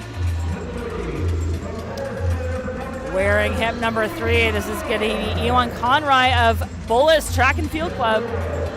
Wearing hip number 4, this is Silas Gardner for East Falmouth.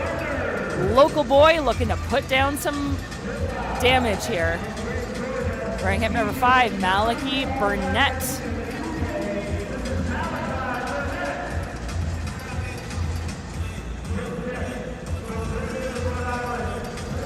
Wearing hip number 6, the senior from Portsmouth Track Club, Sean Gray, turning up for a very enthusiastic home crowd.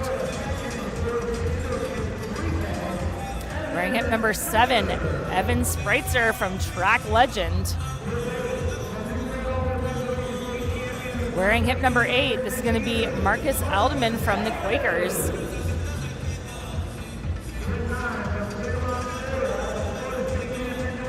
For Performance Academy, wearing hip number 9, this is going to be Axel Salo. For Lower Marion Athletics, wearing hip number 10, this is Alexander Mazio. Courtesy of Palm Beach Elite, wearing hip number 11, this is going to be Prester Sangley.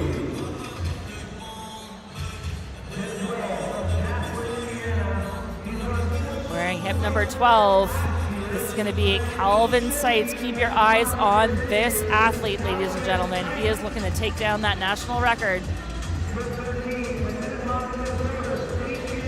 Wearing hip 13, Sean Fries of Minnetonka. And rounding out our very capable and impressive field, my goodness, what an embarrassment of riches, Jackson Spencer from Harriman Track Club is going to wear hip number 14. And Twist, who do you have your eyes on here? I mean, the man coming down the stretch right now is very, very ready to run fast in this 5K. I mean, what a program that they put together out there in Utah. So I don't think I can count him out. I think that he's going to go right to the front and he's going to try and run away with it. And wouldn't we love to see that? Again, all of these athletes have put in so much work throughout their, championship build. They have been competing indoors since the fall. Here we are on one of the biggest stages, the fastest party on the planet, New Balance Nationals. This is where you show your medal. Absolutely. And I mean, this is a 5,000 meter, but we just saw that it came down to that closing speed down the home stretch in our first section. Jackson Spencer was a member of that 4x from New Balance Nationals Outdoor, where he set the national record. So we know that he has the leg speed. He's got the chops. Let's see what he can do here at the track. This is going to be a big, big field. 14 boys deep. And Mr. Starter, we are set. And away cleanly. 2 alleys over the first turn, but a big push from the inside. And these guys know exactly what is on the line. If you know you're in shape for it, let's freaking do it, Twist. And man, what a gutsy first lap out front. I mean, look at the clock. We're going to go out in 31 seconds for the opening 200. James Gurley, 31:68. Well, again, getting down to business, clean and fresh from the start. So Spencer sits in second, Salo in third. Seitz, who many of us have had our sights on, pardon me for that, is sitting in fourth. But right now, Gurley continuing to lead things out. And I think that was a really smart move by Gurley. He wants, again, to test the field from the beginning. He knows exactly what's on the line. All these guys have been putting down their best performances over the last couple of weeks. And around that 800 split, it is looking to be 106 for Gurley, but Spencer right on his shoulder. I mean, he's looking strong. He knows, and now he's going to go right to the lead. was going to say, he knows he doesn't need to go out that fast. He has a lot of time to make up the pace. And now Jackson Spencer looking strong. And the lights currently are set for the national record of 13:38. So we are just behind those as we come through 600 meters. And the field following suit. You're going to see those lights as we pull back for a wide shot here. Again, such a boon to these athletes. You know, Twist, I remember pacing 6 Diamond Leagues in my Olympic year in 2021, and this is when wave-like technology was really becoming a thing. It was so helpful as a rabbit. I can only imagine how helpful this is for these runners who don't have a pace setter, although there are 3 athletes separated from the field, and they are on a mission approaching 1 mile in. 800 meters in. The opening 800 looking smooth, sitting just off the back of those lights. He knows he doesn't need to be with them just yet. Stay calm, stay comfortable. 2:12.84 at 800. And we're currently running 32 seconds per lap. So that first and second 200 for Jackson Spencer, a little bit slower than what he wanted. But I think you'd rather be slow that early in the race than fast. I agree, and again, this is a long haul. This is a slow burn. You have to really work from every single lap to just keep cranking it out. This is more of a mental performance than it is a physical one. Look, I ran under 15 minutes in the 5,000 outdoors. I know what that takes. Doing it indoors is a completely different asking point. You have to just dial in, turn your brain off, and clock into every kilometer. If you pay attention to every lap, you'll go crazy. So these guys are doing really well as they approach 19 laps to go. And at this point, you want to be looking and feeling really comfortable, Twist. You have to just be dialed in, really focused, comfortable, calm, happy to lead things off, and just, you know, a little nod to those lights on the inside. Just pay attention to them. You don't have to follow them too deeply, but just know they're there. And our top 4 athletes are all on pace to break 14 minutes in this 5K. To have that strong of a field at a national high school championship is just incredible. Unbelievable. 18 laps to go now as our leading trio crosses that start-finish line. And it has been Jackson Spencer from the outset. Again, a strong competitor looking to lead this field, taking no risks here, knowing his fitness. You know, Twist, we've talked about this before. If you come in to the end of your your indoor championship season, you know outdoors is on the horizon, but you are looking to throw down something big at the fastest party on the planet. This is one of the fastest tracks, not only in the nation, but in the world. If you can't do it here, where are you going to do it? And I love the bravery of this trio, leading things out and taking full advantage of not only the competition, the atmosphere, but the facility. Absolutely, taking full advantage of that. I mean, we've seen how fast this track is. I mean, we just saw the New Balance Grand Prix, all the records falling there. Josh Hoey setting the 800 world record. And we know that this track is fast. We know these athletes are fast. We know the crowd is ready. It's just, can they do it today? Well, speaking of doing it today, Spencer has decided he is going to throw down the gauntlet. This is a big surge up front, and this is a brave move. You know, we're into the meat of the race. This is where things could start to slow. I've run this distance. I know what it feels like in the middle of that, you know, that period of time, 16 laps to go, 5:25 on the clock. You can get a little lazy here. You can fall asleep at the wheel. And if that happens, it means that everything's going to fall apart behind you. Look at the bravery, the commitment of our leader. Spencer has been metronomic. 32.78, 33.26, 33.25, 33.47, 33.03. He is dialed in. And again, on a solo mission. He's like, boys, come with me. And if you don't, no business. That's fine. I'll do it solo. And that's exactly what he's doing. He's coming up now. On 15 laps to go, we have our double screen here. He's coming up on 14 laps to go, and he's about to lap athletes in the middle of this race, Twist. That is magic.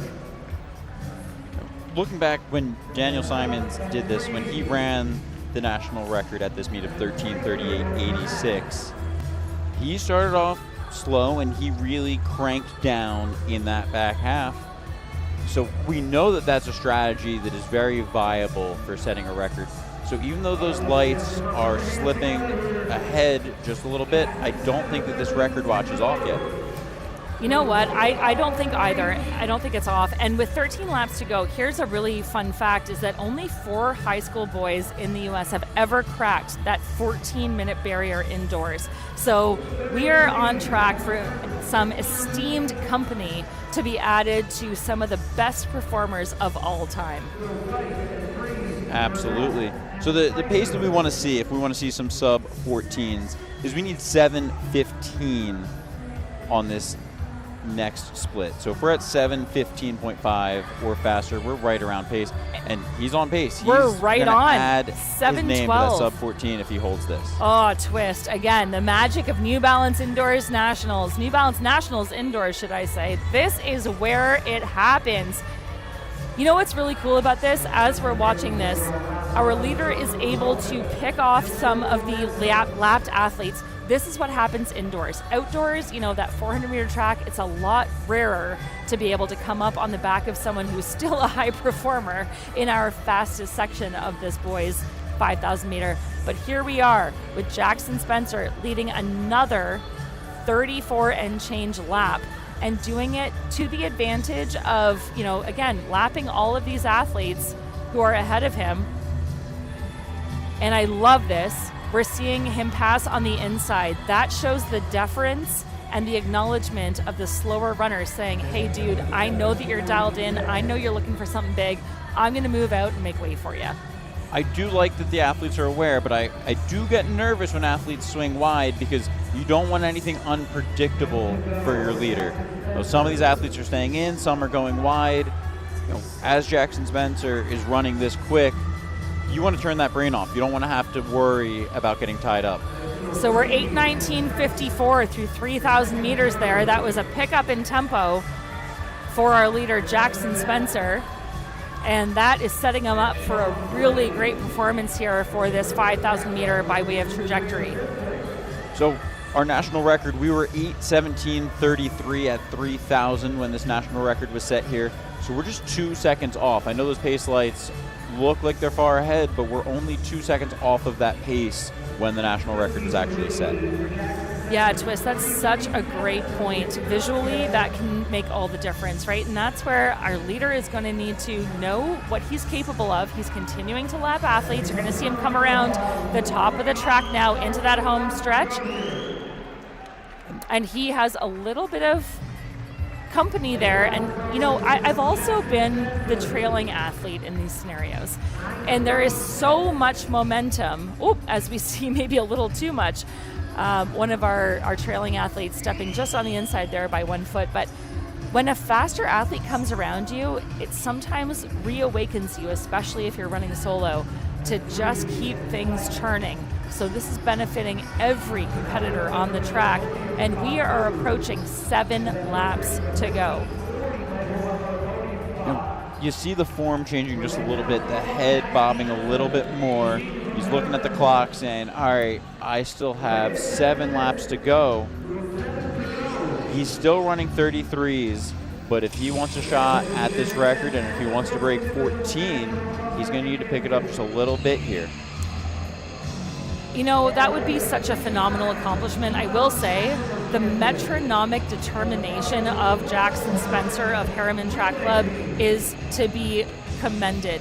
He has dialed into a pace, into a form. You talked about his form. It is, you know, changing a little bit. You're starting to see some of that fatigue, but it's not affecting his pace. So he's keeping those arms close to the body, not wasting any lateral movement. He's dialed in another 33 on that lap. And my goodness, if I'm a coach, I'm looking at this and thinking, this guy knows how to pace. Look, dude, I've paced Diamond Leagues. If you ever want to pace something, hit me up because you know how to get it done. I mean, to run 33, 33, 33, 33 consistently like this, what an impressive metronomic style out front. We're through 4,000 meters, just 5 laps to go, and we know Jackson Spencer has that closing speed. We've seen what he can do in the 800. Now we're going to see what he can do in this final 1,000 meters. Well, we are on pace for something really special here at Twist. Again, into those final 5 laps, this is where you just have to really dial in, grit your teeth, and focus. You've gone through the bulk of the race. You know that you've overcome the hardest part, and this is where the magic starts to click. 1 mile to go for our leader, another 34.16. So that's actually the slowest lap we've seen in a while, but not by much. Just a tenth of a second outside of his metronomic continuum that he's been throwing down. But we are still on pace to go sub 14. He would be just the 5th athlete to go sub 14 indoors while in high school. And Twist, you better believe he knows that, right? That has to be playing in now. This is where, again, the magic. You have to buy in to this belief that this is going to happen. He's got 600 meters separating him from that finish line, continuing to pick off athletes around the top of the track, lapping runners. As you mentioned, only 4 athletes have ever broken this barrier. I was the 5th Canadian woman to break the 15-minute mark in the 5,000 meter outdoors. Our leader knows exactly how special this is, and he is on a mission. He's picking things up, Twist. He's turning over into higher gears with 400 meters to go. 12:50 on the clock. Looks very strong out there. A 33:10 on that last lap. I mean, this is really when it shows that mental determination. It would be very easy to say, I locked this up, I won. He could shut it down now, but he's not. He wants to make sure that he puts his name into the record books here at the track at New Balance. Everything on the line now, coming into the home stretch for the penultimate time. He is going to hear the bell. It's going to be a big one. It is going to be Jackson Spencer hitting the bell at 13:22 unofficially on the clock. Again, only 4 boys have ever broken the 14-minute barrier indoors for this 5,000 meter. And Jackson Spencer looking to put his name amongst the history records, rounding the back of the track, swinging wide and into home. It's going to be close. 13:50 on the clock as he approaches the finish line, and he lets up 13:50, 4:50 unofficially. What a performance there for the Harriman athlete. That is a new U.S. #1, the American leader in this event, showing his absolute prowess at the fastest party on the planet. I mean, just the 5th athlete to break 14 minutes indoors. I mean, you can see how relieved he is that he got that done, that he is sub 14.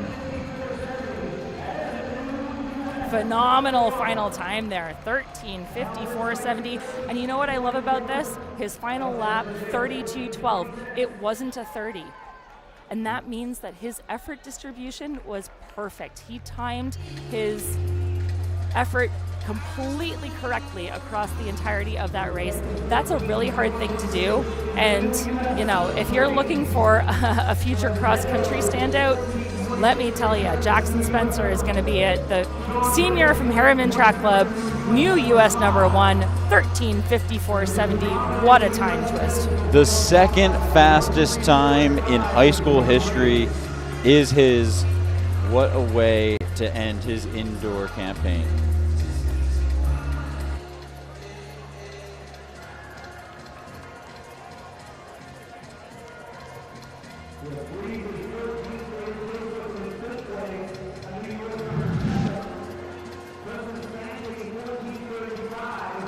Let's see how he got it done. Content to not take the lead there from the beginning, but once he took the lead, he did not look back. Went right to the front and just comfortably around the track like a metronome. 2nd fastest time in U.S. high school history.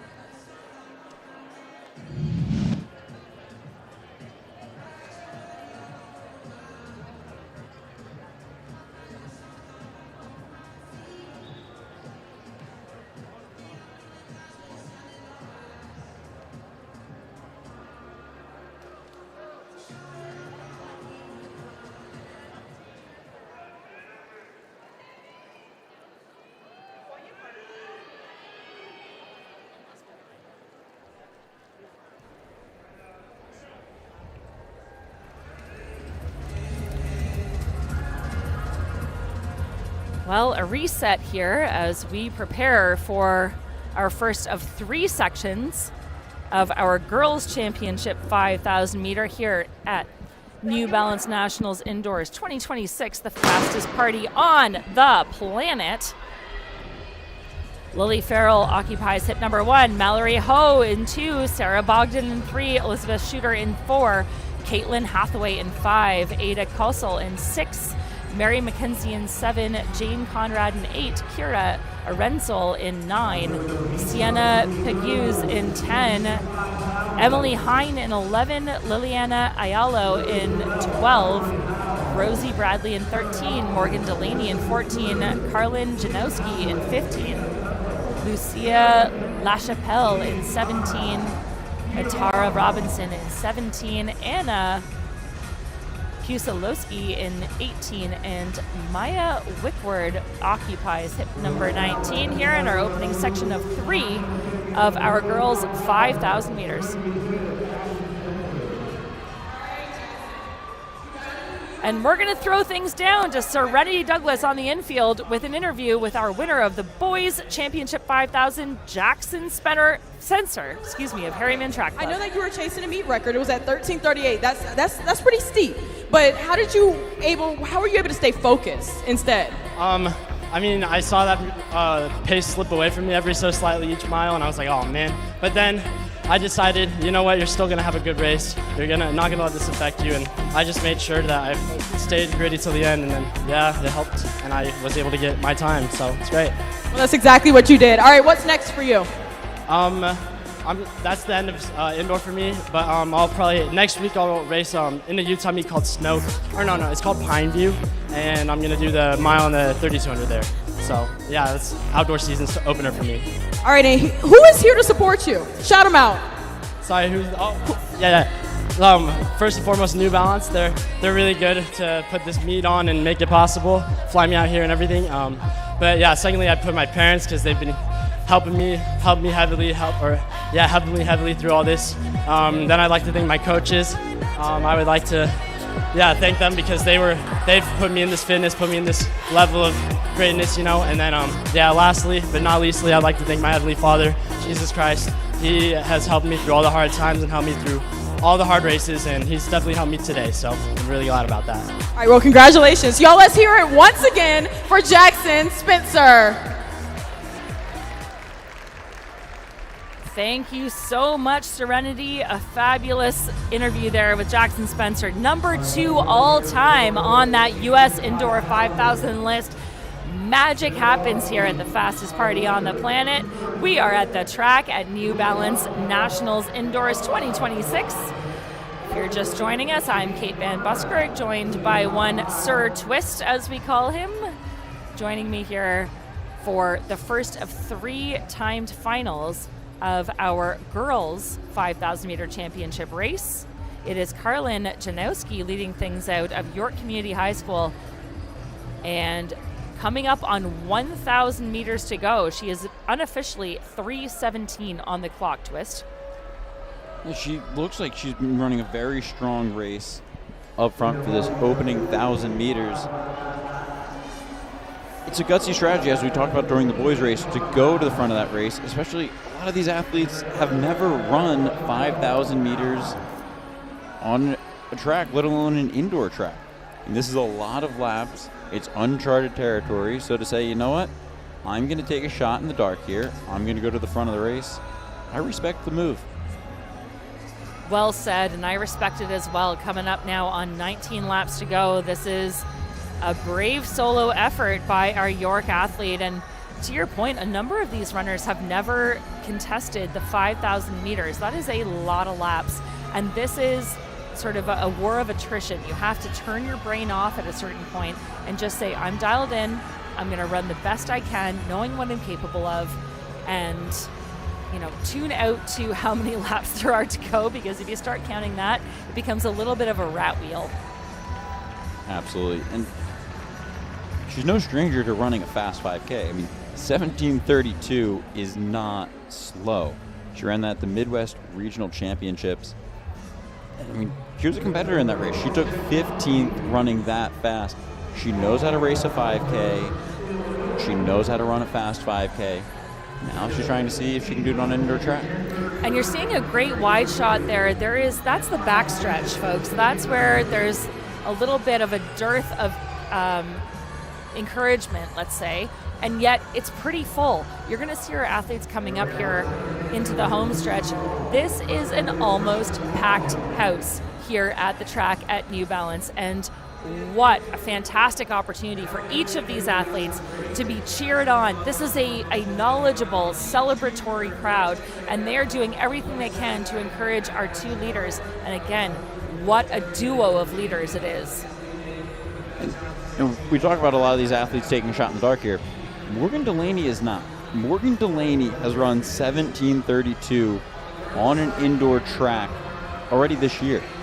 So she knows what it is like, she knows what she's facing, and she's still willing to go out quickly and just sit on the shoulder. Again, a brave move, yeah, and thank you so much for that intel, Twist. Like, it is a really brave move coming up here on 16 laps to go. They are just about 6 minutes on the clock, and like I said, you have to just... I hesitate to use this term, but I'm going to. You have to be a little bit of a masochist. You have to just dial in and sit in the hurt locker and acknowledge that it's going to be painful for a long time. Turn the brain off, tap into that physicality of what this race is, and again, unbelievable opportunity for these young women to turn up as their best and throw down something really impressive. Yeah, I mean, we talked a lot about the uncharted territory, not knowing what you're about to get yourself into. But Morgan Delaney, she knows what she's getting herself into. And as a 5,000 meter runner yourself, how do you get yourself to push through that mental barrier of, hey, this is about to hurt? You know what? Again, all the kudos to Delaney and now Janowski taking over the pace setting duties.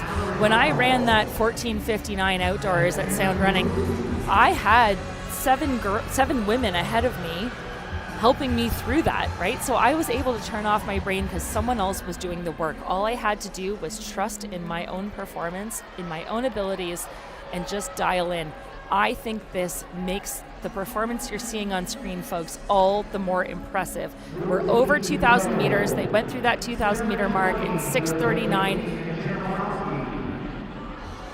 Excuse me, they're through 2,000 meters, yes, in 6:39 in 2,200 meters in 7:20.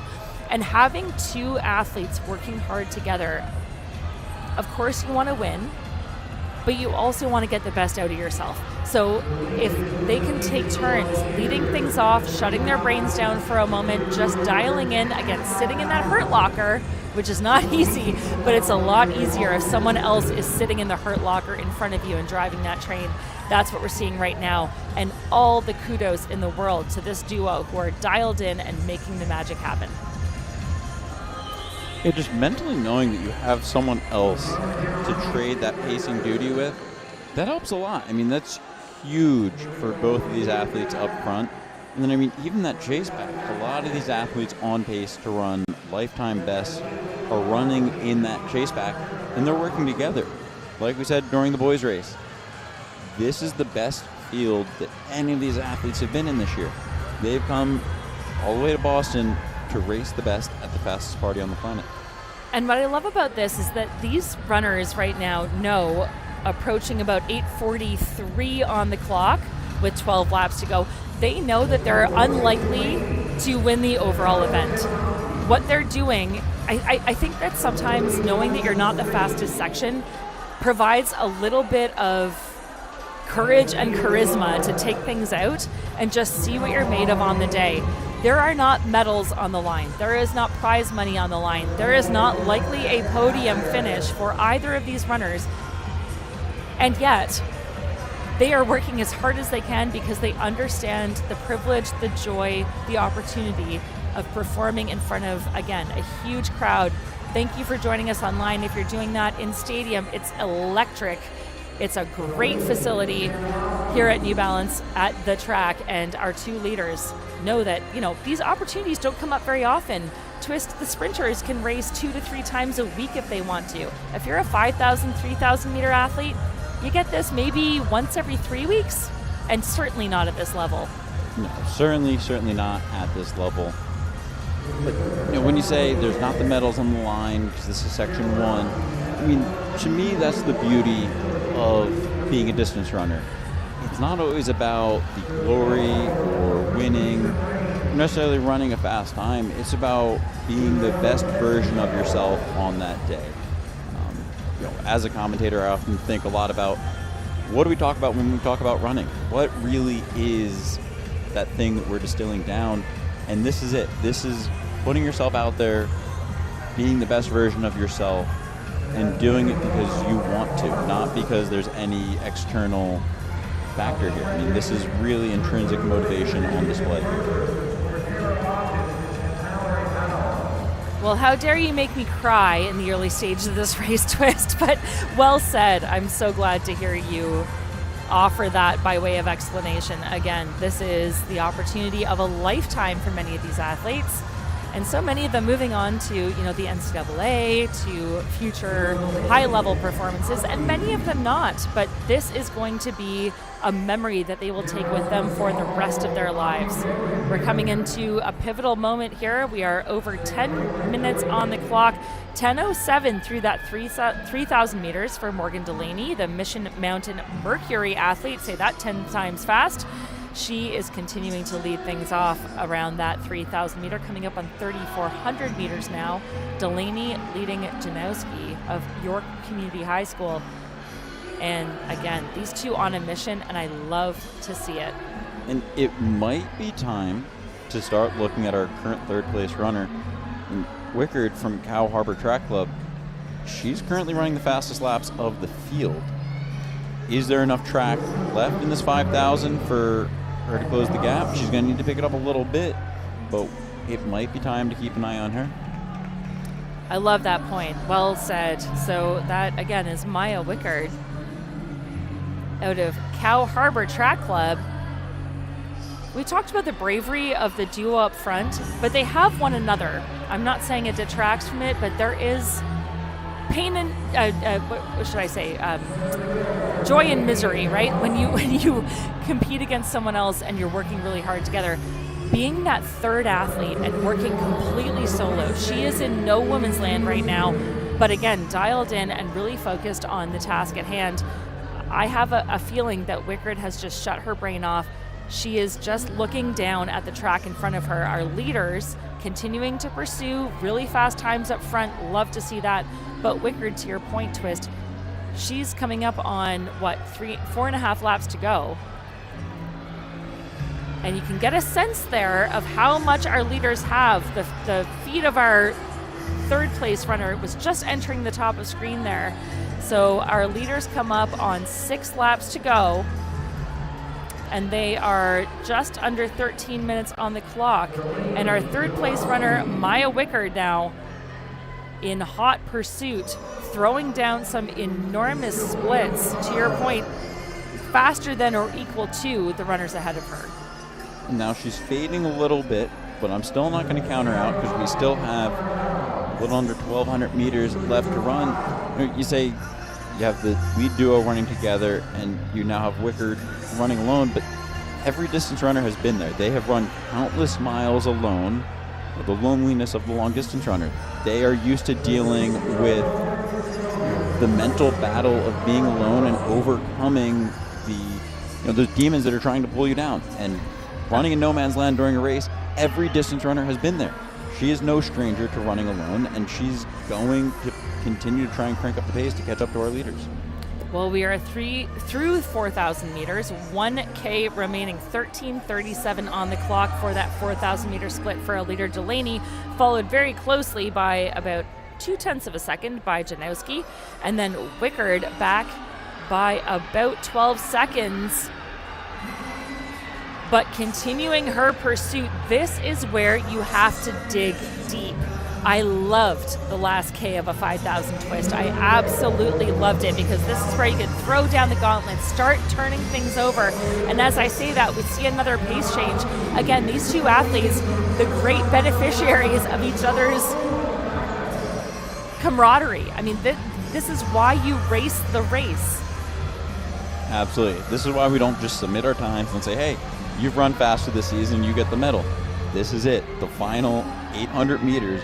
We're going to see who's willing to throw down.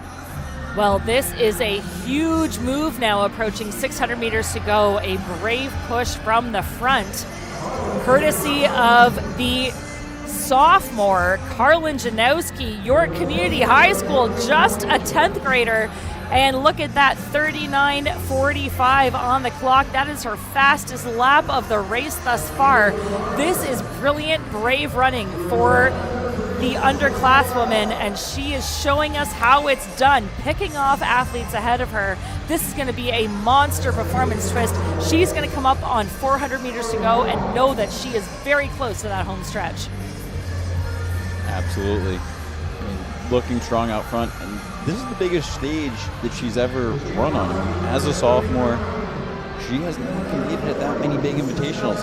She was at the Oregon Relays, and that was the biggest meet that she's been at until today. So rising to the stage that you're on, she's doing an incredible job of that. And matching the task at hand, our leader, Carlin Janowski of York Community High School, continues her pursuit towards the top of this opening section. She is going to hear the bell as she works her way around the top of the track and comes into the home stretch. This has been a brave, brilliant performance by the 10th grader. One lap remains, 16:20 unofficially on the clock, and this is going to be a big final push for our leader. She is dialed in, she is focused, and she is determined to take top marks here in this opening section. And that bell has to be sweet, sweet music at the end of 25 laps. Absolutely. This has been a long pursuit. But again, look, she's going to the arm. She's finding another gear. The head is bobbing. It doesn't matter. Into the final 50 here for Carlin Janowski. York Community High School is going to take the win. 16:54 unofficially on the clock, breaking that 17-minute barrier. That is an enormous performance. Well done by our York Community High School leader of section number 1. U.S. number 5. Followed by Morgan Delaney, U.S. number 7. And again, that was only section 1 of 3. So it's only going to get better from here, and we've already seen 2 top 10 marks in the United States. Oh, I can't believe it, Twist. What a performance. U.S. number 5 for Janowski, U.S. number 7 for Delaney. They worked so hard together through so much of that race. The camaraderie on display. Also the exhaustion. I gotta tell you, there is nothing like the end of an indoor distance race to make you realize how hard and grueling and capacity draining all of this is, but well done by all of these athletes. I mean, you see everyone laying down after that race. They gave it their all. That was a grueling 25 laps.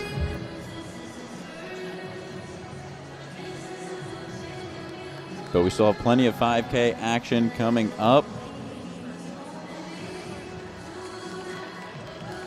So 2 more sections, and then we'll close the night out with our 4x8s. Those 4x8s are going to be very, very exciting as always.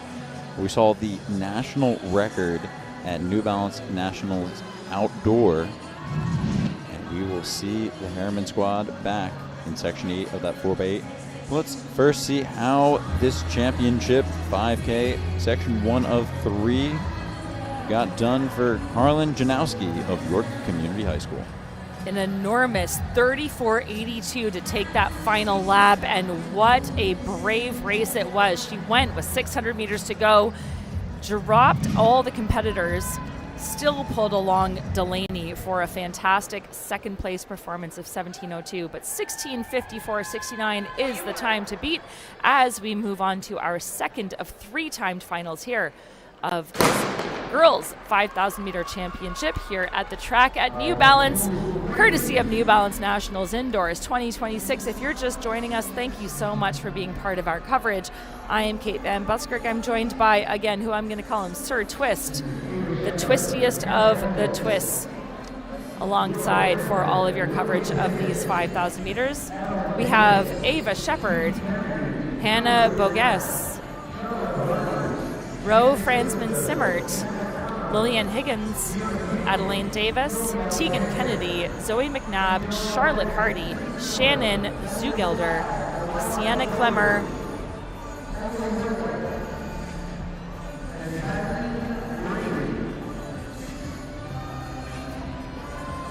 Caitlin Hathaway, Emily Hine, Lillian Higgins, Emma Hoffman, Mallory Ho,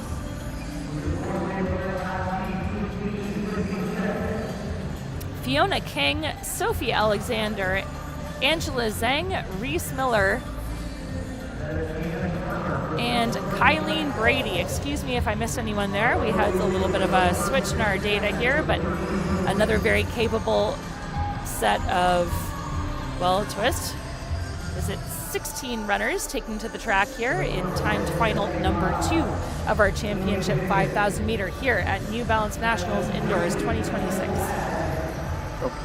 Again, as someone who has run a lot of 5Ks in your career, if you just watch the U.S. top 10 list get rearranged by the first section, what's going through your head when you're getting on the track? Are you saying, oh no, I have to run fast? Or are you saying, hey, you know what, this track is fast, these competitors are fast, something special is going to happen for me? So what would be going through your head right now? Fantastic question, and I do have an answer for that. If I were to be a competitor in these 3 timed finals, I would want to be in this section. You have the knowledge of what was run in the first. You don't have the pressure of running in the last. You can just turn up and throw down here in this second of our 3 timed finals of this girls 5,000. We saw brilliant performances out of that first section. I am certain that these girls are dialed into exactly what they have to be running per lap as we come up now on 21 laps to go. And oh God, I hate to say that, 21 laps, that is a tall order. But again, these girls are dialed in. They know exactly what they have to pursue in order to keep themselves in contention for top marks. And this is Sienna Klemmer of Purple Track Club. They have done all kinds of damage to the record books in the 4x8s, the DMRs. Again, we're going to see the 4x8s coming up in a few moments' time. But right now, Sienna Klemmer of Purple Track Club through 800 meters in 2:35, and she is putting some daylight between herself and the rest of the competitors. And again, she has been here before. One of our very few athletes that has run a 5,000 already this season. She's run 17:13:01, just a sophomore, but a ton of experience under her belt, including a lot of very big events. She was at New Balance Nationals Outdoor, where we saw her in the mile and the 2 mile. So that strength showing itself in abundance right now. She is continuing to lead the field, and you see them coming up on that back stretch of the track. And you know what's really interesting for me, Twist, is every time these other runners sort of pack up behind her and put a little pressure on, she responds. This is a sign of a very mature runner, and she is reacting without having to look behind her to feeling that pressure and making sure that she remains in the lead. I mean, that race IQ is showing she raced 12 times during cross country. That is incredible. And of those 12 races, only 2 of them were not sub 18. So to have that many 5Ks under your belt, to go under 18 that many times, you're going to get smart about how you race. And now on the track, you get rid of the hills, you get rid of the bumps. You're really just focusing on pacing and racing these athletes. Very well said, Twist, and we're approaching 18 laps to go here. So through that opening few laps in 4:38 unofficially on the clock. And again, I love to see this. You talked about getting rid of the bumps, getting rid of the hills. Sometimes that can be a detriment for athletes who really enjoy that terrain change. It keeps things interesting. It allows their sort of mental capacity to like change with those highs and lows.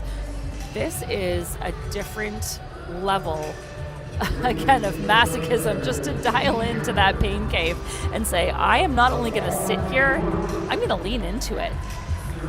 Absolutely, and leaning into it they are. We are through 1,600 meters. Time on the clock, 5:16:25. We are currently on 16:30 ace. Fastest lap of the race thus far, 39.96 for Klemmer, who continues to lead up front for Purple Track Club. And I loved these runners. Twist, I absolutely loved when someone would take it out because I was a kicker. I hated sitting in the pain cave, but if someone else was willing to drive the train, I would happily be in like the cool cart at the very back waiting for my moment to pounce. The Absolutely. flip side of that is that you have to be really brave and strong and know that you are ready to take things on up front, and that's exactly what we're seeing courtesy of Klemmer. Klemmer looking very, very strong.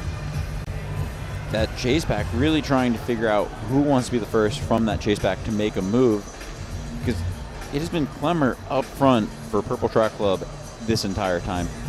And running for Purple Track Club, this is going to put a little bit of pressure.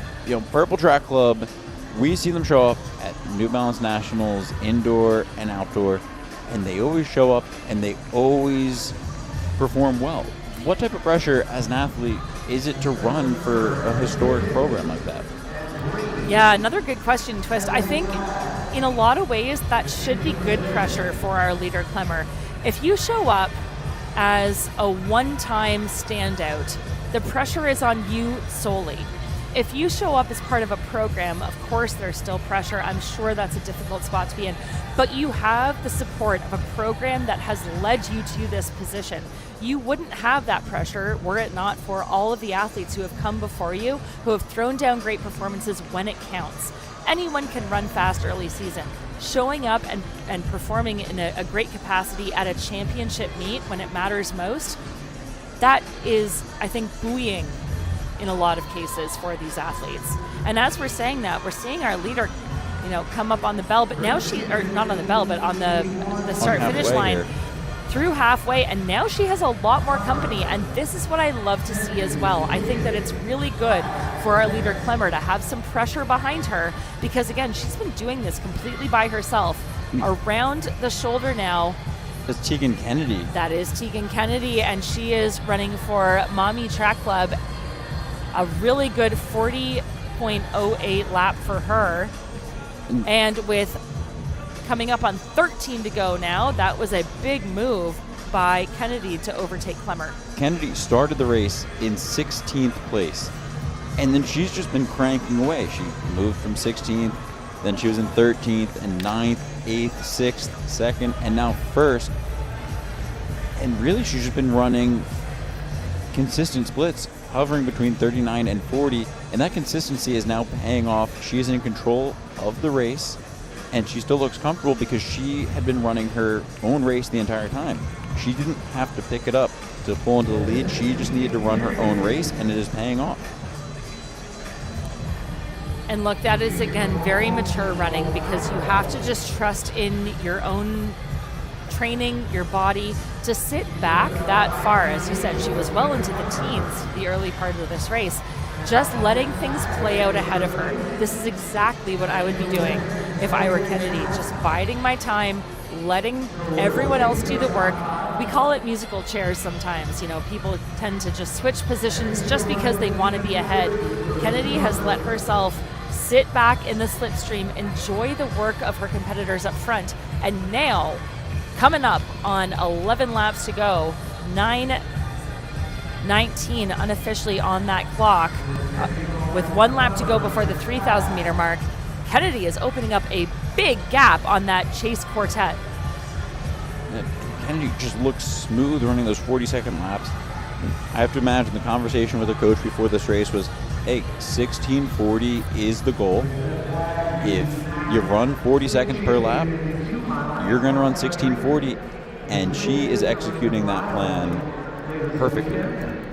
Looking smooth up front, still clicking off 40-second 200s. Yet another 40-second lap right there. She looks comfortable, and we have less than 2,000 meters to run.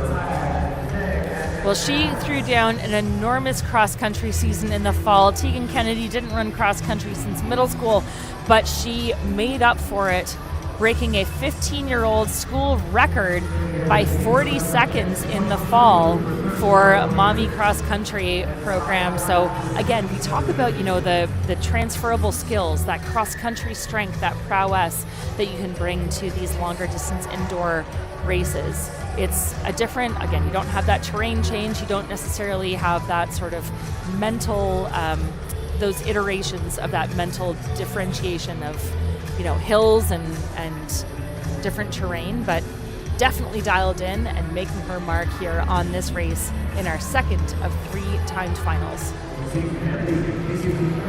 So Tegan Kennedy, 10:39 at 3,200. If we look at what Tegan Kennedy has done this season, that's her second fastest 3,200 of the year. Her PR is 10:22, and her other 32s this year, 10:55, 10:40, 10:51, 10:47. That's gutsy. That is very gutsy to go out that quickly in this 5,000 meter run. That has got to feel so good, and as she enters the final stages of this race, that is going to be the feedback she needs to propel her to something really special here. She's by herself right now around the top of the track. You can see that there's a chase quartet that's been following really solidly behind her, but they are letting her get farther and farther away. The race is on for second right now, Twist, as Kennedy continues this pursuit, and she is the better part of 5 seconds ahead of the rest of the field.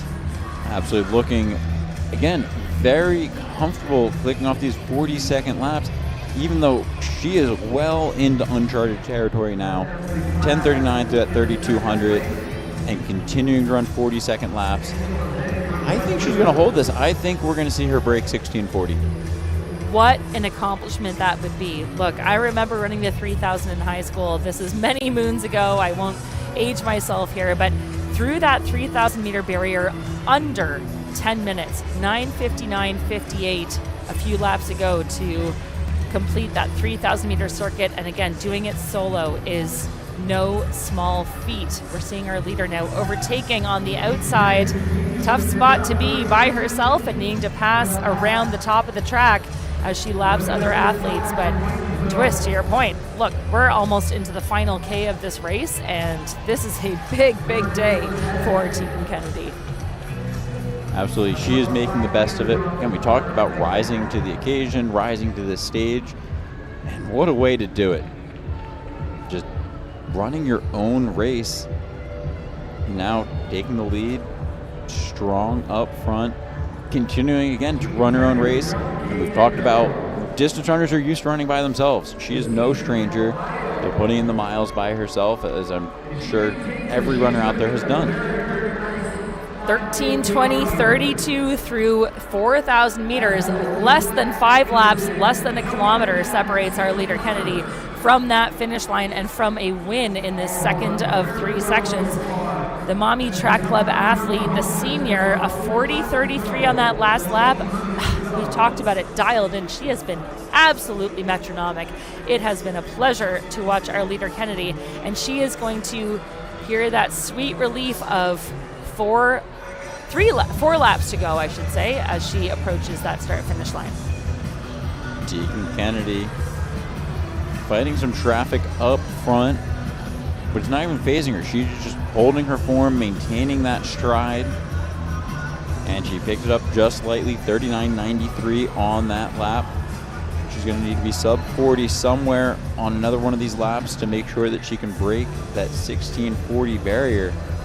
But she still looks comfortable. And I love that. I love that, you throw in by yourself a sub 40 lap when you're hurting the most. With a mile to go, this is where you have the most amount of fatigue in your legs, but your brain is saying, look, we still got a ways to go here. So to be brave like that and throw down is a big, big performance. So we are into the closing stages here, the last few laps. Tegan Kennedy, 4,400 meters in 14:40.07, another sub 40 clocking there, 39.82. Well done by Emily Flagg, who has moved into second, a 41.68 lap for her. And then Angela Zhang has moved into third of South Fayette with a 14:52 on the clock with 3 laps remaining. And Zoe McNabb, currently in 4th place, looking very, very strong. She's going to be in that race for 2nd. But it's still Tegan Kennedy, very strong up front, down the back stretch. Inside the final 300 meters now, Tegan Kennedy. Now she's opening up that stride, 16:40. Looks like that barrier is going to be hers today as she comes up on the bell. She has been waiting to hear that sweet, sweet music for 24 laps. Now here it is, Tegan Kennedy. And sub 16 on the clock twist as Kennedy hears that bell. As you said, a sweet resounding sound for any athlete looking to accomplish something big. Going to the arms, she is not slowing down. She's finding gear after gear here in this second of 3 timed finals at New Balance Nationals Indoors. It's gonna be a big, big performance for our Mommy Panthers athlete from Ohio, coming through down the home stretch for the win. It's going to be outside 16:30, but it's going to be an enormous performance, a monster final lap there, 16:35.29 for our winner of section number 2, Tegan Kennedy, and that is a new U.S. number 5 on the year. What a way to do it. One of her fastest 3200s of the year coming in this 5K. She said, you know what? I don't care. I'm going to go fast. I'm going to go for it. I am going to try and run the race of my life. And Tegan Kennedy does it. A U.S. number 5, 16:35.31. Emily Flagg, 16:52.20. She will move into 2nd place overall. And moving to 3rd place overall, Angela Zhang of South Fayette, 16:52.24. Carlin Janowski of York Community High School now in 4th place overall. And looking at the live results, we now have the US 5, the US 7, the US 8, and the US 9 all coming from New Balance Nationals Indoor. This is why we call it the fastest party on the planet. I'm sorry, Twist, say that again. The fastest party on the planet. There she is. Love it. Love to be a part of this with you. Thank you again for tuning in. If you're joining us from home, we are just getting started. There is a fantastic crew on site here at the track at New Balance in Boston. And folks, this is going to be a stellar 3rd of 3 timed finals here for our girls 5,000 meter. If you're a distance fan, you are joining 5,000 meter Olympian Kate Van Buskirk and Sir Twist to my left, doing fantastic coverage as well. And we are about to announce our 3rd and final timed final of this 5,000 meter. Wearing hip number 1.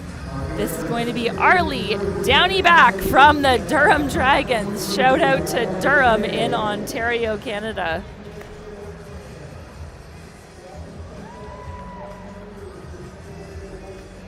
Fantastic program out of Durham. Fun fact twist, I went to school in Durham, North Carolina as part of the Duke contingent, but very proud of our Ontario Durham athletes as well. Lights going down. They are getting ready here. This is part of the magic. When the lights go down, the energy goes up. It is the first day of 4 days of this big party here at New Balance Nationals at the track in Boston. And as I said, we are introducing our stellar field here for our 3rd and final timed final. Arlie Downey Black from the Durham Dragons will occupy hip number 1.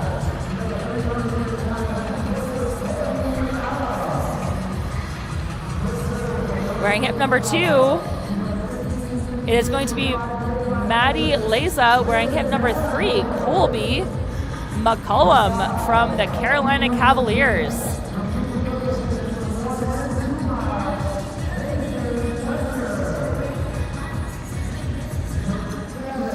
Wearing hip number 7, Elena Aldrink from Olentangy Liberty Track Club. Wearing hip number 8, Joanna Kenny from North Shore Running Club. The senior looking to throw down something big. Well, you all know this name. Lily Bashir is from Rogers Track Club, is going to wear hip number 9. She's been part of many record-setting relays. Wearing hip 10, Allison Lee from West Windsor, Plainsboro North.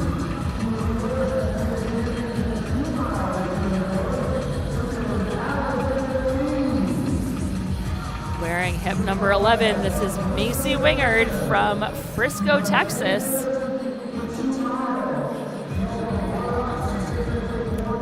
Another very familiar name to New Balance Nationals indoors from Barrington, Illinois. This is Mia Siros.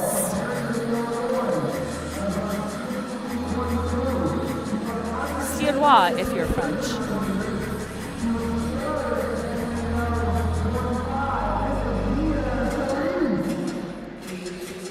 And rounding out our very capable field, keep your eyes on this young woman from Plainswell, Michigan, the senior wearing hip number 13. This is Emma Hoffman.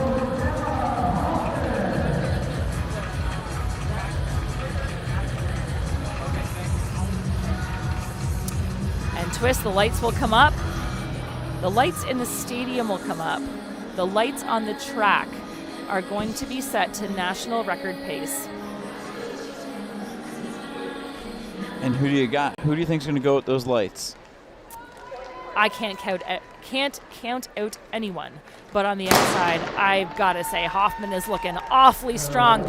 2 galley start here in our third and final timed final of this championship girls 5,000 meter here on day 1 at the track at New Balance. New Balance Nationals Indoors 2026 has already turned out a number of phenomenal performances, and we are literally on track to see another big showdown here. And this interesting twist, because as they round that top of the track into the home stretch for the first time, this is where they have to tap into their 400 meter days from freshman years to find their position and make sure that they're not running the longest line. And as I say that, we're seeing that a little bit on the outside here. Emma Hoffman, not surprisingly, has taken to the lead, but now it is Lee giving her some challenge on the inside. Hoffman, a tall runner. Look, twist again. I've said this. I know what it feels like to be the de facto pace setter in a lot of these races. If you're a tall runner, if you're a strong runner, the other competitors, especially when you're in the girls' race, are going to look to you to sort of take charge of things. They're through that opening lap in 1:13.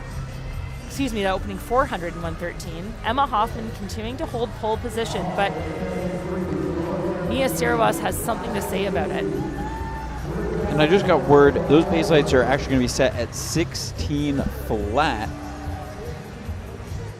So 16 flat for those pace lights. And nearly our entire field ahead of the pace lights. You have to wonder, you have those introductions. The energy in the stadium is super hype. As an athlete, when that gun goes off, you just want to sprint to the front. You just are ready to run through a brick wall after hearing your name, seeing your name in lights, and hearing the crowd cheer for you.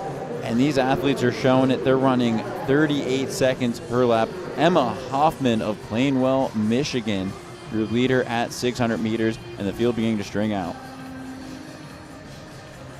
It'll be Emma Hoffman, Maya Royce, Allison Lee, your current lead 3. We're going to come up on 800 meters into this race.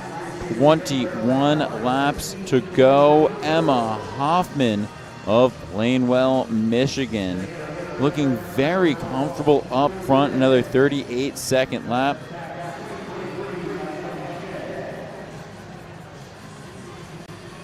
Emma Hoffman, your leader as the field begins to string out. Mia Sirois of Barrington, Illinois. Allison Lee of West Windsor, Plainsboro North.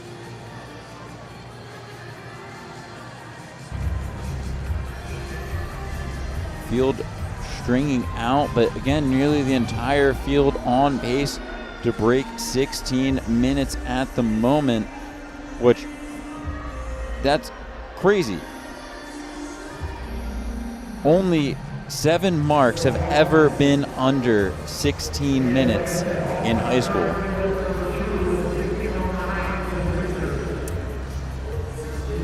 Well said, Twist. So this is, again, stringing out. There is a group of 5 who have separated themselves ever so slightly from that chase pack, and now they are working their way towards that line with 19 laps to go. This is, again, where you want to just really key into the fact that you have some of the best runners in the country as company. The best thing that I ever did as a competitor was stop seeing my competition as competition, especially in long races, and started seeing them as people who are going to help me towards achieving my best. Now, the place where you want to see them as competition is with about 3 or 2 laps to go, if you can start kicking things into high gear. But it can be very lonely, as we've seen in some of the earlier sections, if you get strung out too early on. So these girls are doing a great job of keeping close contact with our leader, Hoffman, who is happy to take on those pace-setting duties over those first few laps. And really great to see that she is leading the charge and that the rest are following her in hot pursuit.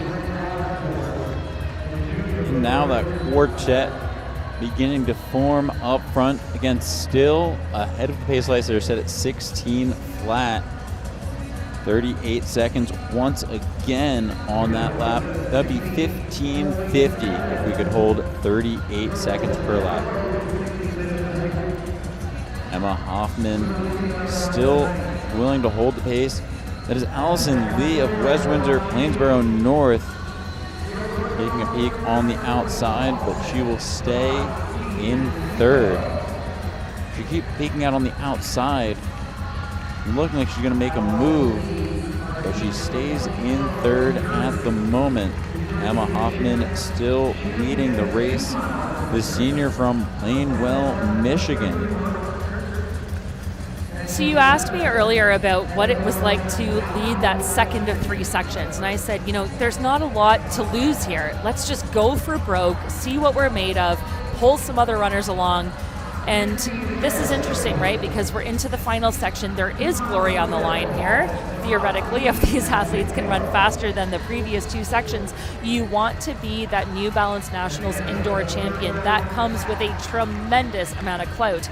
That said, these girls, fairly unconcerned about the title right now, looking to pull one another to some really fast times. And I am so impressed by our continual leader over these first few laps, Emma Hoffman, who again is a tall athlete. I'm sure the girls in her slipstream very happy and grateful for her to be taking pace-setting duties, but what a performance she's putting on. Again, very brave. We talked about uncharted territory, but Emma Hoffman, she's no stranger to the 5K. 16:09:51 this season. She won that 5K.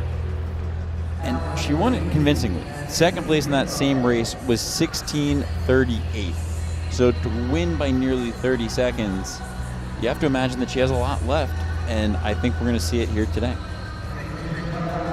Well, look, last year she was 4th in this race, 16:44:68 for Emma Hoffman. She is looking to put herself at the top of the charts this year. Last year, an 11th grader was behind 2 seniors by way of Barton and Roop, who of course are not here. Jaslyn Garmer was 3rd last year, and Hoffman again 4th as a junior, and she is willing, ready, and able to assert herself at the top of this track at the moment. And now we are down to 3 athletes in that lead pack. AC Wingard of Frisco, Texas, content to let that lead trio open up a bit of a gap, but she's still holding strong. I think that she's actually in pretty good position because these athletes, they're not only chasing the title, they're chasing sub 16, and that is a very, very tall task. Oh, tell me about it. Indoors at this point in the season, it's absolutely possible. You can see if you're following there, they are ahead of those pace lights. This leading trio absolutely dialed in. And Another athlete that is part of that trio, Allison Lee from Plainsboro, was 11th in this race last year. She is currently sitting in third and holding on to that lead pack as she approaches the start-finish line here. 8:19 unofficially on the clock through that 2,400-meter mark. Hoffman, another sub-40-second clocking, and I would be so thrilled if I was sitting behind Hoffman right now. She's been metronomic. She's been right on. You can see the pace lights there as they go through the back of the track, and she is absolutely dialed in. The runners behind her, very, I'm sure, grateful recipients of this lead. We've seen Allison Lee peek out to the outside numerous times already, and this is the first time where she's done something and actually moved up. I have to imagine that she's looking at those pace lights saying, I came here to break 16. I came here with one goal in mind. I'm going to go for it, because she's trying to run with those lights right now.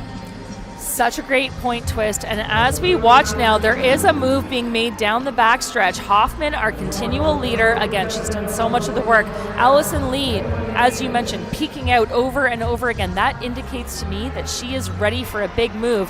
But look at the big move being made by Barrington, Illinois' Mia Sirois. She has been sitting in third for a lot of this race. She is hungry. She is chomping at the bit. She is coming up on 10 laps to go and holding no prisoners. This is a very smart contention by her. She's allowing Hoffman to do the bulk of the work around those turns when you don't want to swing wide, but she's just, to your point, peeking out, taking a look, saying, where can I make my move when I'm ready for it? Now we're seeing a little bit of that yo-yoing of the pace, and I have to wonder what's going through the athletes' heads. Are you thinking, hey, keep up with the pace lights, and I'm going to be part of the record books by running sub-16, or I'm going to be part of the record books by winning the national title? I mean, this is a national title race, so that's not necessarily the best race to run the time trial. Again, such a great point. I think Sirois here is taking note of that and saying, if Hoffman's not going to stay on those lights, I'm going to do it. And now you see that move around the backstretch. Twist, what I would do if I were her, throw in a surge. Even if you're hurting, again, the rest of the pack is hurting too. Break that up. Put the gears to these other athletes, make them work for it, and that's exactly what we're seeing courtesy of Mia Sirois here from Barrington, Illinois. And just in the space of about 10 meters, she has opened up a gap of daylight over her competition. That is very smart and brave running. 38-38 on that last lap for Sirois. And she looks comfortable doing it. Like you said, we know these athletes are hurting. The entire field is hurting. This is, for a lot of them, uncharted territory, going through 3,200 at 10:15. That's a spicy opening 32.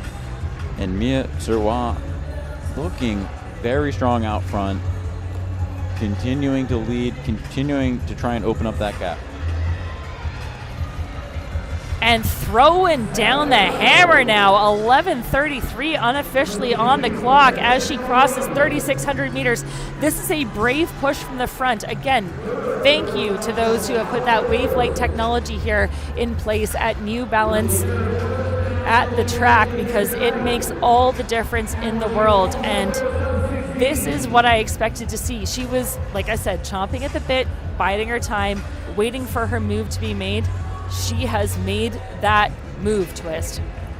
But I would not count out Allison Lee.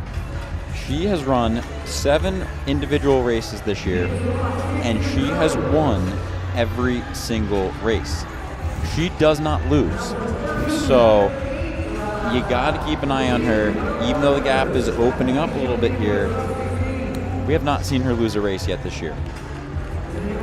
There's something to be said for losing, though. I will say, if you are just accustomed to winning time and time again, you don't necessarily develop that race IQ that you were mentioning earlier, Twist, about how to react when something like this magnitude of incredible running is thrown down by Sirois. She is, wow, absolutely powering for home. She is going to see 1,000 meters to go, and what a run it has been for Sirois.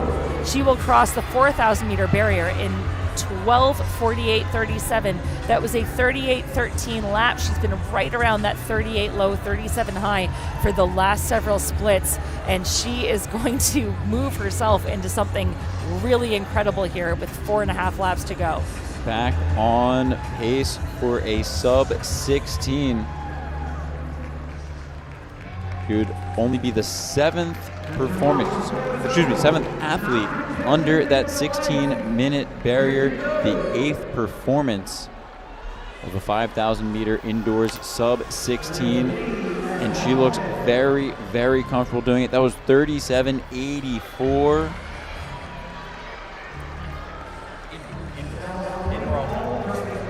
So top 5 all-time indoor twist, to your point, on the line here. Again, she's got to know that. She is rounding the top of the track, continuing to pick off athletes in front of her, and she is going to approach with 600 meters to go. This is a big, big run here from Mia Sirois. Again, picking up the pace. That was 38.26 on that last lap. We are inside the final 600 meters. Mia Sirois holding strong out front, maintaining ahead of those 16 flat pace lights. Allison Lee is in second, but Emma Hoffman is right with her. That is a battle for second now. Mia Sirois strong up front. The final 400 meters. Here we go. Mia Sirois of Barrington, Illinois, inside the final 400. I am so impressed by her consistency. She has been churning out laps at 38.2, 37 high, 38 high. She is another 38.25 to her name. And again, the New Balance Nationals Indoor Championships never disappoint. She is part of the New Balance family. She has signed an NIL deal, and what a way to turn up. The crowd is going wild. 1 lap separates our leader from the finish line. 15:21 unofficially on the clock. Twist, this is going to be a big, big race. This is going to be a big deal. We could see the 7th athlete ever sub 16 minutes indoors, Mia Sirois. And 100 meters to go for Sirois. 15:40 unofficially on the clock. She's going to have to throw down something really big here around the top of the track. She's running completely solo, buoyed by this incredible crowd here at New Balance Nationals Indoors. Mia Sirois driving for home. It's going to be just under that 16 barrier. 15:58.05 unofficially for Mia Sirois of Barrington, Illinois. What a run! The 7th fastest athlete in history, Mia Sirois of Barrington, Illinois.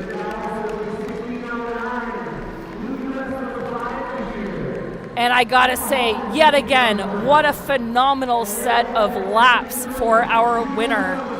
38 high, 38 low, 37 high, over and over and over again. You can see the carnage, and you know, I gotta say, I love distance carnage on the indoor track. Sirois completely unbothered, smiles all around, huge final lap for our winner. And she's got another year of high school to go. We are going to see her, I'm sure, at New Balance Nationals Outdoors and Indoors again next year, looking annoyingly fresh as a daisy, and I say that in the best way possible. Twist, but what a run for Mia Sirois. You know, it's good that she's looking fresh because we're going to see her back in the championship 2 mile. So, you know, you get that win, you add your name to the list of the elite few that have broken 16 indoors. And now she's going to come back in that 2 mile. And I know it's too early to start thinking about it, but I'm going to start thinking about what she's going to do in that 2 mile on Friday. Well, she's going to be brimming with confidence. We are going to bring you that race as well. Very capable runners continuing to stream across the line here. An absolutely fantastic sub 16-minute clocking there for Sirois, and she did a lot of work from the beginning, but she had some company. Absolutely. Let's watch how she got it done. The replay on your screen now. making that move and not looking back, running like a metronome on the back half of this race to secure the win. Breaking the tape there. A great run. Sub 16 minutes. Mia Sirois, your national champion here at New Balance Nationals Indoor.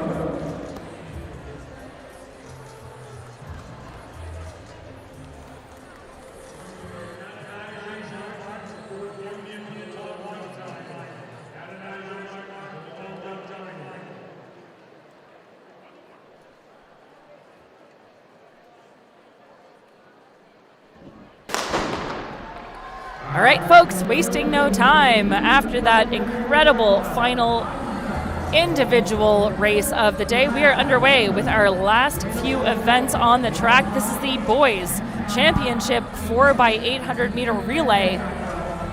We have 8 timed finals here, Twist. That shows exactly how deep our fields are and also how exciting it is to be part of a relay. This is day number 1. We have 3 days left to go. But so exciting to see all of these athletes out front and working hard for their teams. In section number 1, we are set to have 14 teams competing: Boyertown Area Track Club, Bison Track Club, Wallingford Panthers, Duval, Weymouth Track Club, Greater Lowell Tech Track Club, Runners High, Lansdowne High School, Apex Michigan Fairport Track Club, Frog Lake Track Club, St. Francois out of Toledo, Woods, and Miller Place Panthers. Serenity Douglas is trackside with Mia Sirois for an interview. Mia, absolutely fantastic job today, but you were up against some tough competitors. What was going through your head? Yeah, I knew how strong this field was, so I was honestly just content to stick with them, kind of go off of their pacing a bit, and when I felt like it was my time to go, make a move and be decisive with it, and I feel like I executed that today. That's exactly what you did. But you were injured all cross-country season, so this is a lot for you out here today, but you ran with so much confidence. How were you able to do that? Yeah, this was only my second race in 8 months, so honestly, I wasn't really sure where I was at, but I've been crushing workouts, running times that I've never ran before. I think a lot of it for me was just putting my trust in God and knowing that He can do anything. So honestly, I just tried to go out there, run my best, and give an honest effort. We like to say effort and attitude is all you can control. So that was really my focus today. Effort, attitude, that's exactly what you have, y'all. Let's hear from Mia Sirois!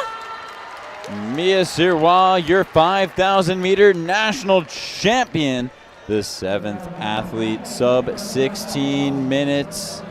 Congratulations, Mia Sirois, 15:58.06. And back on the track, that is Apex out of Michigan. They're 1:59.39 through the leadoff 800 meters.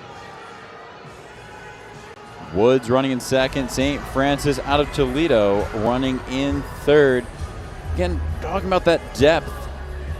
8 sections of this 4x8, and section 1 is on pace to break that 8-minute barrier. Oh man, do I ever love a relay, especially a distance one. Again, on the end of day 1, to your point, Twist, like we are going to see so many of these competitors back in action individually over the next few days, if not their team members holding form. But what a performance by our top 2 teams right now, absolutely taking it out, throwing things down, no holds barred. Apex leading Woods. 3:29 unofficially on the clock through that split. Woods in the lead over Apex. The duo down the back straightaway, Woods and Apex. Apex on the outside shoulder of Woods. We're coming up on the halfway exchange in this championship, boys, 4x8. And we are looking strong. We're looking good. We're going to be hovering right around 4 minutes at the exchange. 4:01 unofficially at that exchange. It'll be Apex 2:02.17 on that second leg. Woods 2:01.90 looking strong, maintaining the order, Apex and Woods. And you know what I love about this twist is that at that exchange, Apex had the advantage and they have capitalized on it. If you can get ahead of your competitor at the exchange with all that traffic, you just have to keep your foot on the pedal. This is a big, big move for Apex. I believe that, well, this is meant to be Demlo, I believe, taking things out on the third leg, but he has not shaken the specter of our trailing Woods athlete. And it is those two clear of the field. Woods doing everything they can to keep in contention with our leader, but Apex, they're going to approach the halfway mark here. It's a two-boy race. What do they have in store for this final 400 meters? Woods making a big move here to close down to Apex. And anytime I'm watching a relay, I always ask, when is the right point to make that big move? You get the stick, you're down by maybe 5-10 meters. Do you immediately try and close down that gap, or do you save something for the kick? Because Woods, he's going for it early here. There's still 200 meters left, and he's looking pretty fatigued inside this final 200. Coming up on a big final lap here, it's a really good question, Twist. It all depends on your speed endurance, and here we see that gap opening up now. Every athlete into this final 200-meter lap is going to be fatiguing. It's going to be a battle on between our two front leaders, Apex and Woods, but just off of screen to our right, we see a big charge into third here. This is going to be a big, big move on the outside, approaching the final exchange. It is going to be Woods and Apex with the advantage, but Greater Lowell Tech Track Club, that's Fairport Track Club, has done an enormous job to eat into that advantage from our top two. Apex, Woods, Fairport Track Club, your current top three. And that is courtesy of a sub 2 minute clocking, 1:59.03 for that penultimate leg, courtesy of Fairport, and that made all the difference. Huge difference there. As we saw, Fairport moving up. They were 9th at the first exchange, then they were 8th at the second exchange. Now they are 3rd, and they look hungry. We are out through the opening 300 meters in 44 seconds for Apex and Woods. Fairport Track Club chipping away at the lead duo, trying to reel them in. And all of a sudden, it's become a 3-competitor race. 2 laps to go here. Woods continuing to hold pole position. They are in the advantage, trying to separate from the rest of the pack, but again, don't count out Woods or Fairport Track Club. Fairport with a big, big push there. That third leg of sub 2 minutes made all the difference, and this is meant to be Lombron who is taking things home for his team. And it will be bell lap. We are 1:27 on the clock with 1 to go on this anchor leg. And I have to correct myself, that is green for our third position team. Fairport trying to make the move, but now it is going to be Fairport chasing down Woods. It's going to come down to this final stretch. Twist, this is a huge final run here on the outside by Green. Huge kick by Green down the stretch. That is Green for Fairport Track Club. Sub 2 minutes on that anchor carry. 1:54.65 for 8:01.25. Nearly sub 2, and we're only in section 1 of 8. It is Fairport, Woods, and Apex in that order. 8:01.25, 8:01.78, and 8:05.82. Fairport and Woods going to war down that final straight, 1:54.65 to 1:56.06. So Andrew Green taking things home here for the Fairport Track Club. They were out of it at that final exchange, but what a big kick for home. Fabulous final run there, courtesy of Andrew Green for Fairport Track Club to take the win in just over half a second.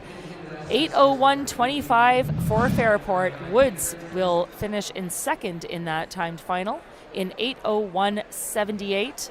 Apex rounding out the top three, 8:05.82.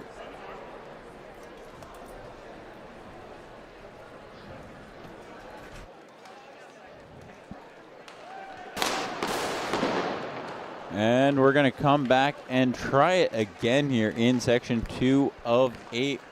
Looking to see for the card. It is a green card. Field will stay intact. And we'll line up and do it again.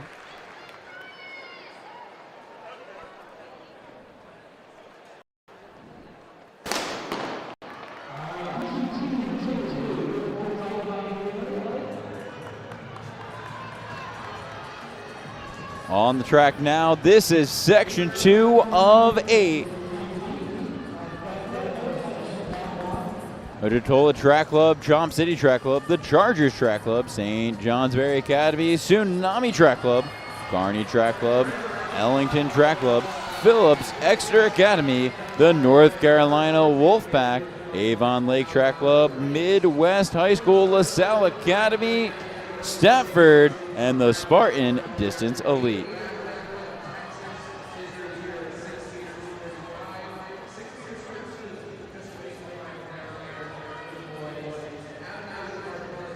And out in the lead, that will be Avon Lake Track Club.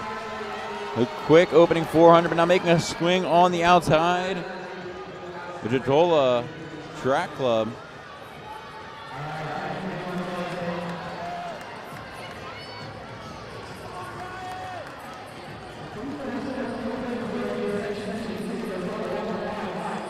We're coming up on 200 meters to run in this lead-off leg. The lead Track Club trying to stay up front, but now making a pass and into the lead. That is Phillips Exeter Academy. Phillips Exeter Academy, a big move ahead of the pace lights set at the time from section 1. Fairport Track Club's 8:01.25.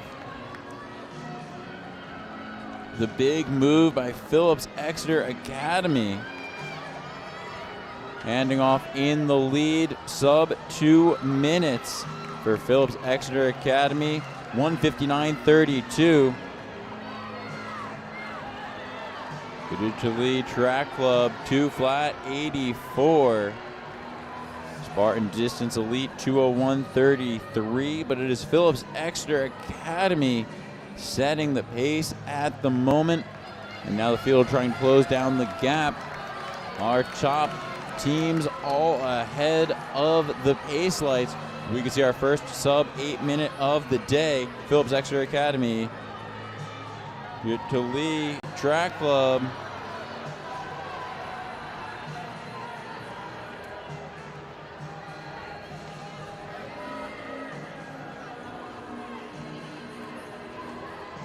Phillips Exeter trying to maintain the lead. 2 teams right on his shoulder. Now swinging wide and by into the lead. Your new leader will be Spartan Distance Elite. The Spartan Distance Elite down the back stretch, running strong out front. And now a move coming up from third.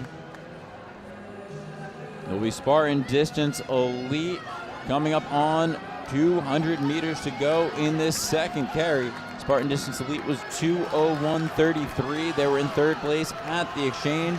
Will be Spartan Distance Elite, followed by the North Carolina Wolfpack. The Wolfpack, they were way back at the exchange. They were in 7th place at 2:03.39, and now it is the Wolfpack looking strong up front at the exchange. Spartan Distance Elite and the North Carolina Wolfpack.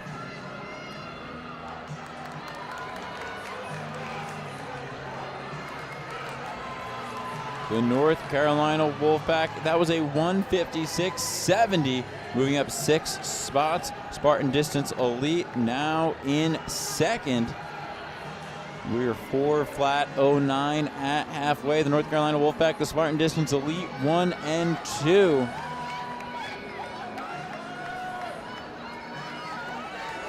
Out in 28 seconds for the North Carolina Wolfpack. Typically see about a 2-second positive split in the boys 800 from the first 400 to the second 400. But the sport of the 800 has definitely been changing in the super spike and bicarb era. North Carolina Wolfpack and Spartan Distance still 1 and 2. Coming up on the opening 400-meter split. And we are 59 seconds on the clock for the North Carolina Wolfpack. Now moving up, that is Lee Track Club. A big push coming on the outside, but it'll still be the North Carolina Wolfpack clear of the field by about 10 meters, falling off the pace slightly from the time set in section number 1 of 8:01. 1 lap to go on this second carry. On this third carry, North Carolina Wolfpack trying to hold off the charge on the outside. But now into the lead. That'll be the Midwest High School relay team. Coming into the exchange.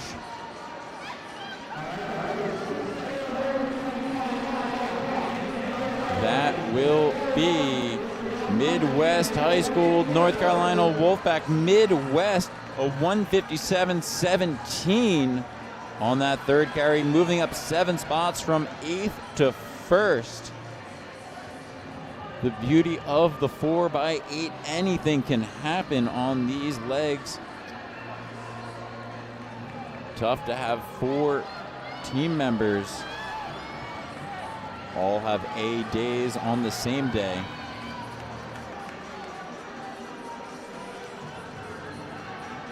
Midwest High School strong up front, but he has a lot of company. Look at that shot there.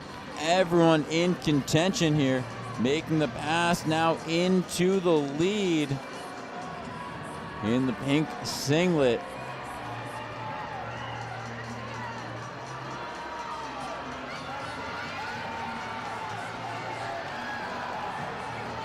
That is Stafford Track Club. Stafford Track Club and Midwest High School.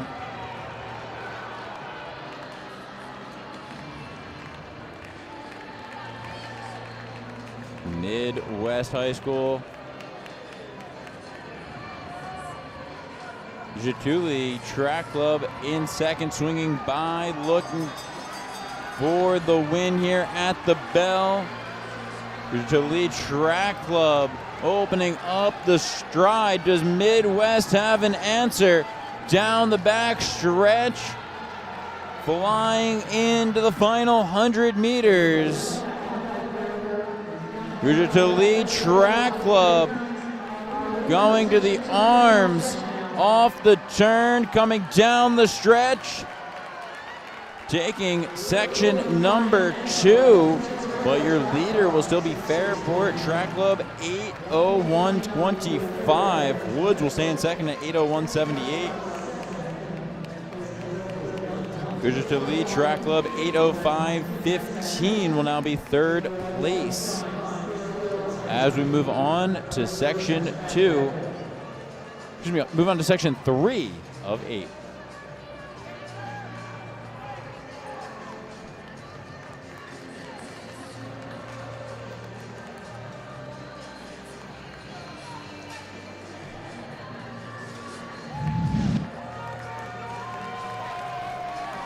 Watch a replay of how section 2 of 8 went down.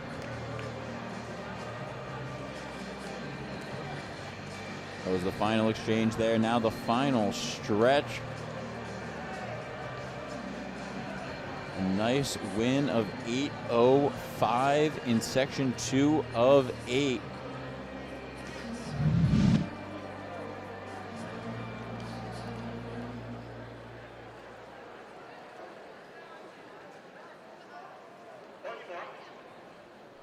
And now here it is, section 3 of 8. Charlotte Country Day Track Club, Forge, Hoover Elite, the Saints Track Club, Scarsdale Track Club, Union Catholic, North Babylon, Grassfield Track Club out of Virginia, New Canaan, West Springfield Track Club out of Virginia, the Lawrenceville School, Barrington Track and Field, O'Connell Track Club, and Natick Track Club. Your field of 14, section 3 of 8. And it is a quick opening 200 for Barrington Track and Field. Barrington through the opening 300 meters, 41 seconds on the clock. A spicy way to do it.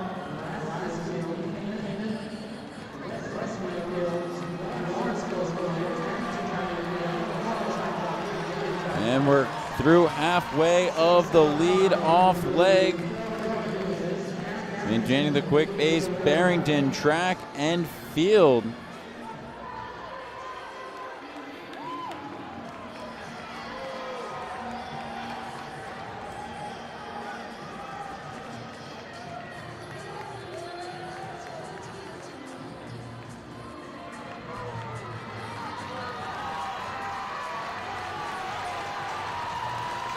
.200 meters to go on this lead-off leg. Barrington Track and Field and West Springfield.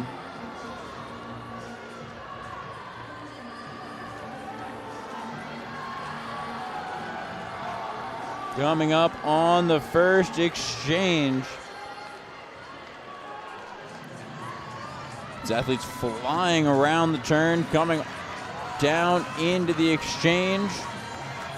We are sub 2 minutes on this lead-off leg. Barrington Track and Field 159.23. West Springfield Track Club 159.63. Charlotte Country Day Track Club 2 flat 44. Hoover Elite right there in fourth at 2 flat 52. West Springfield Track Club leading that chase back, but it is Barrington Track and Field out well. Out in about 27 seconds for Barrington Track and Field. Chase back of West Springfield, Charlotte Country Day, and Hoover Elite closing down the gap to Barrington Track and Field. That chase trio trying to join a lead quartet. Now it is a lead quartet up front, put a big move wide and pushing into the lead. Your new leader halfway through this second carry. It is West Springfield Track Club. West Springfield and Barrington 1 and 2.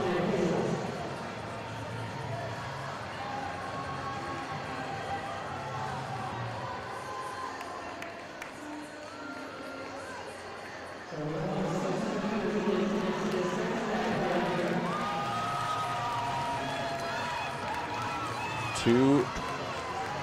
3:26 on the clock with 1 to go in this second carry.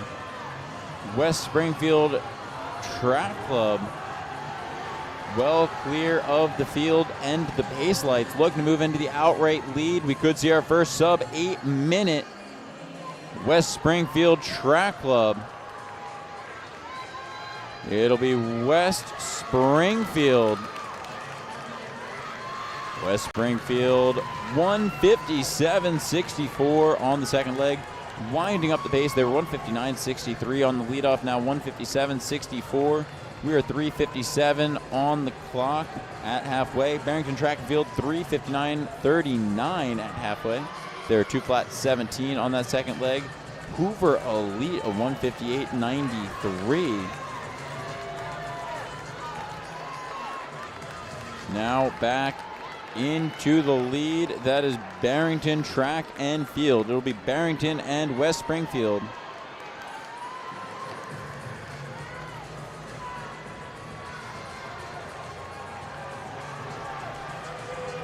Barrington and West Springfield together out front.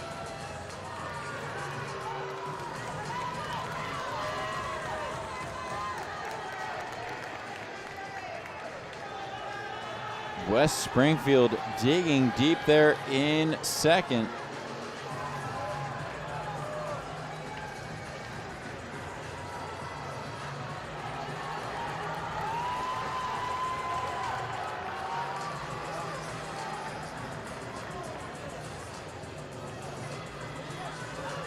Coming up on 200 meters to run in the third carry of section 3.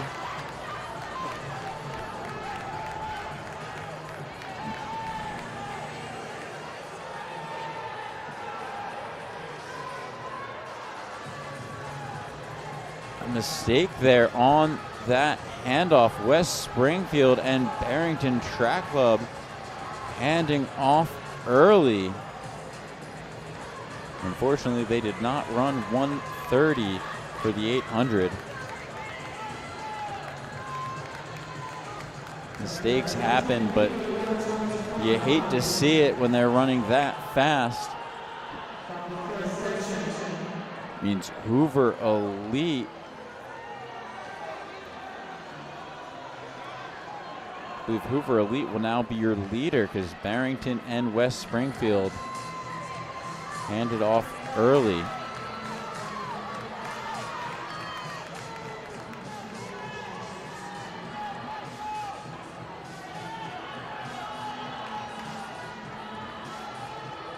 Union Catholic moving well.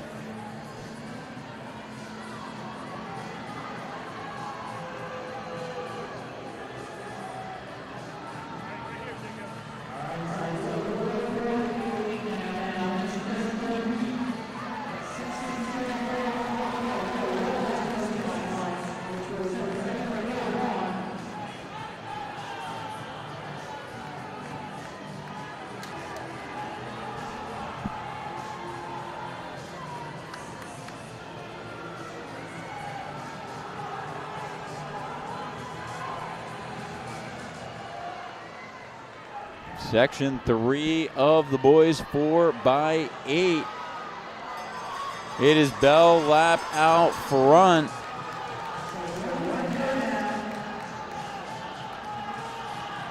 That is Hoover Elite in the lead.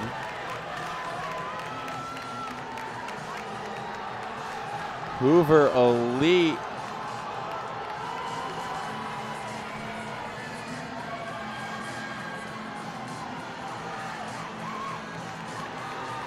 down the stretch, across the line. That is Hoover Elite. 7:58.25 for Hoover Elite. Charlotte Country Day 8 flat 89. Barrington Track and Field 2:02.06. Grassfield Track Club 8:02.45.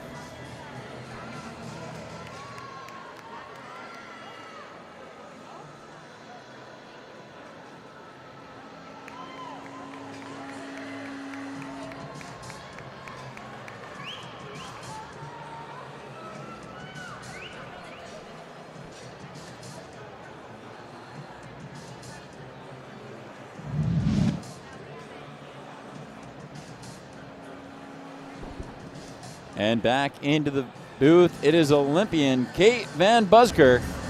She'll take the call the next few sections. Looking forward to it, Twist. Thank you so much.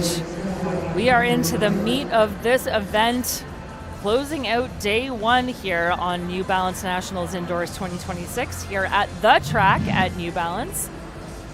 It has been an exciting series of races all day long, and we are just getting things started. What a way to kick off our 2026 edition of this fantastic New Balance Nationals Indoors. My name is Kate Van Buskirk.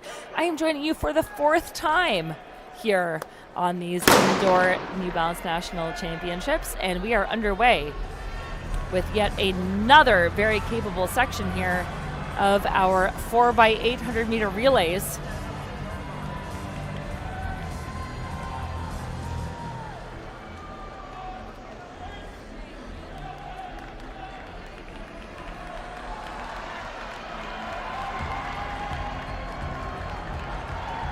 We've seen several capable sections already. We are section 4 of 8 here.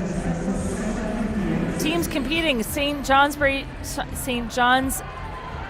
Academy, the Hawks Sprang 2, Mavericks Run Club in 3, Deer Creek Track Club in 4, Palm Beach Elite Track Club in 5, Hull Track Club in 6, Holland Track Club in 7, Barrington Track and Field Club in 8, Ram Nation Track Club in 9, Danbury Track Club in 10, Butler High School in 11, St. John Paul the Great in 12, Hunterton Lions Track Club in 13, Lexington Elite wearing 14, Sweetness Track Club in 15, and Brothers Track Club wearing hip number 16. And we are about halfway through the opening leg here of this championship boys 4x800 meters.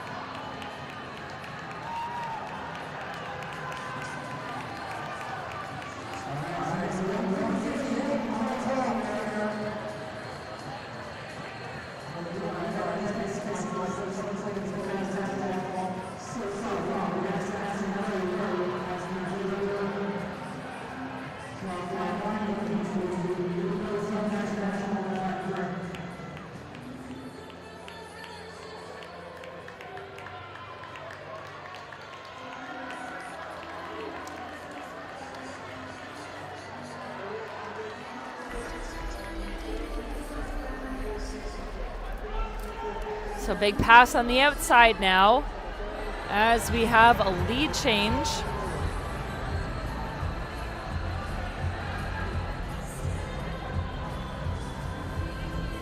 It's still everyone's race. Love to see this level of competition here. Coming into the home straight, and now a big breakaway. Just under 3 minutes on the clock.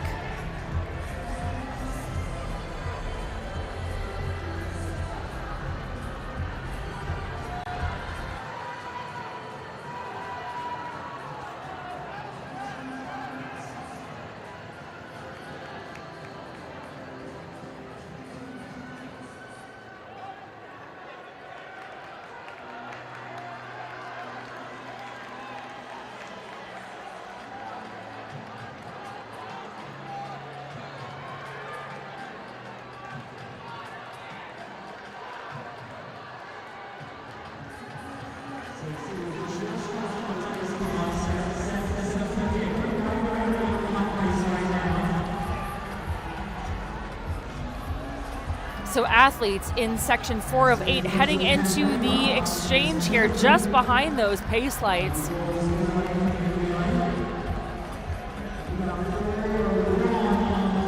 It's going to be a big final push there to the first exchange.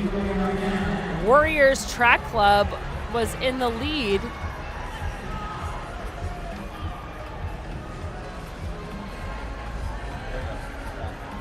Hunterton Lion Track Club sitting in second at that first exchange. Radnor Track Club rounding out your top 3, and they are right on those pace lights. This is going to be an exciting race, folks.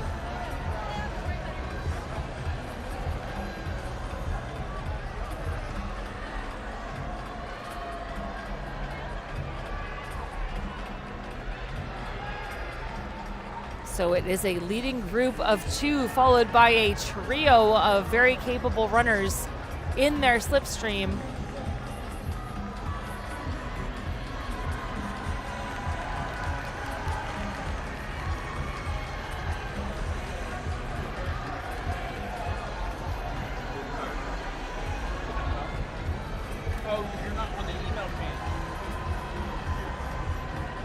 And now that gap trying to make up that following trio, trying to make up the gap on our leading two. A big, big move by our third position athlete. 1 lap to go here.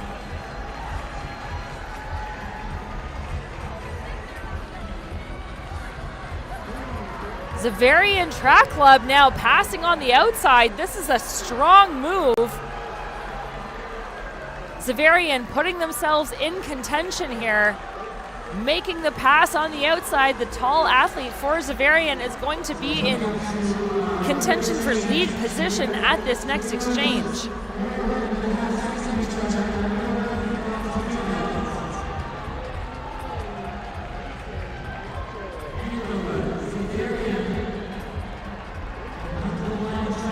So Zavarian with the advantage here around this opening leg of this 4x8.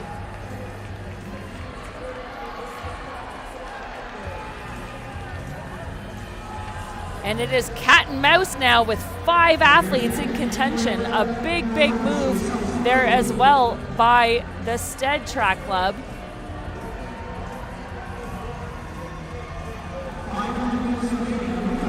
Huntington Lions in the mix as well. So too Warrior Track Club. They've been steady all the way. They're just slipping behind those pace lights at the moment. A little glance to the outside there by Zavarian, trying to figure out where the challenge is. Well, it's right on his outside shoulder. Can Zavarian hold on to the lead?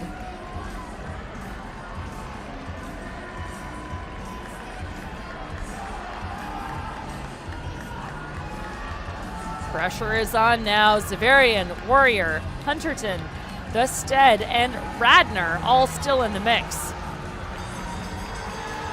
Hearing the bell now, it is going to be a 3-man race.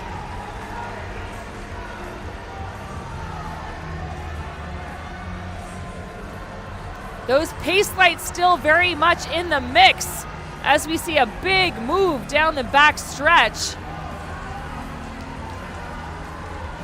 And a hard final push, well timed here for this final kick. A big final leg across the line. What a run there.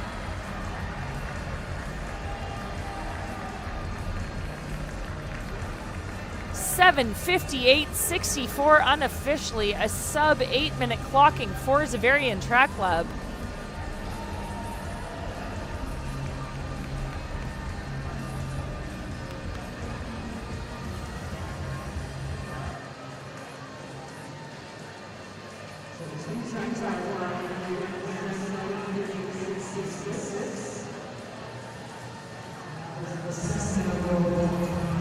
And excuse me, that is the Stead Track Club, 1:53.53 for that final leg. It was a hot mess out there,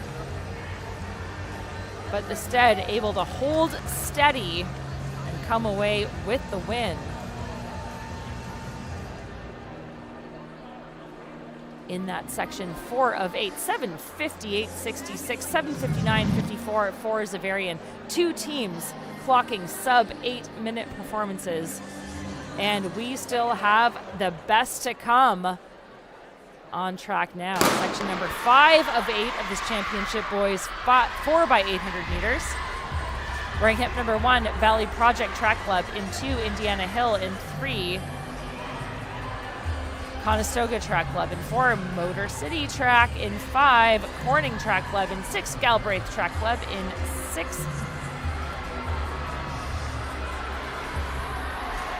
6, Ballerica. In 7, Deptford Township. In 9, North Andover. In 10, Westfield. 11 is Racing City. And 12, Jacket Track Club.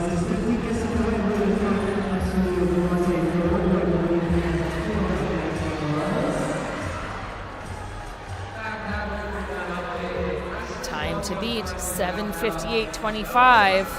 That is courtesy of Hoover Elite.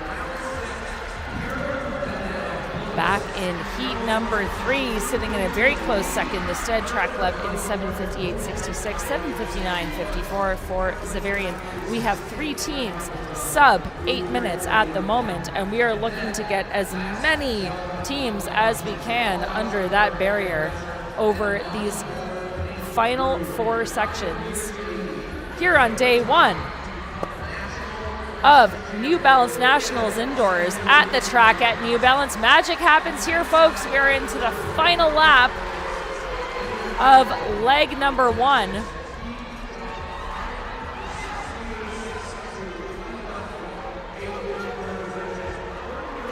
And with a good amount of distance on the field, this is Motor City Track motoring away from the rest of the competition. The battle is on for second, but a big gap now as our leader enters that pain cave. Can he hold on for the exchange? He does just that. So Motor City with a 1:57.02 opening 800-meter leg.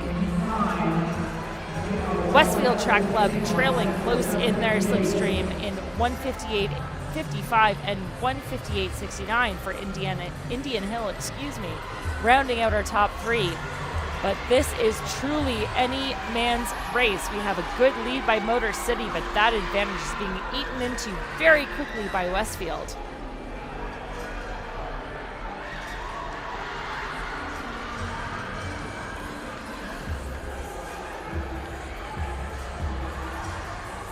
Motor City, this is Christian Collier taking things out for his quartet, but he is being hotly pursued there by Westfield Track Club.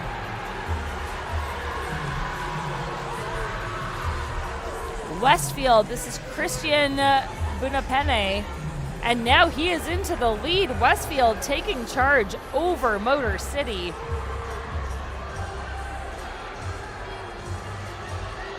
Glory on the line for these athletes. It is a 2-man race. These runners pushing each other towards fast performances. It is Westfield Track Club with the advantage at the final lap into the turn, but on the outside, Motor City, courtesy of Christian Collier. And now a big move by Collier to take the lead down the backstretch. 120 meters separates Motor City from his next exchange.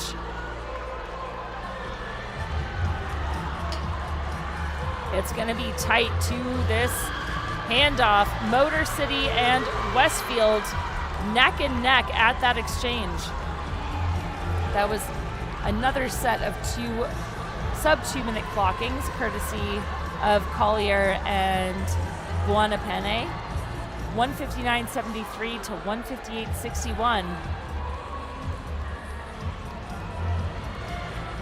And this is where in an 800, you're probably bringing some 400-meter runners up, you're probably bringing some milers down, and you want to make sure that you have distributed your effort evenly over the course of these 4 laps.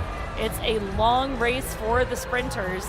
That is Motor City sitting fairly comfortably in the lead right now.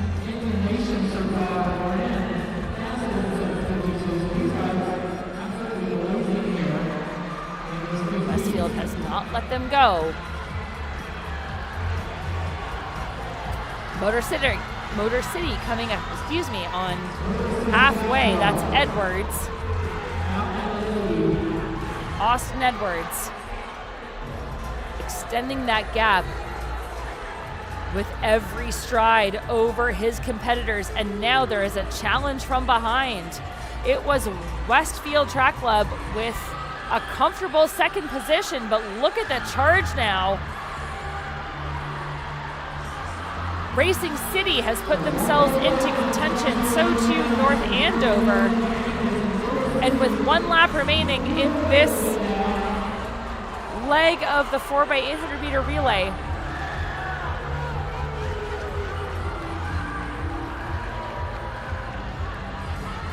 the challenge has been mounted. The advantage has been overcome. It is going to be a tight line to this last exchange.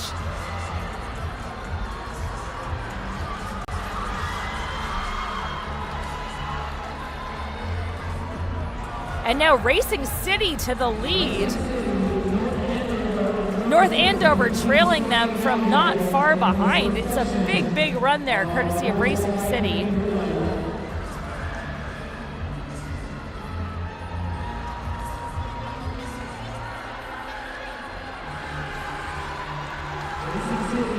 That's Levi Layden with a big opening lap and an opening gap also developing on that chasing quartet.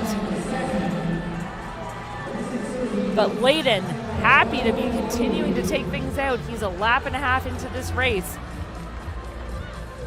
If you're a fan of the 800 or you've run it before, you know that you can go out hard and that bear can jump on your back at any point. Now we're through the halfway mark here for our leader, looking strong. He's under some pressure now.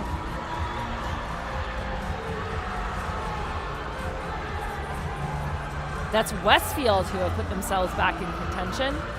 Westfield now trailing Racing City. And then the rest of the field in the mix for that third position. This is going to be an exciting final lap. Layden, our leader, feels the pressure, turns on the afterburners.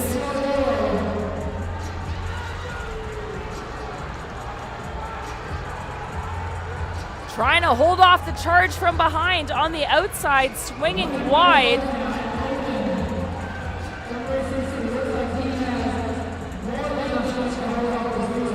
That appears to be Galbraith Track Club all of a sudden coming out of nowhere, but to the line, having done the work early and reaping the benefits. A huge final push there and a sub 8 minute clocking for our ultimate winners of this section. 7:55.23 unofficially for Racing City. Galbraith Track Club comes out of nowhere to take second, and North Andover Track Club 7:57.81 rounds out the top three. We have at least 6 teams under that 8 minute barrier. Motor City, the last of those 8. Well, Galbraith came out of absolutely nowhere. Kudos all the way to Racing City for keeping that pressure on from the front. Huge final leg there for our ultimate winners of this section. But in the green, Galbraith giving chase here at New Balance Nationals Indoors 2026. It has been an absolute pleasure calling all of these races for you. My name is Kate Van Buskirk. I'm joined by Mr. Twist, and we've got lots of excitement yet to come. We are going to enter now our 6th of 8 sections.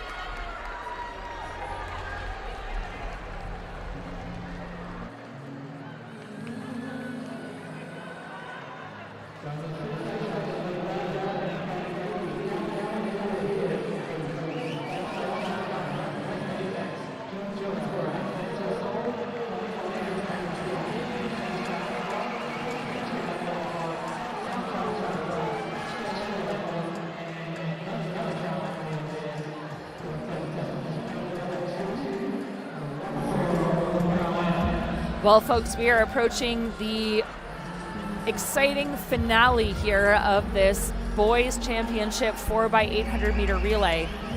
On track now, section 6 of 8 in our timed finals.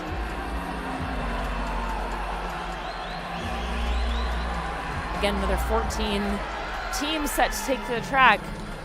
Lake Braddock, Lancaster City, Carolina Cavaliers, Astros, Syosset Track Club, West Apex, Jonesboro, Mentor Soleil, Tornado Track and Field Club, St. Anthony's, the Patriot Athletic Club, South Farms, Asheville Reynolds, and Carolina Cavaliers B.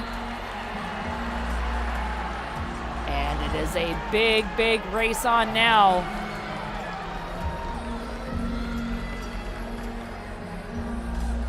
Lake Braddock taking the early advantage here in this opening leg.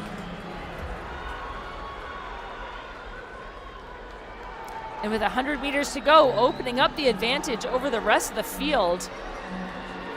They are going to be decisively in the lead heading into our first exchange here in section 6 of 8. And it's a clean one. Excellent first leg there by Lake Braddock, 156.40 to South Farms Track Club, 157.42.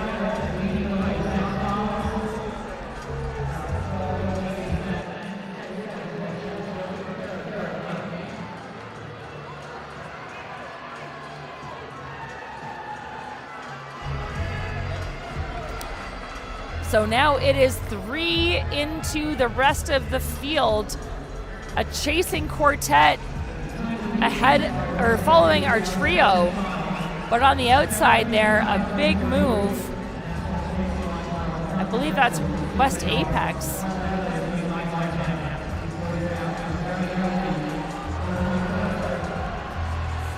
It's a 3-man race heading into the back half of this leg of the relay.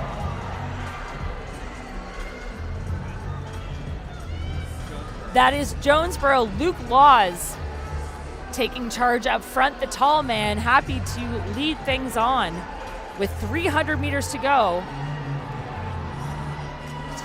500 meters to go in this second leg. Coming up on 200 meters to run in this second leg. We are out quickly for our leader from Jonesboro, Luke Laws. He went out quickly trying to make up that gap early, but now it'll be Lake Braddock and South Farms Track Club. South Farms Track Club clear of the field right with the pace lights that are set at 7:55.23 from that last section's Racing City. Setting the mark to beat. We are now through halfway. It is South Farms Track Club at 2:01.12, 3:58.53.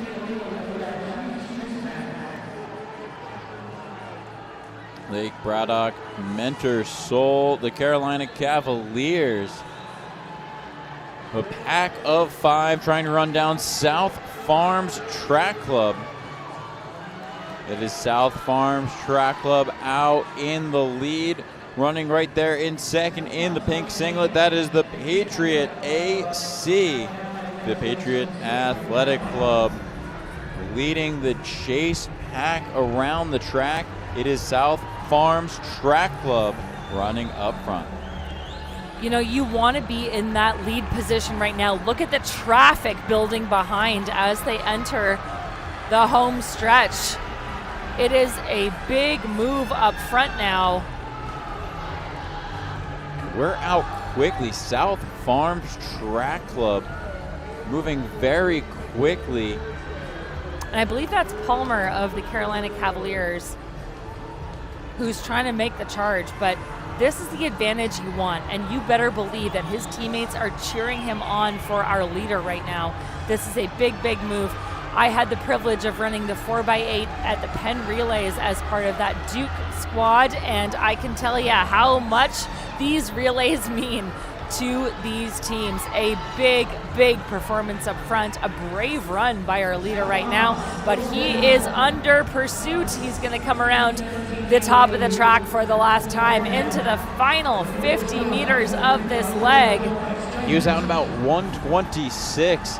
You see him straining there down the stretch. Paying the price for going out quickly, but he will hand off in the lead. A 1:58.12 for South Farms Track Club, Carolina Cavaliers, St. Anthony's, and the Patriot Athletic Club, your top 4. And that was an interesting tactic there to put one of their fastest runners on that third leg. That's something that we've seen. Again, these tactical moves being made by very capable coaches here. A 1:58.12, relatively solo here, Twist. That means that we are setting things up for a barn burner of a final leg. The lights are on, the energy is high. Folks are getting excited here at the track at New Balance in Boston, and Mr. Twist, we are in for something special here, and we only are on section 6 of 8. 6 of 8. To have teams running this fast in section 6, we know that section 8 is going to be something special. But South Farms Track Club running their own special race here at the fastest party on the planet at New Balance Nationals Indoor. And now our leader under enormous pressure from behind. This is where that energy distribution comes into a lot of play. South Farms continues to lead, but it is going to be a trio making moves. And they are going to put pressure on our leader. Our leader remains up front. South Farms looking strong. That is Xavier Daddy. But it's the Cavaliers, St. Anthony's, and the Patriot all working hard from behind. It looks as though South Farms is going to hold on to the win in this section. The win and those pace lights coming on strong, though, down the stretch. It's going to be the pace lights coming in. Can they take the outright lead? It's going to take a lead at the line. Right at the line in this 4x8. South Farms Track Club 7:55.63, but it is not enough. Racing City 7:55.23 will maintain the lead. South Farms to second. Asheville Reynolds 7:57.34 in third.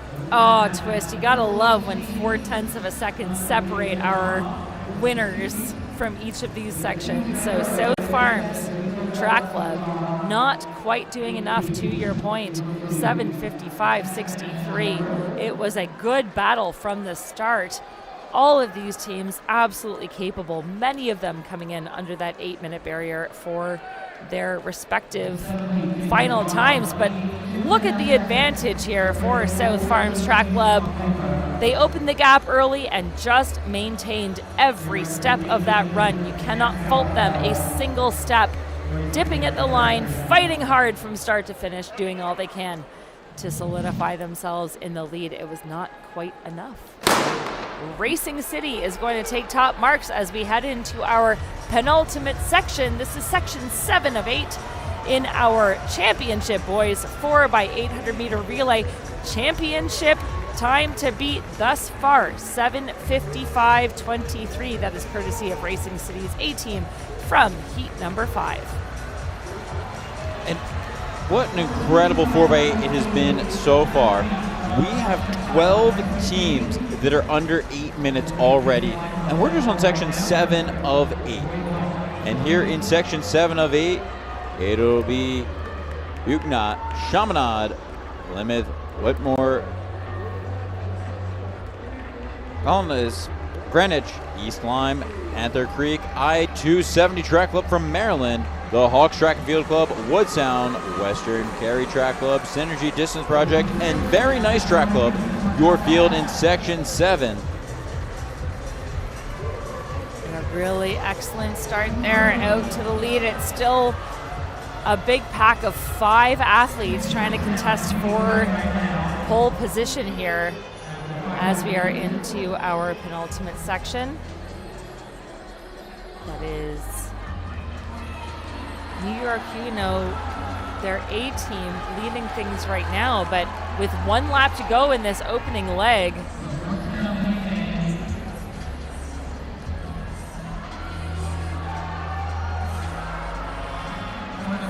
that's Woodstown that has something to say about it, and Woodstown opening things up on the field. Plymouth Whitemar right there in second, leading the chase back, but it'll be Woodsound coming up on the first exchange. And a big first exchange it is, a clean one, a little messy on the infield, but gets the job done. So it's now 6 drivers of this train pulling along the rest of the field, well ahead of those pace lights. again, time to beat 7:55.23, courtesy of Racing City's A-team from heat number 5. And these guys are going to have something to say about that. 3 laps remain now.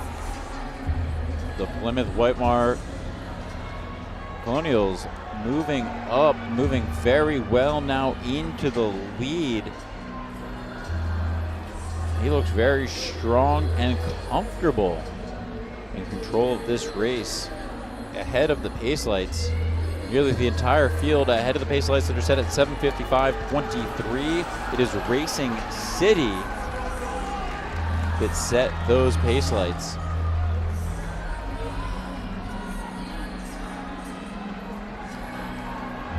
So Woodstown continues to lead the charge here. Again, that's not an enviable position. The conductor of this train, he knows he has pressure from behind. He is going to come up on 1 lap to go. And again, there are 7 guys still in the conversation. And look at that charge on the outside, now trying to go into the lead all the way to the outside of lane number 2. He'll tuck in for 3rd now. I believe that was Chaminade.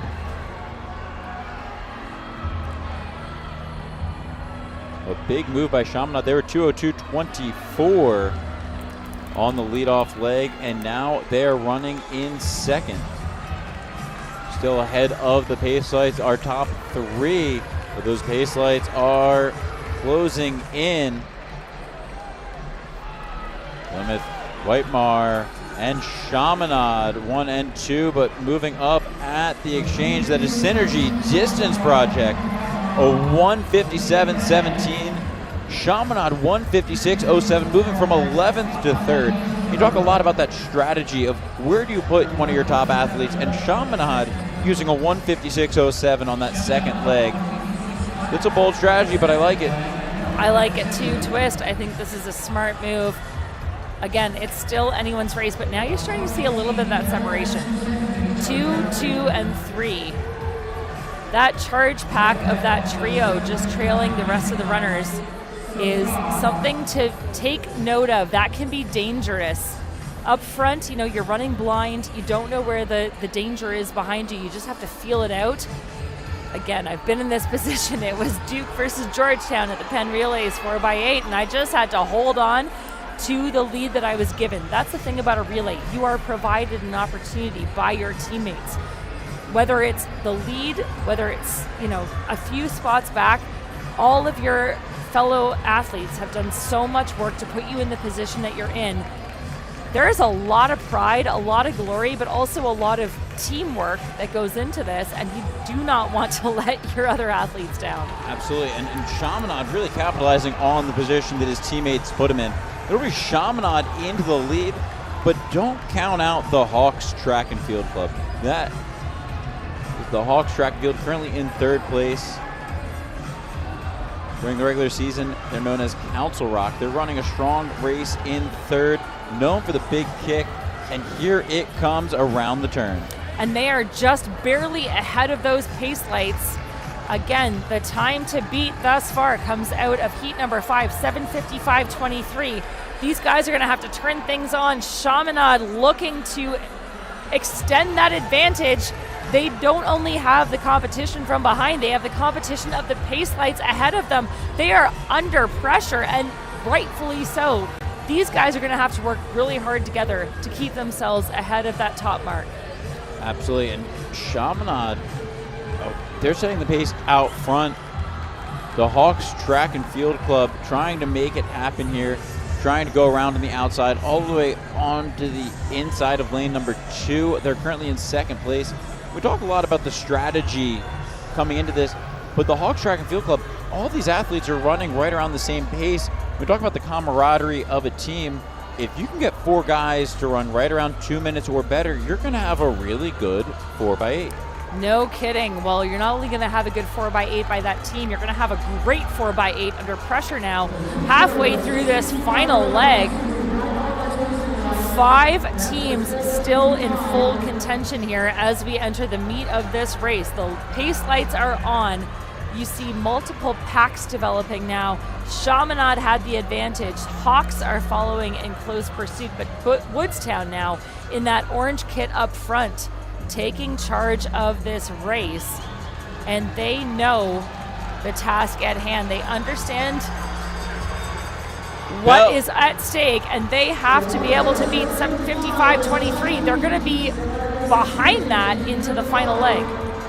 And it'll be bell lap. It is Woodstown, Chaminade 1 and 2, the final 100 meters. Chaminade trying to make something happen, but that'll be Plymouth Whitemar on the outside. Plymouth Whitemar trying to go around Woodstown. Plymouth Whitemar down the final 20 meters. The final 10 across the line will be Plymouth Whitemar, your winners of section number 7. Your new outright leaders at 7:55.10, a 1:56.85, and a negative split on that last 800. Plymouth Whitemar, followed by Woodstown and Greenwich.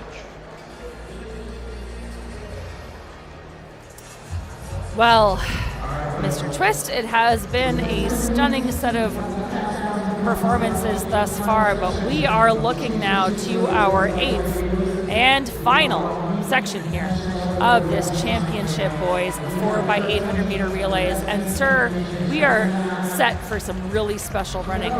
We are looking to take down the current national record of 7:36.99.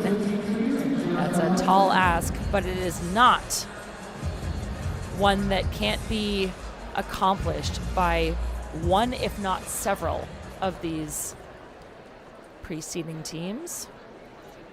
We are set to have 13 teams taken to the track for this 8th and final section of our Championship Boys 4x800 meter relay here at New Balance Nationals Indoors 2026.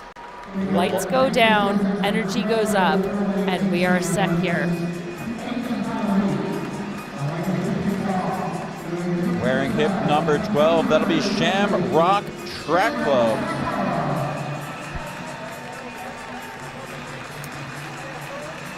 So that means that Conestoga Track Club is a scratch. Shamrock starting in 12. Wearing hip number 11, this is set to be the Raleigh Wildcats, and they are excited about it. Howard, Brinchek, and team. This is hip number 10, Brookline Track Club.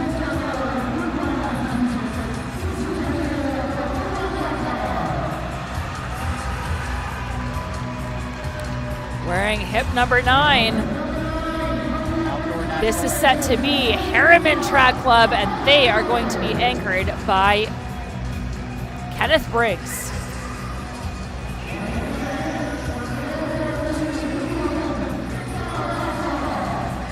Wearing hip number 8, it'll be 6 Mile Track Club.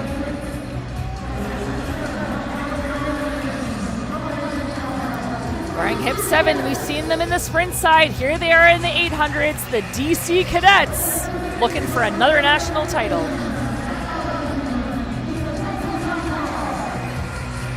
And wearing hip number 6, Purple Track Club.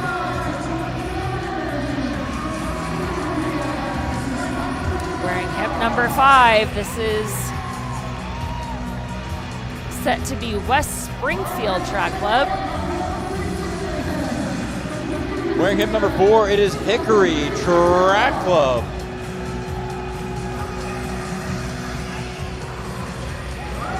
Wearing hip number 3, the quartet from Haverford Track Club looking to lay something down here. Lawson set to be their anchor.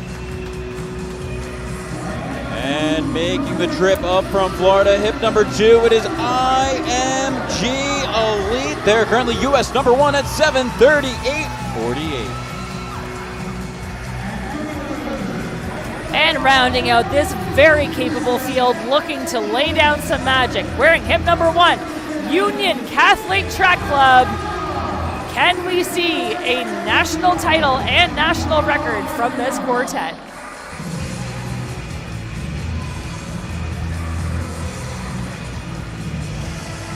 There's going to be a lot of talk of the national record during this race. which I think it's very possible that it goes down, but any one of these teams could do it. Harriman set the national record outdoors at New Balance Nationals Outdoor, and that was one of the longest standing records. We didn't really expect that to go down outdoors, and they did it. They got the job done outdoors. Now let's see who can get the job done indoors. Well, you know, this is such a special opportunity for so many of these runners. Many of them moving on to their collegiate careers, following these indoors. Of course, we have New Balance Nationals Outdoors still to come in Philly in the middle of June. But glory be here at the track in Boston for New Balance Nationals Indoors 2026. This is where it all goes down. Ahead of those pace lights, the time to beat remains 7:55:10 for Plymouth out of Colorado. We're out quickly, well ahead of the pace lights as expected. These pace lights are set at the national record. That national record, 7:36:99. Splits from that national record were 1:53:40, 1:54:90, 1:57:30, and 1:51:40. Well, it is still any man's race halfway through here. 400 meters into this 800-meter opening leg, and oh my gosh, what a traffic jam it is, Twist.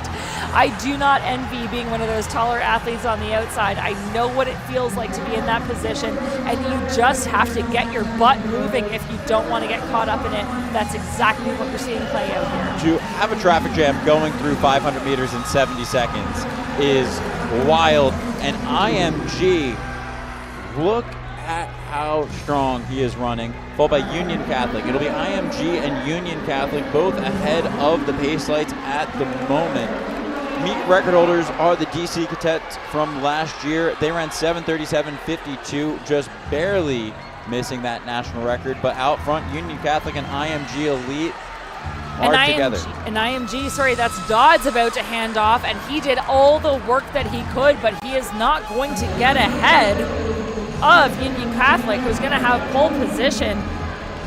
About 0.3 of a second separating those two teams at the initial handoff. Union Catholic now into the lead, and he has got some daylight separating him ahead of IMG Elite. These two valiant competitors, they know each other, they've raced a lot, and they understand that one of them is likely to take down this national record, Twist. Yeah, but it's tough when you have two teams going for the national record. Not only do you have to run fast, but you have to win the race. You have to put yourself into position to win the race and run fast. IMG and Union Catholic, they're both doing it.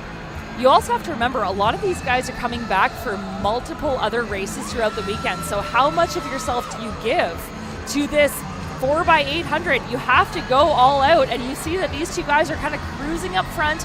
I would love to see IMG Elite keep the pressure on. We've got to keep the pressure moving here into the final 100 meters of this section.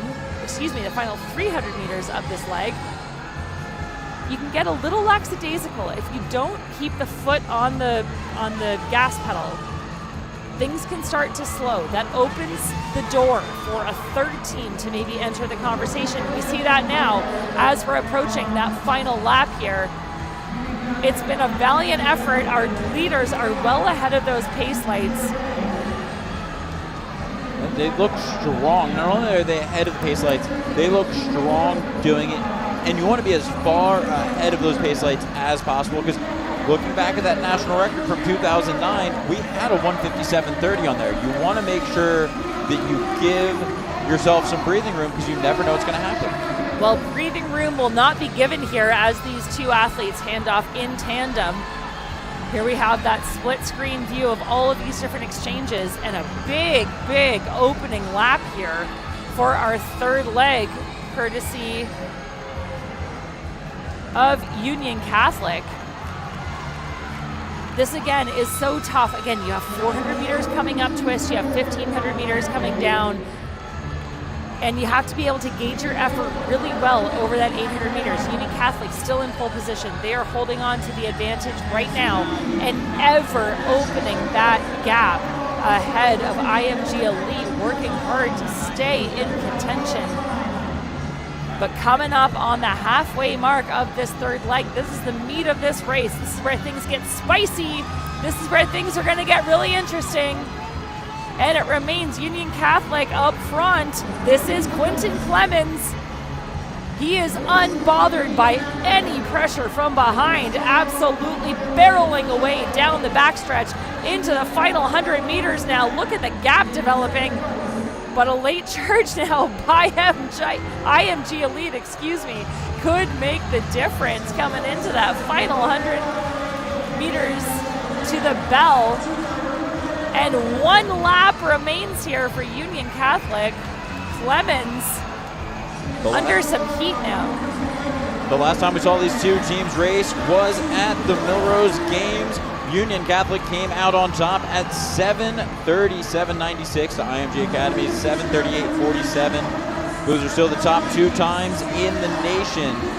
And I love to see this. Into that final exchange, an absolute barn burner of a battle, handing off pretty much in tandem. And it is going to be our leaders, Union Catholic, taking the advantage there. Just behind them, IMG Elite. These guys are going to push each other all the way to the finish line. This is set to be Kieran Brosnan and Hayden Bearden battling it out down the home stretch for the first time.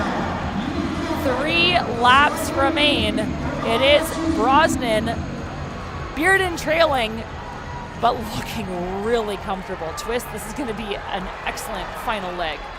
I'm very excited to see how quick these teams can go. I mean, it's turning out to be a race. I don't know that we expected it to be this tight of a race this late in the race, but this is how it played out at Millrose.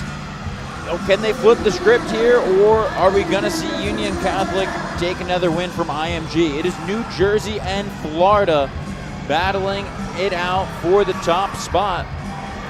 We're going to have to see something really special here. 6:38 unofficially on the clock with 800 meters to go. Again, that national record, 7:36.99. We're going to have to see some sub-30 clockings over the next couple of laps here. But what a battle it is between Union Catholic and IMG Elite. They hit the bell unofficially, 7:09 on the clock, and these two athletes looking smooth and in control into that final 200 meters. IMG, a huge move. IMG into the lead, charging around the final turn. Ladies and gentlemen, this is going to be a record finish.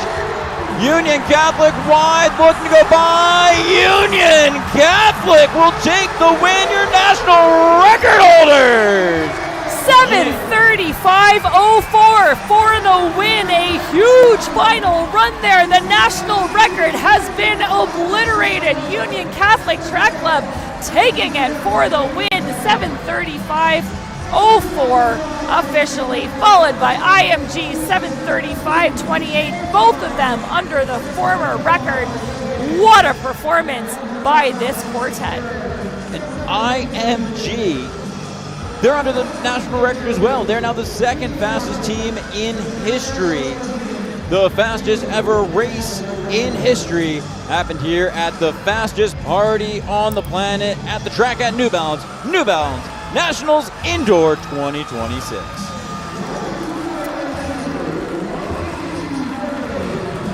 Look at them enjoying the moment. Now let's see how they got it done. From the gun, Union Catholic and IMG Elite making it a duel for the national record. Down that stretch with Union Catholic pushing off the turn into the lead, trying to capitalize on the early move made by IMG, and Union Catholic, it pays off with the national record. And look at that glance to the inside. I gotta say, that's a little reminiscent of the Andre DeGrasse and Bolt sort of romance that we saw back about 2016. But what a run there for these guys.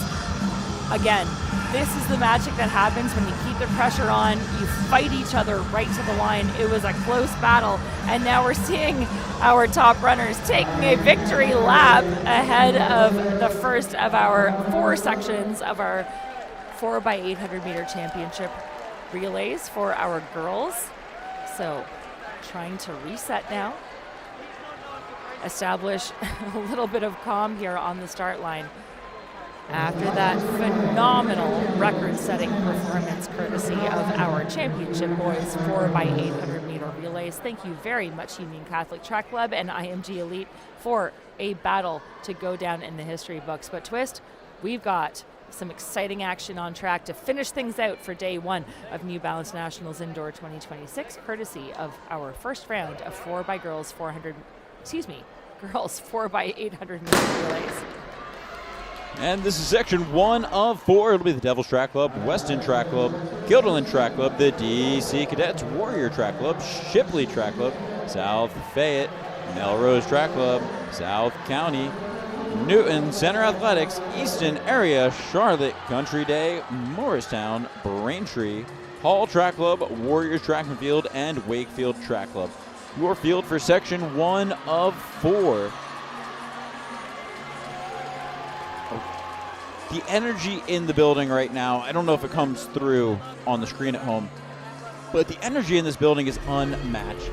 Coming off of a national record, a tight battle for that national record, these girls are capitalizing off of the energy and going out quickly in the early stages of this 4x8. And you know, Twist, I think that's so true. It's really cool to feel that energy in the building here. What a phenomenal center this is for high performance track and field at the track at New Balance, and to come off a national record like that, look, we're already seeing it spilling over into the performances here halfway through our opening leg of our first of 4 sections of the championship girls 4x800 meter relays. And, you know, I can attest to this. You know, I didn't have, as a girl growing up in Ontario, Canada, I didn't have a lot of these high performance moments in my development, and I can speak to what it was like as a collegiate athlete to have those opportunities. But these competitors, these youngsters, being open to what it means to be a high performer at this stage is absolutely incredible, and it's something that they're going to carry with them for the rest of their lives. Absolutely. This is great experience for these young athletes. We talk about athletes who are traveling from around the country, from around North America, coming here, meeting in Boston at one of the fastest tracks in the world. You can't beat that experience. Absolutely not. And as we approach our first exchange, things are strung out. It was a big push early on, but we are about 2:17 on the clock for our opening leg. South Fayette with that first exchange. Kudos to Easton Area, because their lead leg kept the pace hot and opened the door for that South Fayette opening leg of 2:17.73, about 2.5 second advantage, I should say, over second place. But again, on a mission. Look at the move here by South Fayette.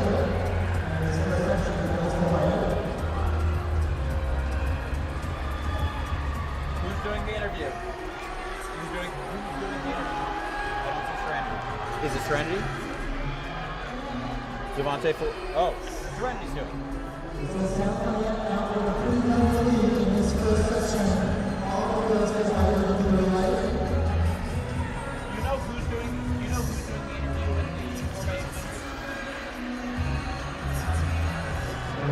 And on the track, it is our championship and national record holders, Union Catholic. Serenity Douglas is trackside. 35:05. I'm here with Union Catholic. They just set the high school national record for 4x8, beating IMG, who also set the national record. I'm gonna start off with Kieran. Coming into this race, what was the plan? Well, we knew there was a bunch of good teams, and it was gonna be a close battle between us and IMG, but we really just had to execute our race plans, and from there we would win. For anyone who was watching that last 100 meters, IMG takes over. Kieran comes on the outside. Man, what is going on in your mind? I wanted to wait till the last 50 to really give it my all, because I have a very strong kick in the last 50, and I know I could beat him. An incredible race. Congrats to IMG, also running an unbelievable race. Your new 4x8 high school national record holders, beating a very, very difficult record that stood for a long time. Congratulations to Union Catholic 4x8. Well, Mr. Twist, you could be forgiven for thinking that Ms. Serenity Douglas, would be on our infield, but that was in fact Dave Alfano, one of the founders of Trials of Miles, one of the fathers, I will say, of New Balance Nationals, and a fantastic interview there by a phenomenal set of performers. Union Catholic Track Club taking down that meet record in the championship boys 4x800. Well, we are under some excitement here in our girls version of that 4x800 meter relay. South Fayette still holding on to pole position, 4:42.85. That was a 2:25.12 for our second leg. And a solo run now. Morristown sits in second, Easton Area Track Club in third. But this is a one-woman show courtesy of South Fayette. And up front, that is meant to be, I believe, Brenna Schmidt. It is Schmidt coming up onto the top of the track. Morristown, Easton Area, and Shipley taking close order. But a brave solo run by our leader into the meat of this race now. 2 laps to go for this leg. Courtesy of Schmidt. She is doing it the hard way. She's doing it by herself. Brenna Schmidt running away with this thing.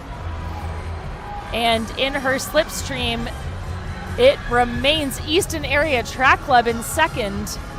And I believe Morristown in third, Twist. A strong race out front, trying to withstand the test of time. They're going to have to put up a mark that'll pass the test of our next 3 sections.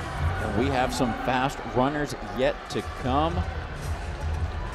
But coming up on the final 200 of this third carry, looking strong out front, that is South Fayette. But now the push coming from Easton Area. Easton Area swinging wide, looking to go by off the turn. Easton Area Track Club now into the lead. It'll be Easton Area Track Club, South Fayette in second.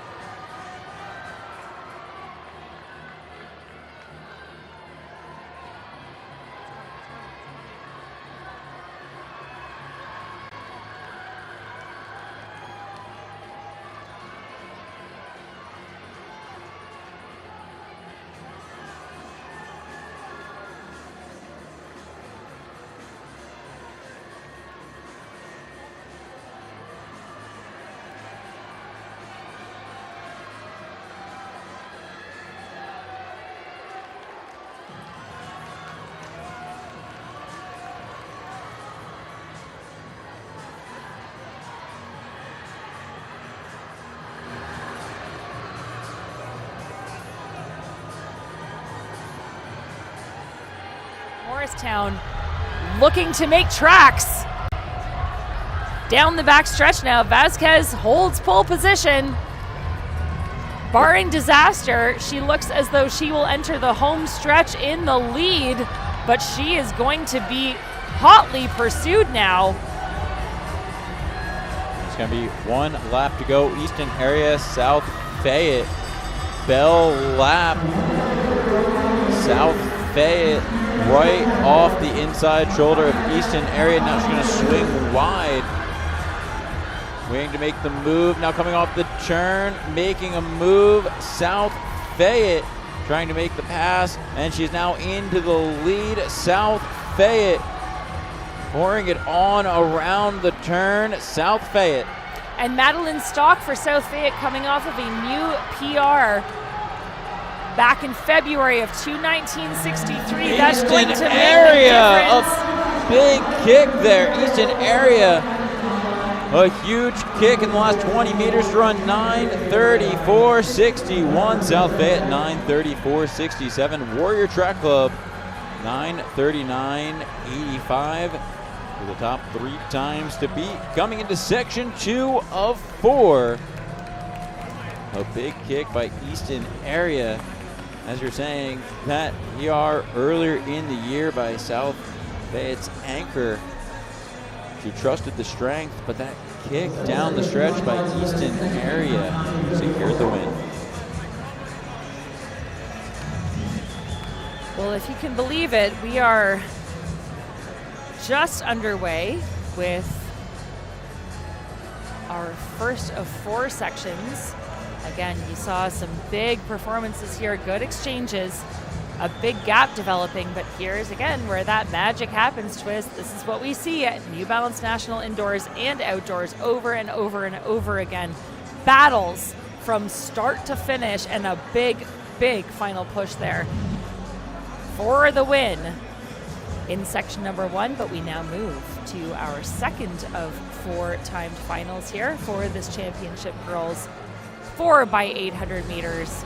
And again, that time to beat as it stands now, 9:34.61, courtesy of Easton Area Track Club.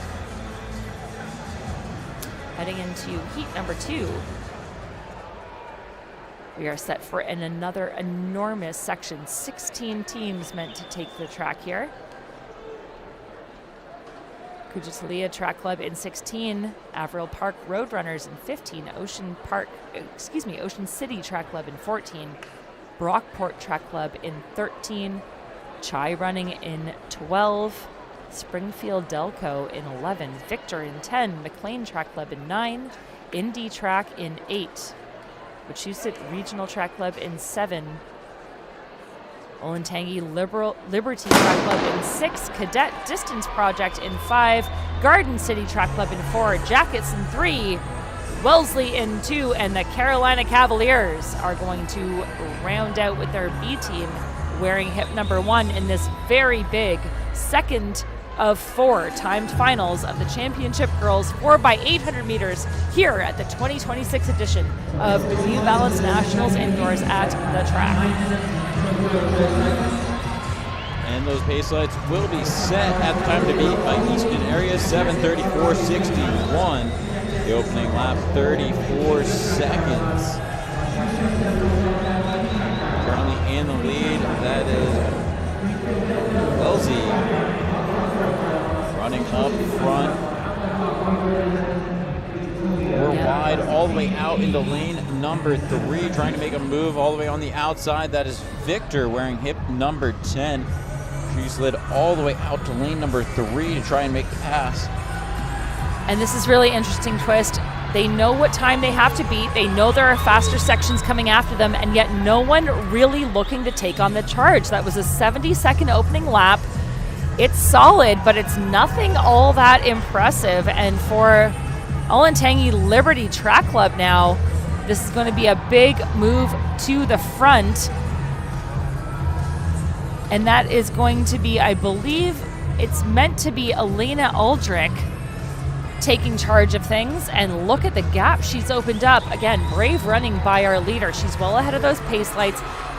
You know, Twist, I've seen this before. She took stock of what was going to happen in that first lap, got herself out of trouble, and then said, folks, you know what? I'm going to lay down the gauntlet. If you want to come with me, come along. If not, I'll do it solo. Olentangy Liberty High School clear of the field. Like you said, trying to do it solo from the front. We now just have 3 teams on pace ahead of the lights at 9:34. Love to see that. And again, she's starting to string the field out behind her. Coming up to this first exchange is going to be Olentangy Liberty. The charge mounting from behind, but staying out of trouble. It will be Olentangy Liberty taking to the lead after that first exchange.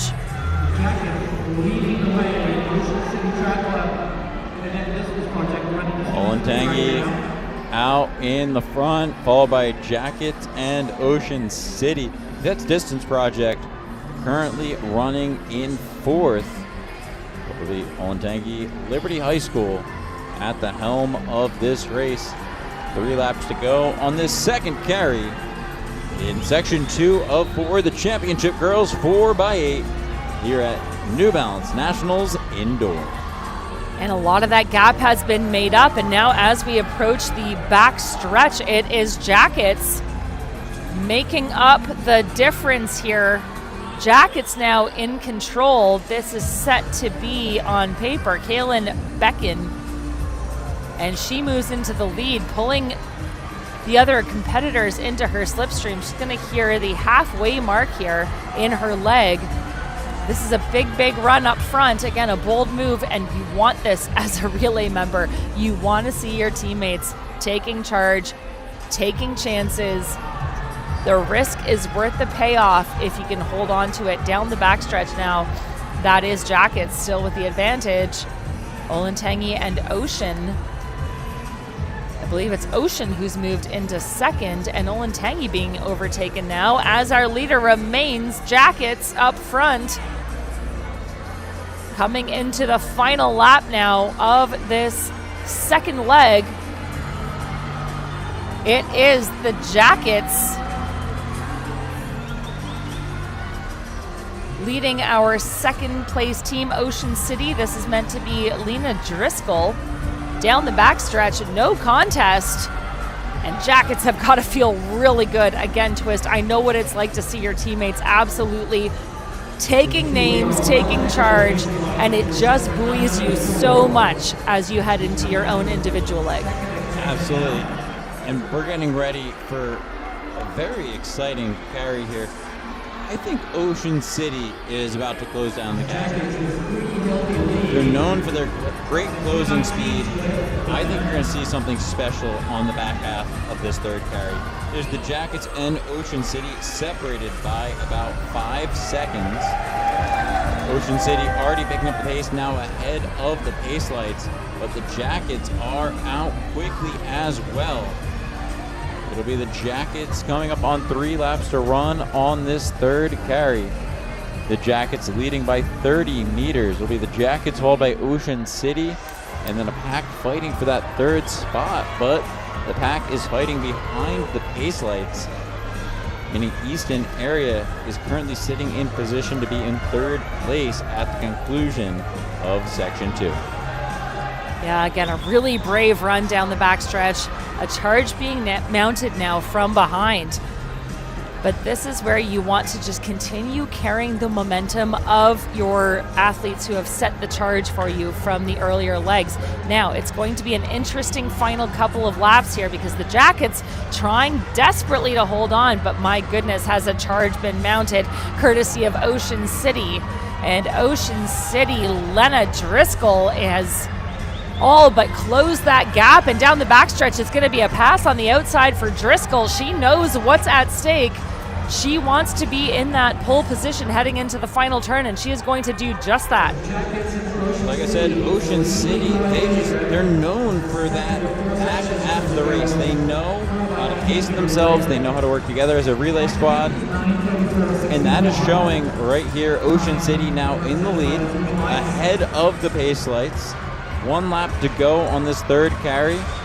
And I think Ocean City is in position to take over the outright lead here in section number 2. This is a big, big run courtesy of Lena Driscoll for Ocean City. She's coming off of a PR back in December of 2025, 2:33.25, her indoor 800-meter best. She's also a 5:25 miler, so she's got some speed endurance behind her. Putting that on full display, she's behind those pace lights, but cranking things out for home as she approaches the next exchange. And it will be Ocean City handing off in the lead with Pace Lights just ahead. Pace Lights look to be about 20 meters ahead of Ocean City at the moment. So Ocean City has to time this move correctly because the field, led by the Jackets, coming on strong. But that is an aggressive move by the chase pack early in this anchor leg. Ocean City content with sitting at the pace she has been running. And for Ocean City, that is Peyton Clemens, who's now been overtaken. She comes into the true 30.05 best, but it is not going to be enough to hold off this charge. A trio working hard together now. And up front, wearing hip 10, that is Victor Track Club, being contested on the outside by hip number 8, Indy Track. This is set to be McKenna Remen of Indy. And what a move it is around the top of the track by Indy Track Club.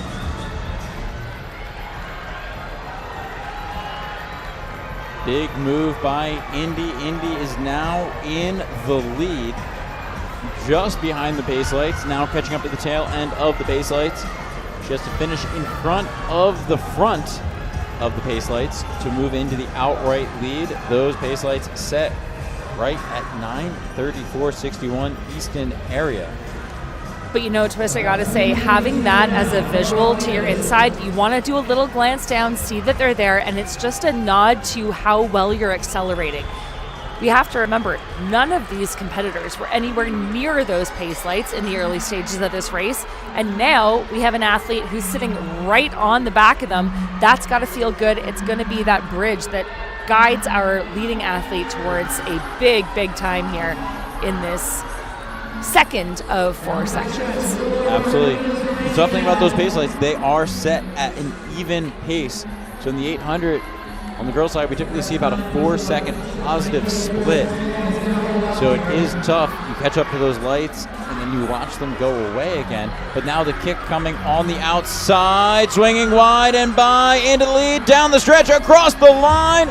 Your winner of section number 2, the Jackets coming back, a 2:18.46 anchor leg for 9:37.36. Third place for the Jackets overall. Indy into 4th, 9:37.93. Back and forth, cat and mouse across the line. Very exciting final leg there. Jackets just taking the edge over Indy by 0.3 of a second. That was Lexi Schultz overtaking Thea Motez, and well, that was all kinds of exciting. Look at that charge here. I think that the Indy Track Club thought they had it, but a big final charge, speed endurance showing its colors in full, courtesy of Lexi Schultz for the win. And that means that at the conclusion of our second of 4 sections, that will be the time to beat. Time to beat coming up. It'll be section number 3. The pace lights will be set at Easton areas 9:34.61. Your teams for section number 3 on your screen now: Lexington Elite Track Club, LaSalle Academy Track Club, the Tub Gators, Carolina Cavaliers, Duval Champ City Track Club, the Patriot Athletics Club, Jaguar Elite, the Flying Dutchman Track Club, the House, City Track Club, New Cannon, Homestead Track Club, Baldwinsville, Harry, Patriot Track Club, and Franklin Track Club. Your field for section number 3. Once again, those lights set at 9:34.61, the mark to beat by Easton Area Track Club. And if these teams sound familiar, it's because they are. We have seen so much depth out of many of these programs here in this third of 4 sections. If you can believe it, we're not even to our fastest section yet, but a big, big opening lap there, 31 unofficially, and it is up front wearing hip 10, the House. Taking charge here. Now down the backstretch, under some pressure on the outside. That's exactly what we would expect to see. Again, it's going to be a back and forth battle here. These runners know what time they have to beat. They also know that there's going to be a, on paper, faster section yet to come. Although, Twist, it's not uncommon to see the fastest time, the winners, come from the penultimate section, especially in these KG 4x800 meter relays.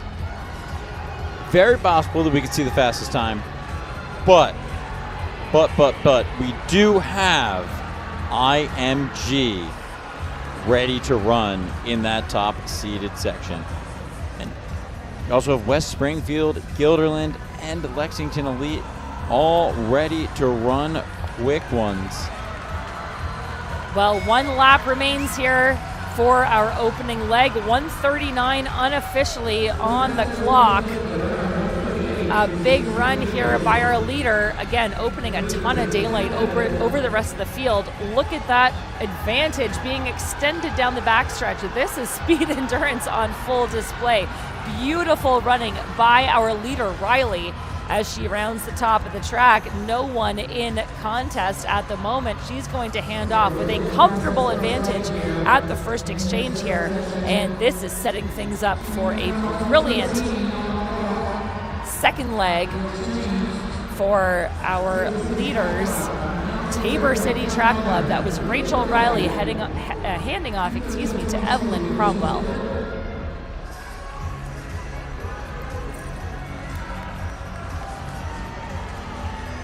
Tabor City Track Club moving well out front, way ahead of the field and the pace. That is Tabor City Track Club, 2:13.22 on the leadoff leg. And now we are out in about 31 seconds. Will be Tabor City Track Club out front, leading that chase back in the blue singlet. That is Franklin Track Club. So Tabor City, Franklin Track Club, the Patriot Athletics Club, and LaSalle Academy Track Club rounding out your top 4, but it is all Tabor City Track Club out front. 2 laps to run on this second leg.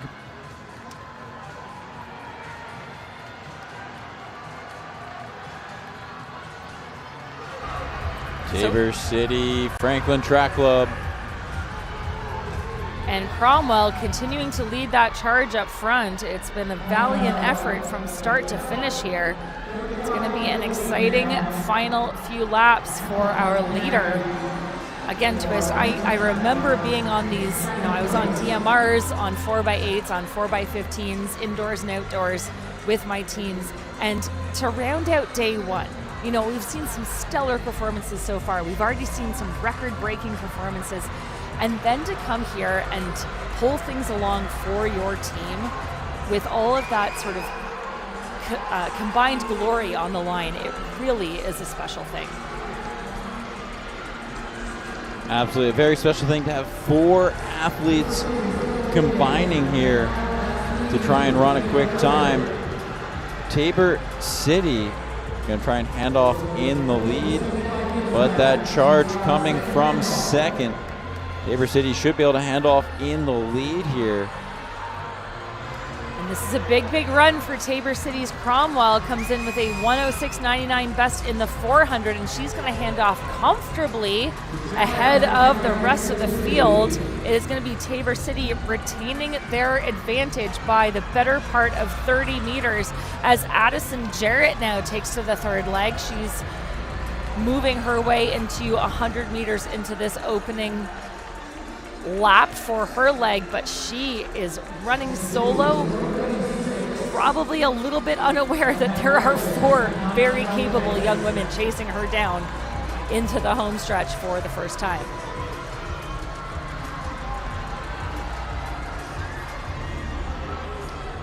Tabor City was in the lead by 3 seconds at the last exchange over Franklin Track Club. But now that Chase quartet picking up the pace, trying to close it back down to Tabor City. 2 laps to run on this third leg as we pass the start-finish line. It'll be Tabor City, the gap at just over 20 meters at the moment, currently leading that chase pack. It will be Lexington Elite Well, this is set to be Jane Conrad. I'm not sure that that's our athlete leading the chase pack right now, but my goodness, this is where you want to be certain that you would rather be the prey versus the predator, because running completely solo is Addison Jarrett. A valiant effort for her. She's going to come up on 1 lap to go, but she is going to be under some contest now because there is a fast closing duo now approaching their bell lap as well. And I believe that's Callahan. And wearing hip number 2, it's set to be Olivia Wahlberg. And they are going to be chasing down our leader. There you see the gap is closing steadily into the final 100 meters of this leg. It's going to be a big push to the finish. Tabor City coming into the exchange. The gap still where it was. Tabor City maintaining that lead. It'll be Tabor City 6:57 at 2400. That was a 2:20. LaSalle Academy also 2:20 on that, and Lexington Elite 2:19. So if you want to have your fastest runner on the anchor, that is exactly what our leaders are doing. A big, big performer here, a 2:21.65 PR for our anchor leg, courtesy of Tabor City. She ran that just over a month and a half ago, and that has got to feel really good. But look at the charge being mounted now by our chasers. This is going to be Lexington Elite. I believe that's Kaylee Glenn trying to power her way down the backstretch and close that gap with every single stride. Tabor Elite doing all they can to hold on, but Lexington with a big, big push approaching the halfway mark into this final leg. Coming up on 400 meters to go. Now into the lead. Making up a ton of ground. That is Lexington Elite, followed by Tabor City and LaSalle Academy. Your current top 3. And I apologize, that's actually Amelia Wharton leading things out for this final leg, courtesy of our leaders, Lexington Elite. This is a big, big run for Wharton. Lexington Elite, it is the bell lap. Here we go. Lexington Elite trying to run away with it now. It'll be Lexington Elite down the back stretch. They're leading by 30 meters at the moment. Lexington Elite, the final turn. The race is theirs. Lexington Elite. Lexington Elite off the turn, coming down the stretch. The time to beat 9:34.61. Lexington Elite, your new leaders. Lexington Elite will move into the lead, 9:13.23. Moving into second place overall, Tabor City, 9:18.16. LaSalle Academy into third at 9:20.14. The Patriot Athletic Club, 9:22.55 to move into fourth place overall.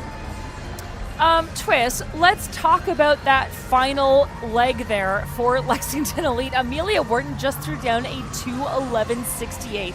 That is a monster final leg for her team, and it is going to pay off in spades. What a final performance there. 9:13.23, the final time for Lexington Elite Track Club. But at the conclusion of our penultimate race of the entire day one here at New Balance Nationals Indoors, Amelia Wharton comes away with a 2:11.68. Big final push there. And we are going to move our way now, Twist, into our final race of the night. It's been a stellar evening of competition, and we are set for some magic here at the track at New Balance Nationals, our fourth and final section of this championship girls 4x800 meters.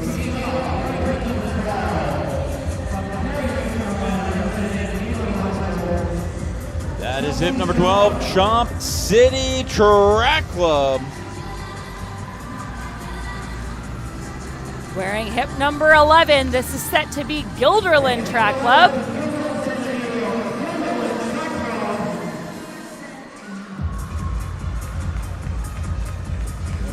Wearing hip number 10, that is Riverdale Country Track Club. The Falcons well represented in that hip number 10. This is a very familiar name for all of you following our DMRs, our 4x800s, our 4x1 mile relays. Impulse Track Club will occupy lane number 9. Wearing hip number 8, that is Titans Track Club. Mistake them not, in that highlighter green, it is going to be the distinctive West Springfield Track Club out of Virginia, occupying hip number 7. Wearing hip number 6, very nice Track Club. We've heard lots from them. Believe they're out of Michigan, but they are going to throw down some very nice performances. They'll be followed in hip number 5 by Blue Hawks Track Club A-Team. Wearing hip number 4, IMG Elite, making the trip up from Florida, ready to take down Beantown. Can we say enough about them? They are just dominant across the board, looking for something special here today. Wearing hip number 2, this is going to be Penn Charter's A-Team. And we're going to introduce their B team, now their A team, wearing hip number 1, IMG Elite. 2 teams in this top seeded section of the 4x8. And you mentioned very nice track club out of Michigan. They have some very fast alum, including Hobbs Kessler. What an athlete, what a program they have put together there. Very excited to see what this girls 4x8 can do. The record in this event for the meet is IMG Academies at 8:46.04. Well, we have seen some incredible performances all throughout this opening day of New Balance Nationals Indoors 2026, and you are not going to be disappointed, folks, if you're just tuning in for our fastest section of the Championship Girls 4x800. Those pace lights set for our lead time, but Twist, I think we're going to blow that out of the water here. These girls don't just want to win, they want to break some records. IMG ran 8:49.18 back at the Melrose Games. They took second in that race. They're going to try and win it all from the front here. It is IMG Elite. Well, that 8:49 was impressive, but not quite as good as our 8:46 from last year. They took the top marks in the 2025 edition of this championship 4x800. They are showing the field how it is done, but you know what? There is competition. They are under some pressure. That opening 400 meters, unofficially 1:05 on the clock. There are 5 gals who are absolutely chasing this thing. The field trailing them. It is going to be an exciting opening leg here. Chasing those pace lights. And again, pressure is going to be on from start to finish. These girls know what is on the line. Those lights just slipping away from our leader, and that's a little bit surprising, Twist. I just sent the question out. What are those pace lights set at? I know they've been set at the winning time. And I believe they're set at the national record pace of 8:40.07, so that would be a huge, huge run if our leaders could keep up to them. Again, I know what it's like to chase those wave lights. They are both helpful and elusive in equal measure, depending on how strong you're feeling. But this is a great performance up front by our leading duo. This is not the first time IMG Academy has been set on the pace of 8:40.07. That is Union Catholic's national record. They set that at the Melrose Games. IMG Elite, they were chasing down Union Catholic at the Melrose Games. Now they have clear track ahead of them, just the pace lights setting that national record pace. IMG Academy looking to try and take back that record. It was their record until the Melrose Games this year. 8:46.04 was the record coming into this year. IMG Academy, the second fastest team in history, and 2:14.12 for Impulse Track Club on that leadoff leg. Fantastic opening leg for Impulse, but I gotta say IMG Elite looking really good. And can you imagine a better competitor to lead off here on our second leg than a name like Winning, Mackenzie Winning here, taking to the track and putting her name down now right on those pace lights. She is running a solo effort. She's halfway through this second leg of the Championship Girls 4x8. She's going to come under some contest now as there is a trailing duo who are putting the pressure on, but Winning continuing to win at this stage of this race, Twist. Impulse Track Club and Penn Charter battling for that second spot behind IMG Elite. IMG Elite has their sights set on the national record. That is Union Catholic's record up front, 8:40.07, the pace lights. It is IMG Elite trying to keep up with the quick pace, but now it will be Penn Charter closing down the gap. Penn Charter moving up.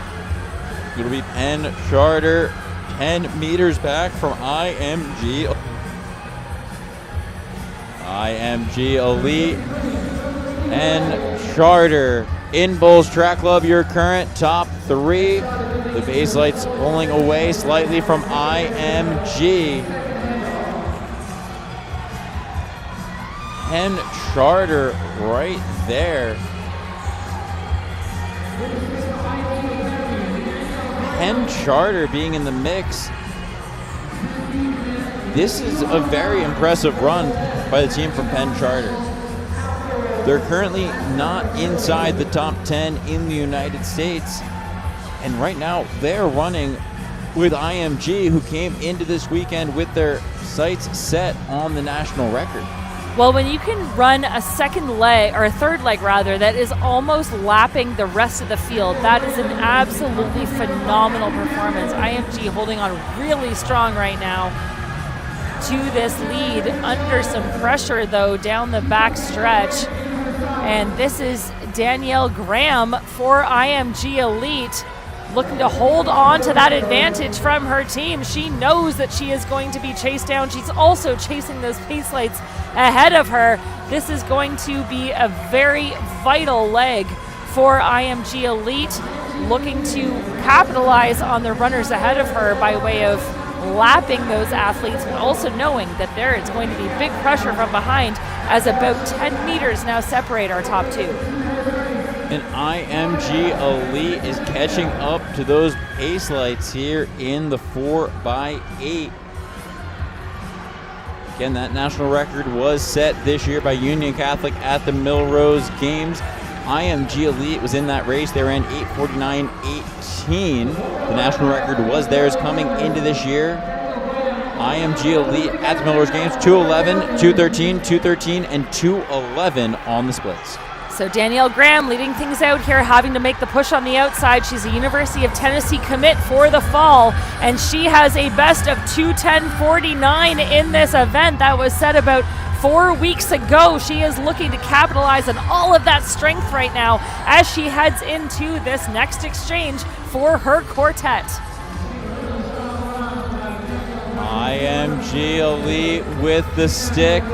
It's going to take a monster anchor leg here to catch back up with the pace lights, the national record of 8:40.07. That last split, 2:09.82. Well, and what can we say about this anchor? Aurora Bertelsen del Solar has been an absolute standout at New Balance Nationals for the last several years, and she is looking to continue that streak.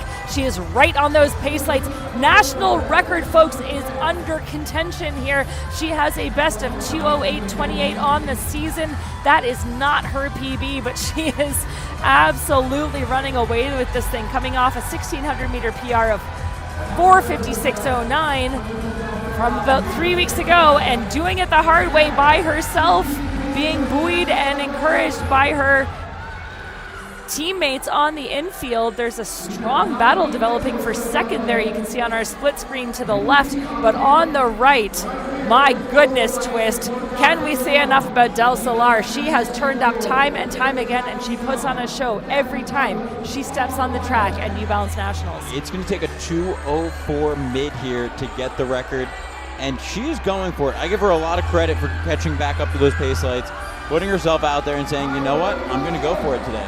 Look, she's a 55.28 400-meter runner. She's a 2:06.80 800-meter runner. She's got 5,000 strength. This girl can do it all. She is being absolutely encouraged by everyone in this facility. Running solo is the hardest way to do it. Those lights are getting ever further away from her. But to your point, Twist, what credit can we give to this young woman who is bringing things home for her IMG team? If there is anyone in the building that can do it, it is her. This will be the bell lap of the championship 4x8. It is IMG Elite. What? 8:44.74 for the win there. 2:09.18 for that final leg. What a performance by Aurora Bertelsen. Del Solar, an enormous final leg. Those splits, incredible. 2:14, 2:11, 2:09, 2:09. What a way to finish things off on day one here at New Balance Nationals Indoors at the track here in Boston. And that is the second fastest time in history. IMG Academy moving up on the national list. The second fastest time in history, 8:44.74 for IMG Elite. And what a good feeling that must be. A very tired but incredibly accomplished quartet of very capable young women putting on a barn burner of a performance. What a beautiful show it was by this foursome, by all of our athletes here at day one at New Balance Nationals Indoors. It was going to be exciting from the start. We knew that. And each of these teams working hard to keep themselves in the mix from start to finish. But IMG knew how to get it done and into that final 100 meters. What a performance there. Completely by herself, but rocking her kit and rocking things in this house and for her team. Brilliant finish by Del Solar, and my gosh, do we have excitement to come for you, folks. So if you're tuning in to us here on day one of New Balance Nationals Indoors here at the track at New Balance, you've been treated to a meet record and a second all-time best in that 4x800, and we are going to hear from them momentarily as we close things down on day one. And I believe that's Dave Alfano who's going to take things home for the interview with IMG Elite. Head down with Dave Alfano to have a few words. All right, I'm here with the IMG girls 4x8 that just ran the number 2 time, all time, incredible solo performance. Coming in, I think you guys knew you were going to be running against the clock. What was the mindset coming into this race? I mean, all of us were super excited to get out here, run with each other again. It's just a blessing to be able to do this together and for the team and for our families and everything. Obviously, we fell a little bit short of our goal, but we went in, gave it our best shot with what we had. And, I mean, it's a great record set by great girls, so we're happy that we could go give it a shot. Totally. Real quick, the consistency of IMG girls in the 4x8 over the last 2 years. What's it like day in and day out at IMG to be able to come on a stage like this and perform pretty much every time we see you? I think the key word, what you said, like consistency, and also like us as a team, we're like best friends. We love training with each other. We hang out with each other like outside of practice, and it's just such a great environment to be in, and being able to wake up every morning and be able to run with this group of girls. And the warm weather, I'm sure. Well, congratulations, number 2 all time. Cannot wait to see what else you guys have coming up this weekend and going into outdoors. Congrats. All right, great job.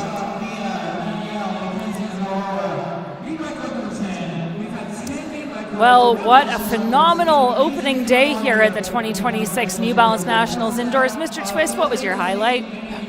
there's just so many highlights. The number of records that we've seen fall. I mean, starting with the first event of the day, the wheelchair boys 800 set the tone for the day, and then that 4x8 by the boys, the national record. What an incredible race. Records have been set, marks have been set, and we are again only at the conclusion of day one. We have 3 more days of excitement here for you at New Balance Nationals Indoors 2026 here at the track at New Balance Boston.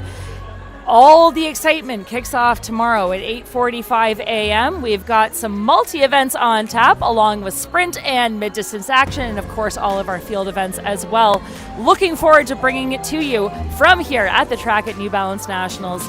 It was a phenomenal day for all of our team at Runner Space and at New Balance. I'm Kate Van Buskirk, joined by Sir Twist, and we are so excited to join you again tomorrow for day 2.